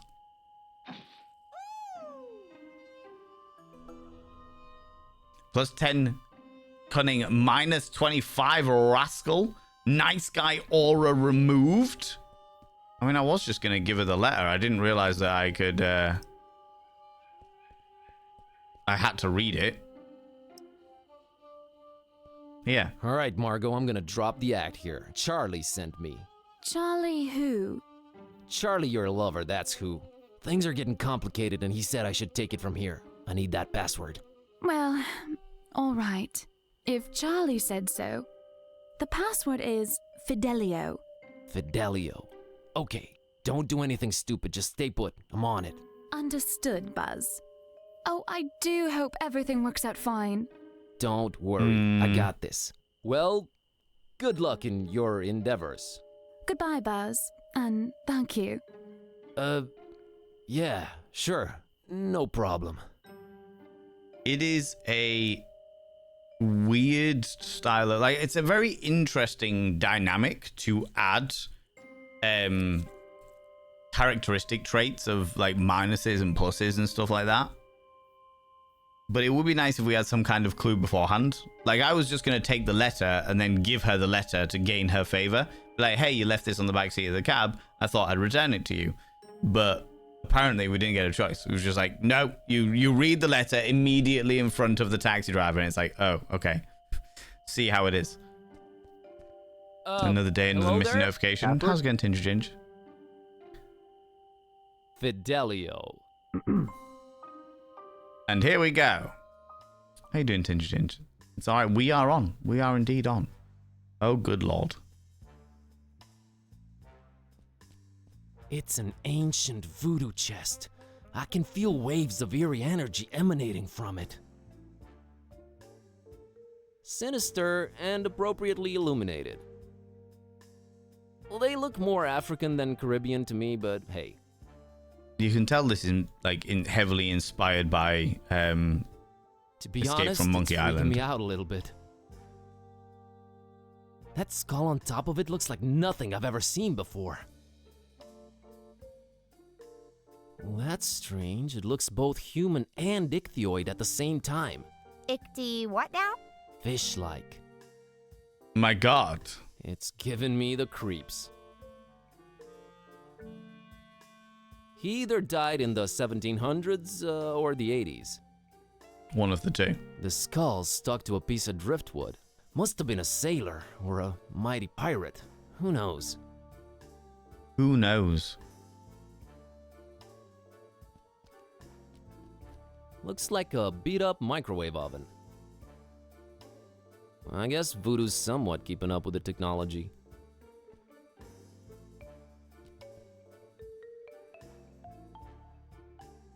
Elongated skull. That's an oddly shaped skull. Official rain watts in the Midlands, absolutely lashing it down at the minute. Really? It's gone from heat wave to lashing it down Reminds rain? me of a Oh my Mexican God. guy I once knew. Right, immediately checking the weather. 10-day forecast.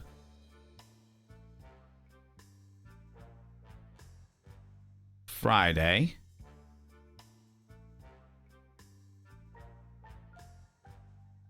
Okay, it looks like Ken will be good. 21 degree heat, so 20 to 21 degree heat, warmish, but not too warm, slightly cloudy. Less than 1.3% chance of, or 1.3 millimeters of precipitation and a 10 mile an hour wind from the west. Okay, okay, we can work with that. We can work with that.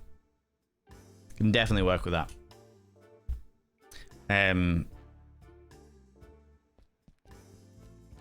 That looks like an authentic voodoo throne. There is such a thing as an authentic voodoo throne. Given Okay. the lack of other amenities, I really hope it's more comfortable than it looks. Strange vegetation. There are strange, spiky vines all over this crazy place. Astrostorm, how you doing? How's it going? I've forgotten to eat all day, so I'm about to start cooking. I hope you're doing well in the heat. How long have you left on the stream? Not long, because I've got a million things I need to do this evening. Because... He's really got a vegetation problem in here. production week be like that, you know. These last down in the oh what? Yeah, misread that. What? That's all good. It's all good. Might head south. I believe it's meant to be because it started. Jam Brain. Lunicorn said that the storm hit them earlier, and then evidently is hitting the Midlands now, Nottingham area now. So it seems to be on its way south for sure. All my rubber is under the bed in a box. Far too hot to get out. Yeah, certainly. Certainly. In fact, RIP to anyone playing on rubber gear. Yeah. Although saying that, it's one of those situations where it's like 20 degrees is probably all right, as long as there's a bit of a breeze. It's an issue of Vogue magazine. The headline reads, "The Fishmut Look." It's when it gets above that that it becomes a problem. I'm not into the Fishmut Look. I don't want it. Alright, let's speak to the voodoo guy. Hi there. Greetings, wanderer, and be welcome. 20 is alright, but 28 there at the moment. Jesus, yeah. We have weather warnings for storms next week, but things change too quickly. Yeah, absolutely. I genuinely hope that it is clear skies for Ken, because otherwise that is a problem. Who are you? Who am I? Oh, worry not. I get my share of amnesiacs. You are now in the presence of the voodoo gentleman. Uh-huh.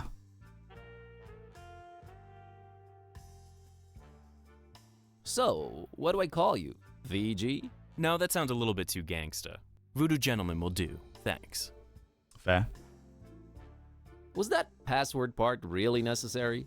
It is best that I keep a low profile, lest the jackals tax me right out of town.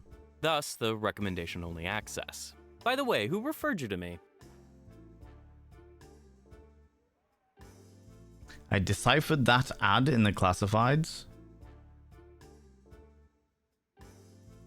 Sure. I deciphered that ad in the classifieds? Oh, I do regret putting that out. I've been getting calls about fine leather jackets non-stop ever since. Uh-huh. The voodoo gentleman? You do voodoo? I'm buzzed, by the way. You do at least remember what you came here for, I trust. Yes, my amnesia.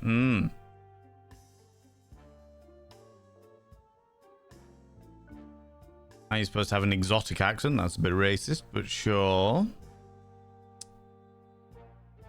Sure, let's just bumblefuck our way straight into this is the book. I remember, all right. It all started when I found this book. Well, to make a long story short, I accidentally put a spell on my cat, and now she's even more annoying than she was before. A spell, huh? How'd you go about doing that, Harry? I used this. Vaulting voodoo vixens, is that the Necronomicon in all its glory. Wanna have a look-see? No, put that away. That thing should not be touched. Oh boy, we like the panic. Boy. I'm sure glad I'm not in your shoes. I can't help you with your cat, my man. There are some things even I don't mess with. But my cat. Ugh, cats. We never did get along. What are the symptoms, pray tell? She kinda started talking. Oh, look, the cat speaks. Come one, come all, see the freak. She's really unhappy with her current situation. Oh, ye gods, I've had this nightmare before. Maybe a pinch, but there's no cold sweat. How can this be? It's real, Witch MD. Well, crap. I mean, alas. Rude. Tough spot, how you doing? Welcome on in. The weather's on its way to Hull, looking at the weather radar. Damn. I mean, if it hits early, then that's not too bad. If it hits like today, then that's not too much of an issue. If it hits later than today, then it becomes more of a problem. How could you tell it was the real Necronomicon right away? How could you tell that was the real Necronomicon right away? Most everyone imagines it all black, bound in human skin, bearing teeth. Only true initiates know it really kind of looks like one of those British sweater vests. You know, wow. The ones with all the crisscross things. Yeah, why is that? I guess you sometimes just go crazy with the triangles and it just doesn't turn out as evil a design as you'd think. Still, the content more than makes up for it. Pleasant colors, though. Yep, very eye-pleasing. Yep. What kind of operation are you running here anyways? One that stays away from messing with the old ones. But it's just like a personifying curse. Those should be easier, right? You'd think. Want to know why a white dude was cast as a practitioner? Yikes. I thought about this a while back. However, I can't speak for the developers by any stretch of the imagination. However, voodoo is a religion in South Africa, and there are many people of all races that are voodoo practitioners, as it were, the higher up voodoo practitioners, for lack of a better term, voodoo priests. And one of the more popular one is actually a white woman. Because I was like, this is really odd. I watched an interview with her on some fucking documentary once upon a time, and I was like, oh, this is unusual. But actually, because it's a religion, it's not like down to racial stereotypes and what have you. The other dynamic is the fact that if there was a black person being the voodoo priest in the Innsmouth style town, then that could have lent too much into a racial stereotype of, oh, look at the black voodoo priest or what have you. I'm not going to speak on or like officially justify any dynamics, but that's where my brain goes when I think about these things, you know. Maybe hero before he gets there over Sheffield Chef Donny at the moment. The number of lightning strikes above not even the last 8 minutes has been nothing short of terrifying. Oh god. Well, hopefully I can feel the air is definitely, temperature has definitely cooled down a lot. But yeah, I'm not looking forward to copious amounts of rain for sure. Although it would refill the pond for all the stuff that's evaporated out over the past couple of days. Oh, and a friend of mine got kidnapped too. You don't say. Something tells me it's also Necronomicon related. He was kidnapped while looking for the damn thing. I really wish I could help you out, but ugh. Was it a very close friend?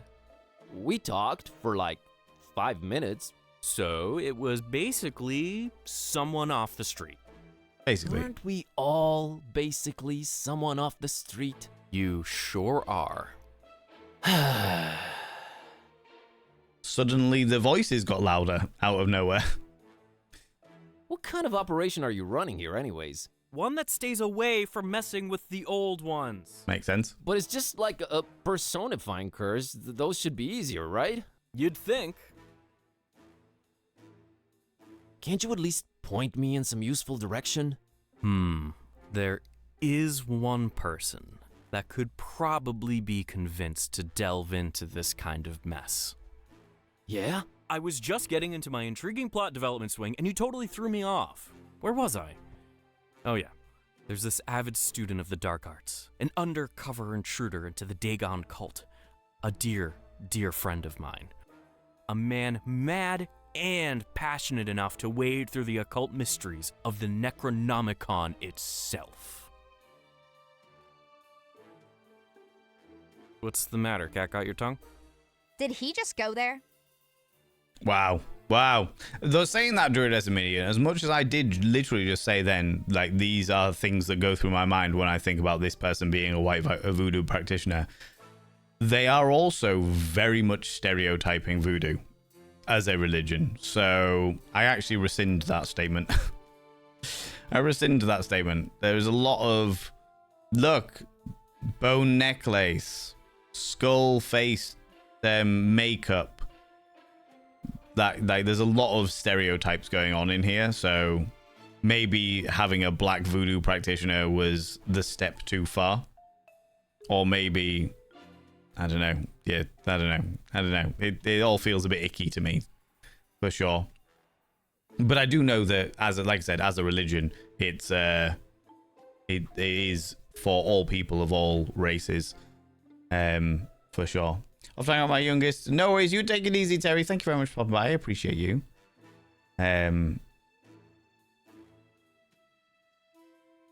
Dark Intruder Dragon guy, sure. Tell me more about this Dark Intruder Dragon guy. Dagon, picks up a little bit slightly Dragon. cooler. That's good. The terrible god of the murky abysses. The one who seems to have Fishmouth in his clawed grip for decades now. Man, where do you get all this stuff? I am a student of the occult stuff, my greenhorn friend. Plus Wikipedia. Of course, Wikipedia, of course. It's slightly cool. I was about to say that's a really good thing, but Druid Estimation, you've been enjoying the heat wave, haven't you? So I hope that your alleviation from your usual symptoms maintains for a little while longer. So this Dagon's had Fishmouth in his clawed grip for decades. He's the mayor, then. Worse than that, if you can imagine. But this is all hearsay, since most people have been just avoiding Fishmouth for years and years. I haven't talked to my friend in ages. Different cell phone carrier? That, and little to no reception. About this dark student you mentioned. I'm really on the fence here about telling you more. This could be very dangerous. And men in red shirts are notoriously unlucky. We literally pointed that out earlier. Reinforcing the stereotype. Is this about money? Money? No, I always seem to end up working for free anyways. Please tell me who the man is. Sounds like he's our only chance. It is with great difficulty that I even utter his name. You haven't yet. Not if you keep interrupting me. Are you sure you're ready to hear his worldly denomination spoken out loud? Hit me. I'm bracing myself. His name is Bob Olmstein. Thank you. Bob Olmstein just saying it makes my blood boil and congeal at the same time. Pretty sure that's what our building's super is called. It rolls off the tongue nicely. Doesn't he have a nephew that plays for the Tendrils? Let's go with him. Bob Olmstein. Pretty sure that's what our building's super is called.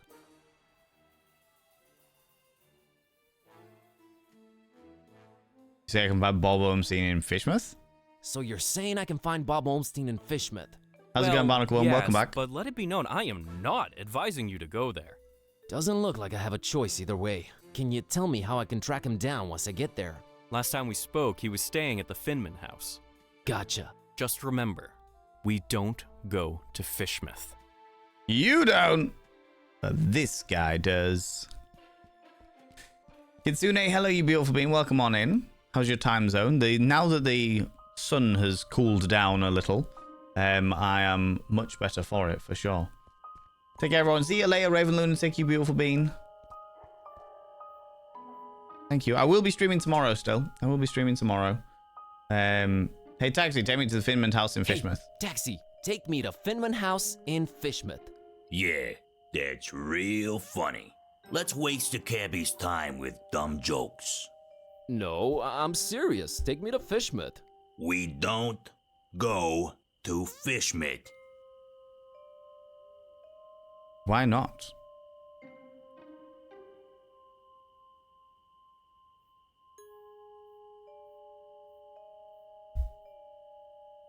I'll pay double? Can I pay double? You can pay 4 times the fare. It ain't worth going there.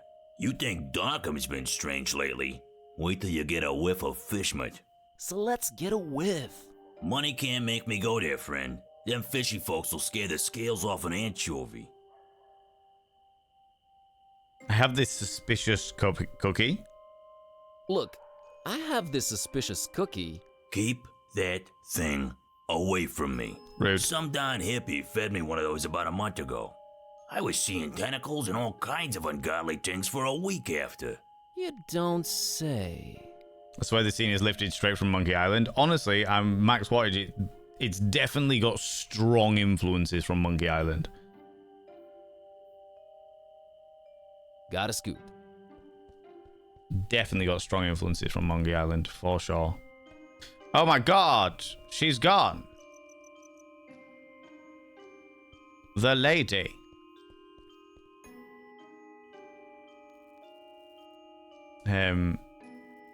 Very cold, so I'm loving the heat wave.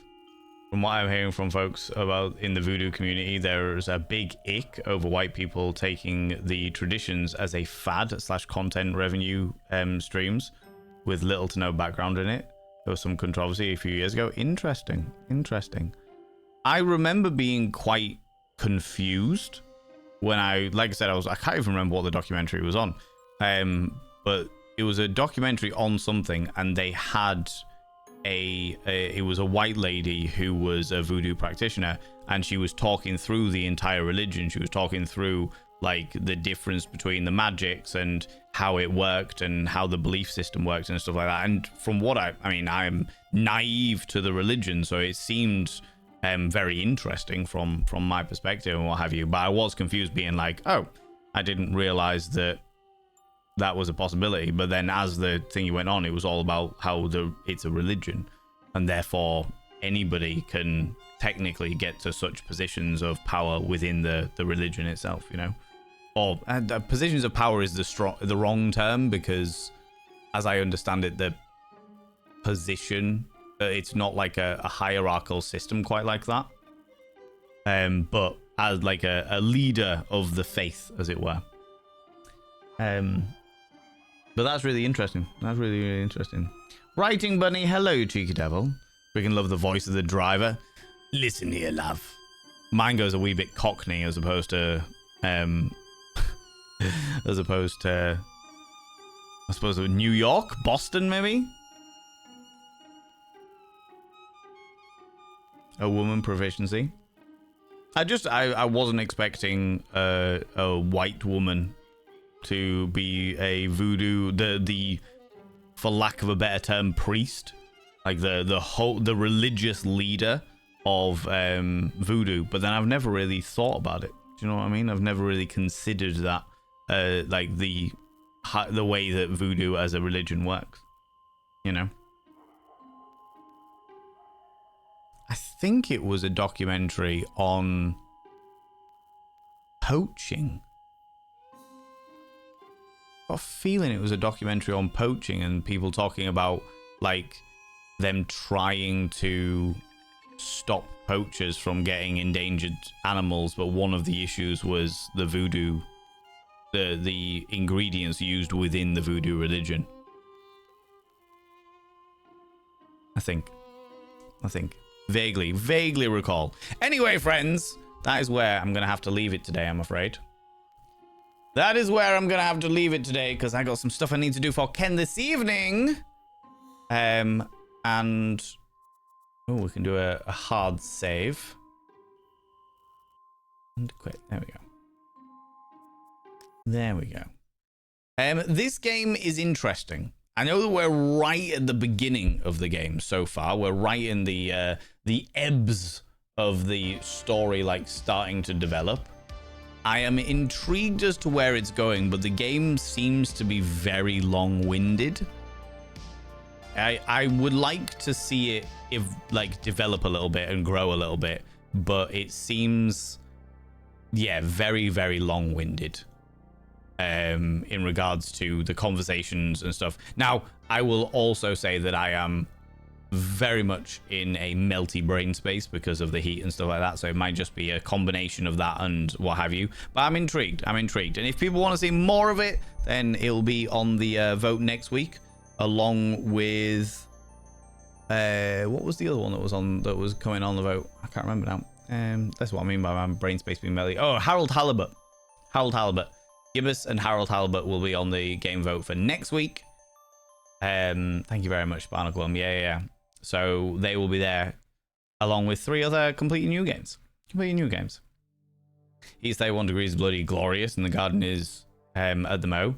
The shade with my feet up, so it's so calm and soothing, making the most of the minimal pain and being in the moment. Absolutely. So you fucking should, for sure. Always remind me of, you remind me of the babe. What babe? The babe with the power. What power? The power of voodoo. Who do you do? Do what? Remind me of the babe. I saw my baby crying hard as babe could cry. What could I do? And my love was gone, left my baby blue. Nobody knew. Hello, Twiggy. Hello, you beautiful being. Can I get a shout out for It's Twiggy, please? Thank you very much for popping in, you beautiful individual. You loved it. You really enjoyed Harold. How would you describe the genre of the game, Twiggy? Because I don't know anything about it other than it's stop motion. People go check out my dear friend Twiggy. They're wonderful and spectacular. You're doing some Directive 8020. I've seen a few people play that. How are you finding it? How are you finding it? Just as I got cooking, I'll rewind the stream, watch it from the beginning. I appreciate that. The VOD will be available and will be available on YouTube like tomorrow or the day after, maybe. Can you recall? Do I have the other one? I do. Cool. The baby with the power scene right through my head too. Yeah. As soon as someone says voodoo, it immediately goes into those lyrics, right? It's a dialogue-heavy adventure story game. Those feel very hit or miss for me. They're either fucking amazing because I really, really immerse myself into the entire world that they're creating, or I'm like, okay, shut the fuck up and let me get on with it. There doesn't seem to be an in-between for me. It's either like complete immersion. I'm like, yes, this is great. Tell me more. Give me all of the lore. Or the complete opposite, and I'm just like, oh, for fuck's sake, shut up, hurry up. I'm trying to do things.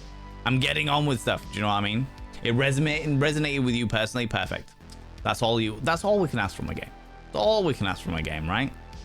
But that's amazing. I'm really glad to hear it. People, go check out Twiggy. Twiggy's a wonderful, wonderful beam. Big theme of not feeling like you fit in. Okay. Which would definitely appeal to the vast majority of people on Twitch, I feel. For sure.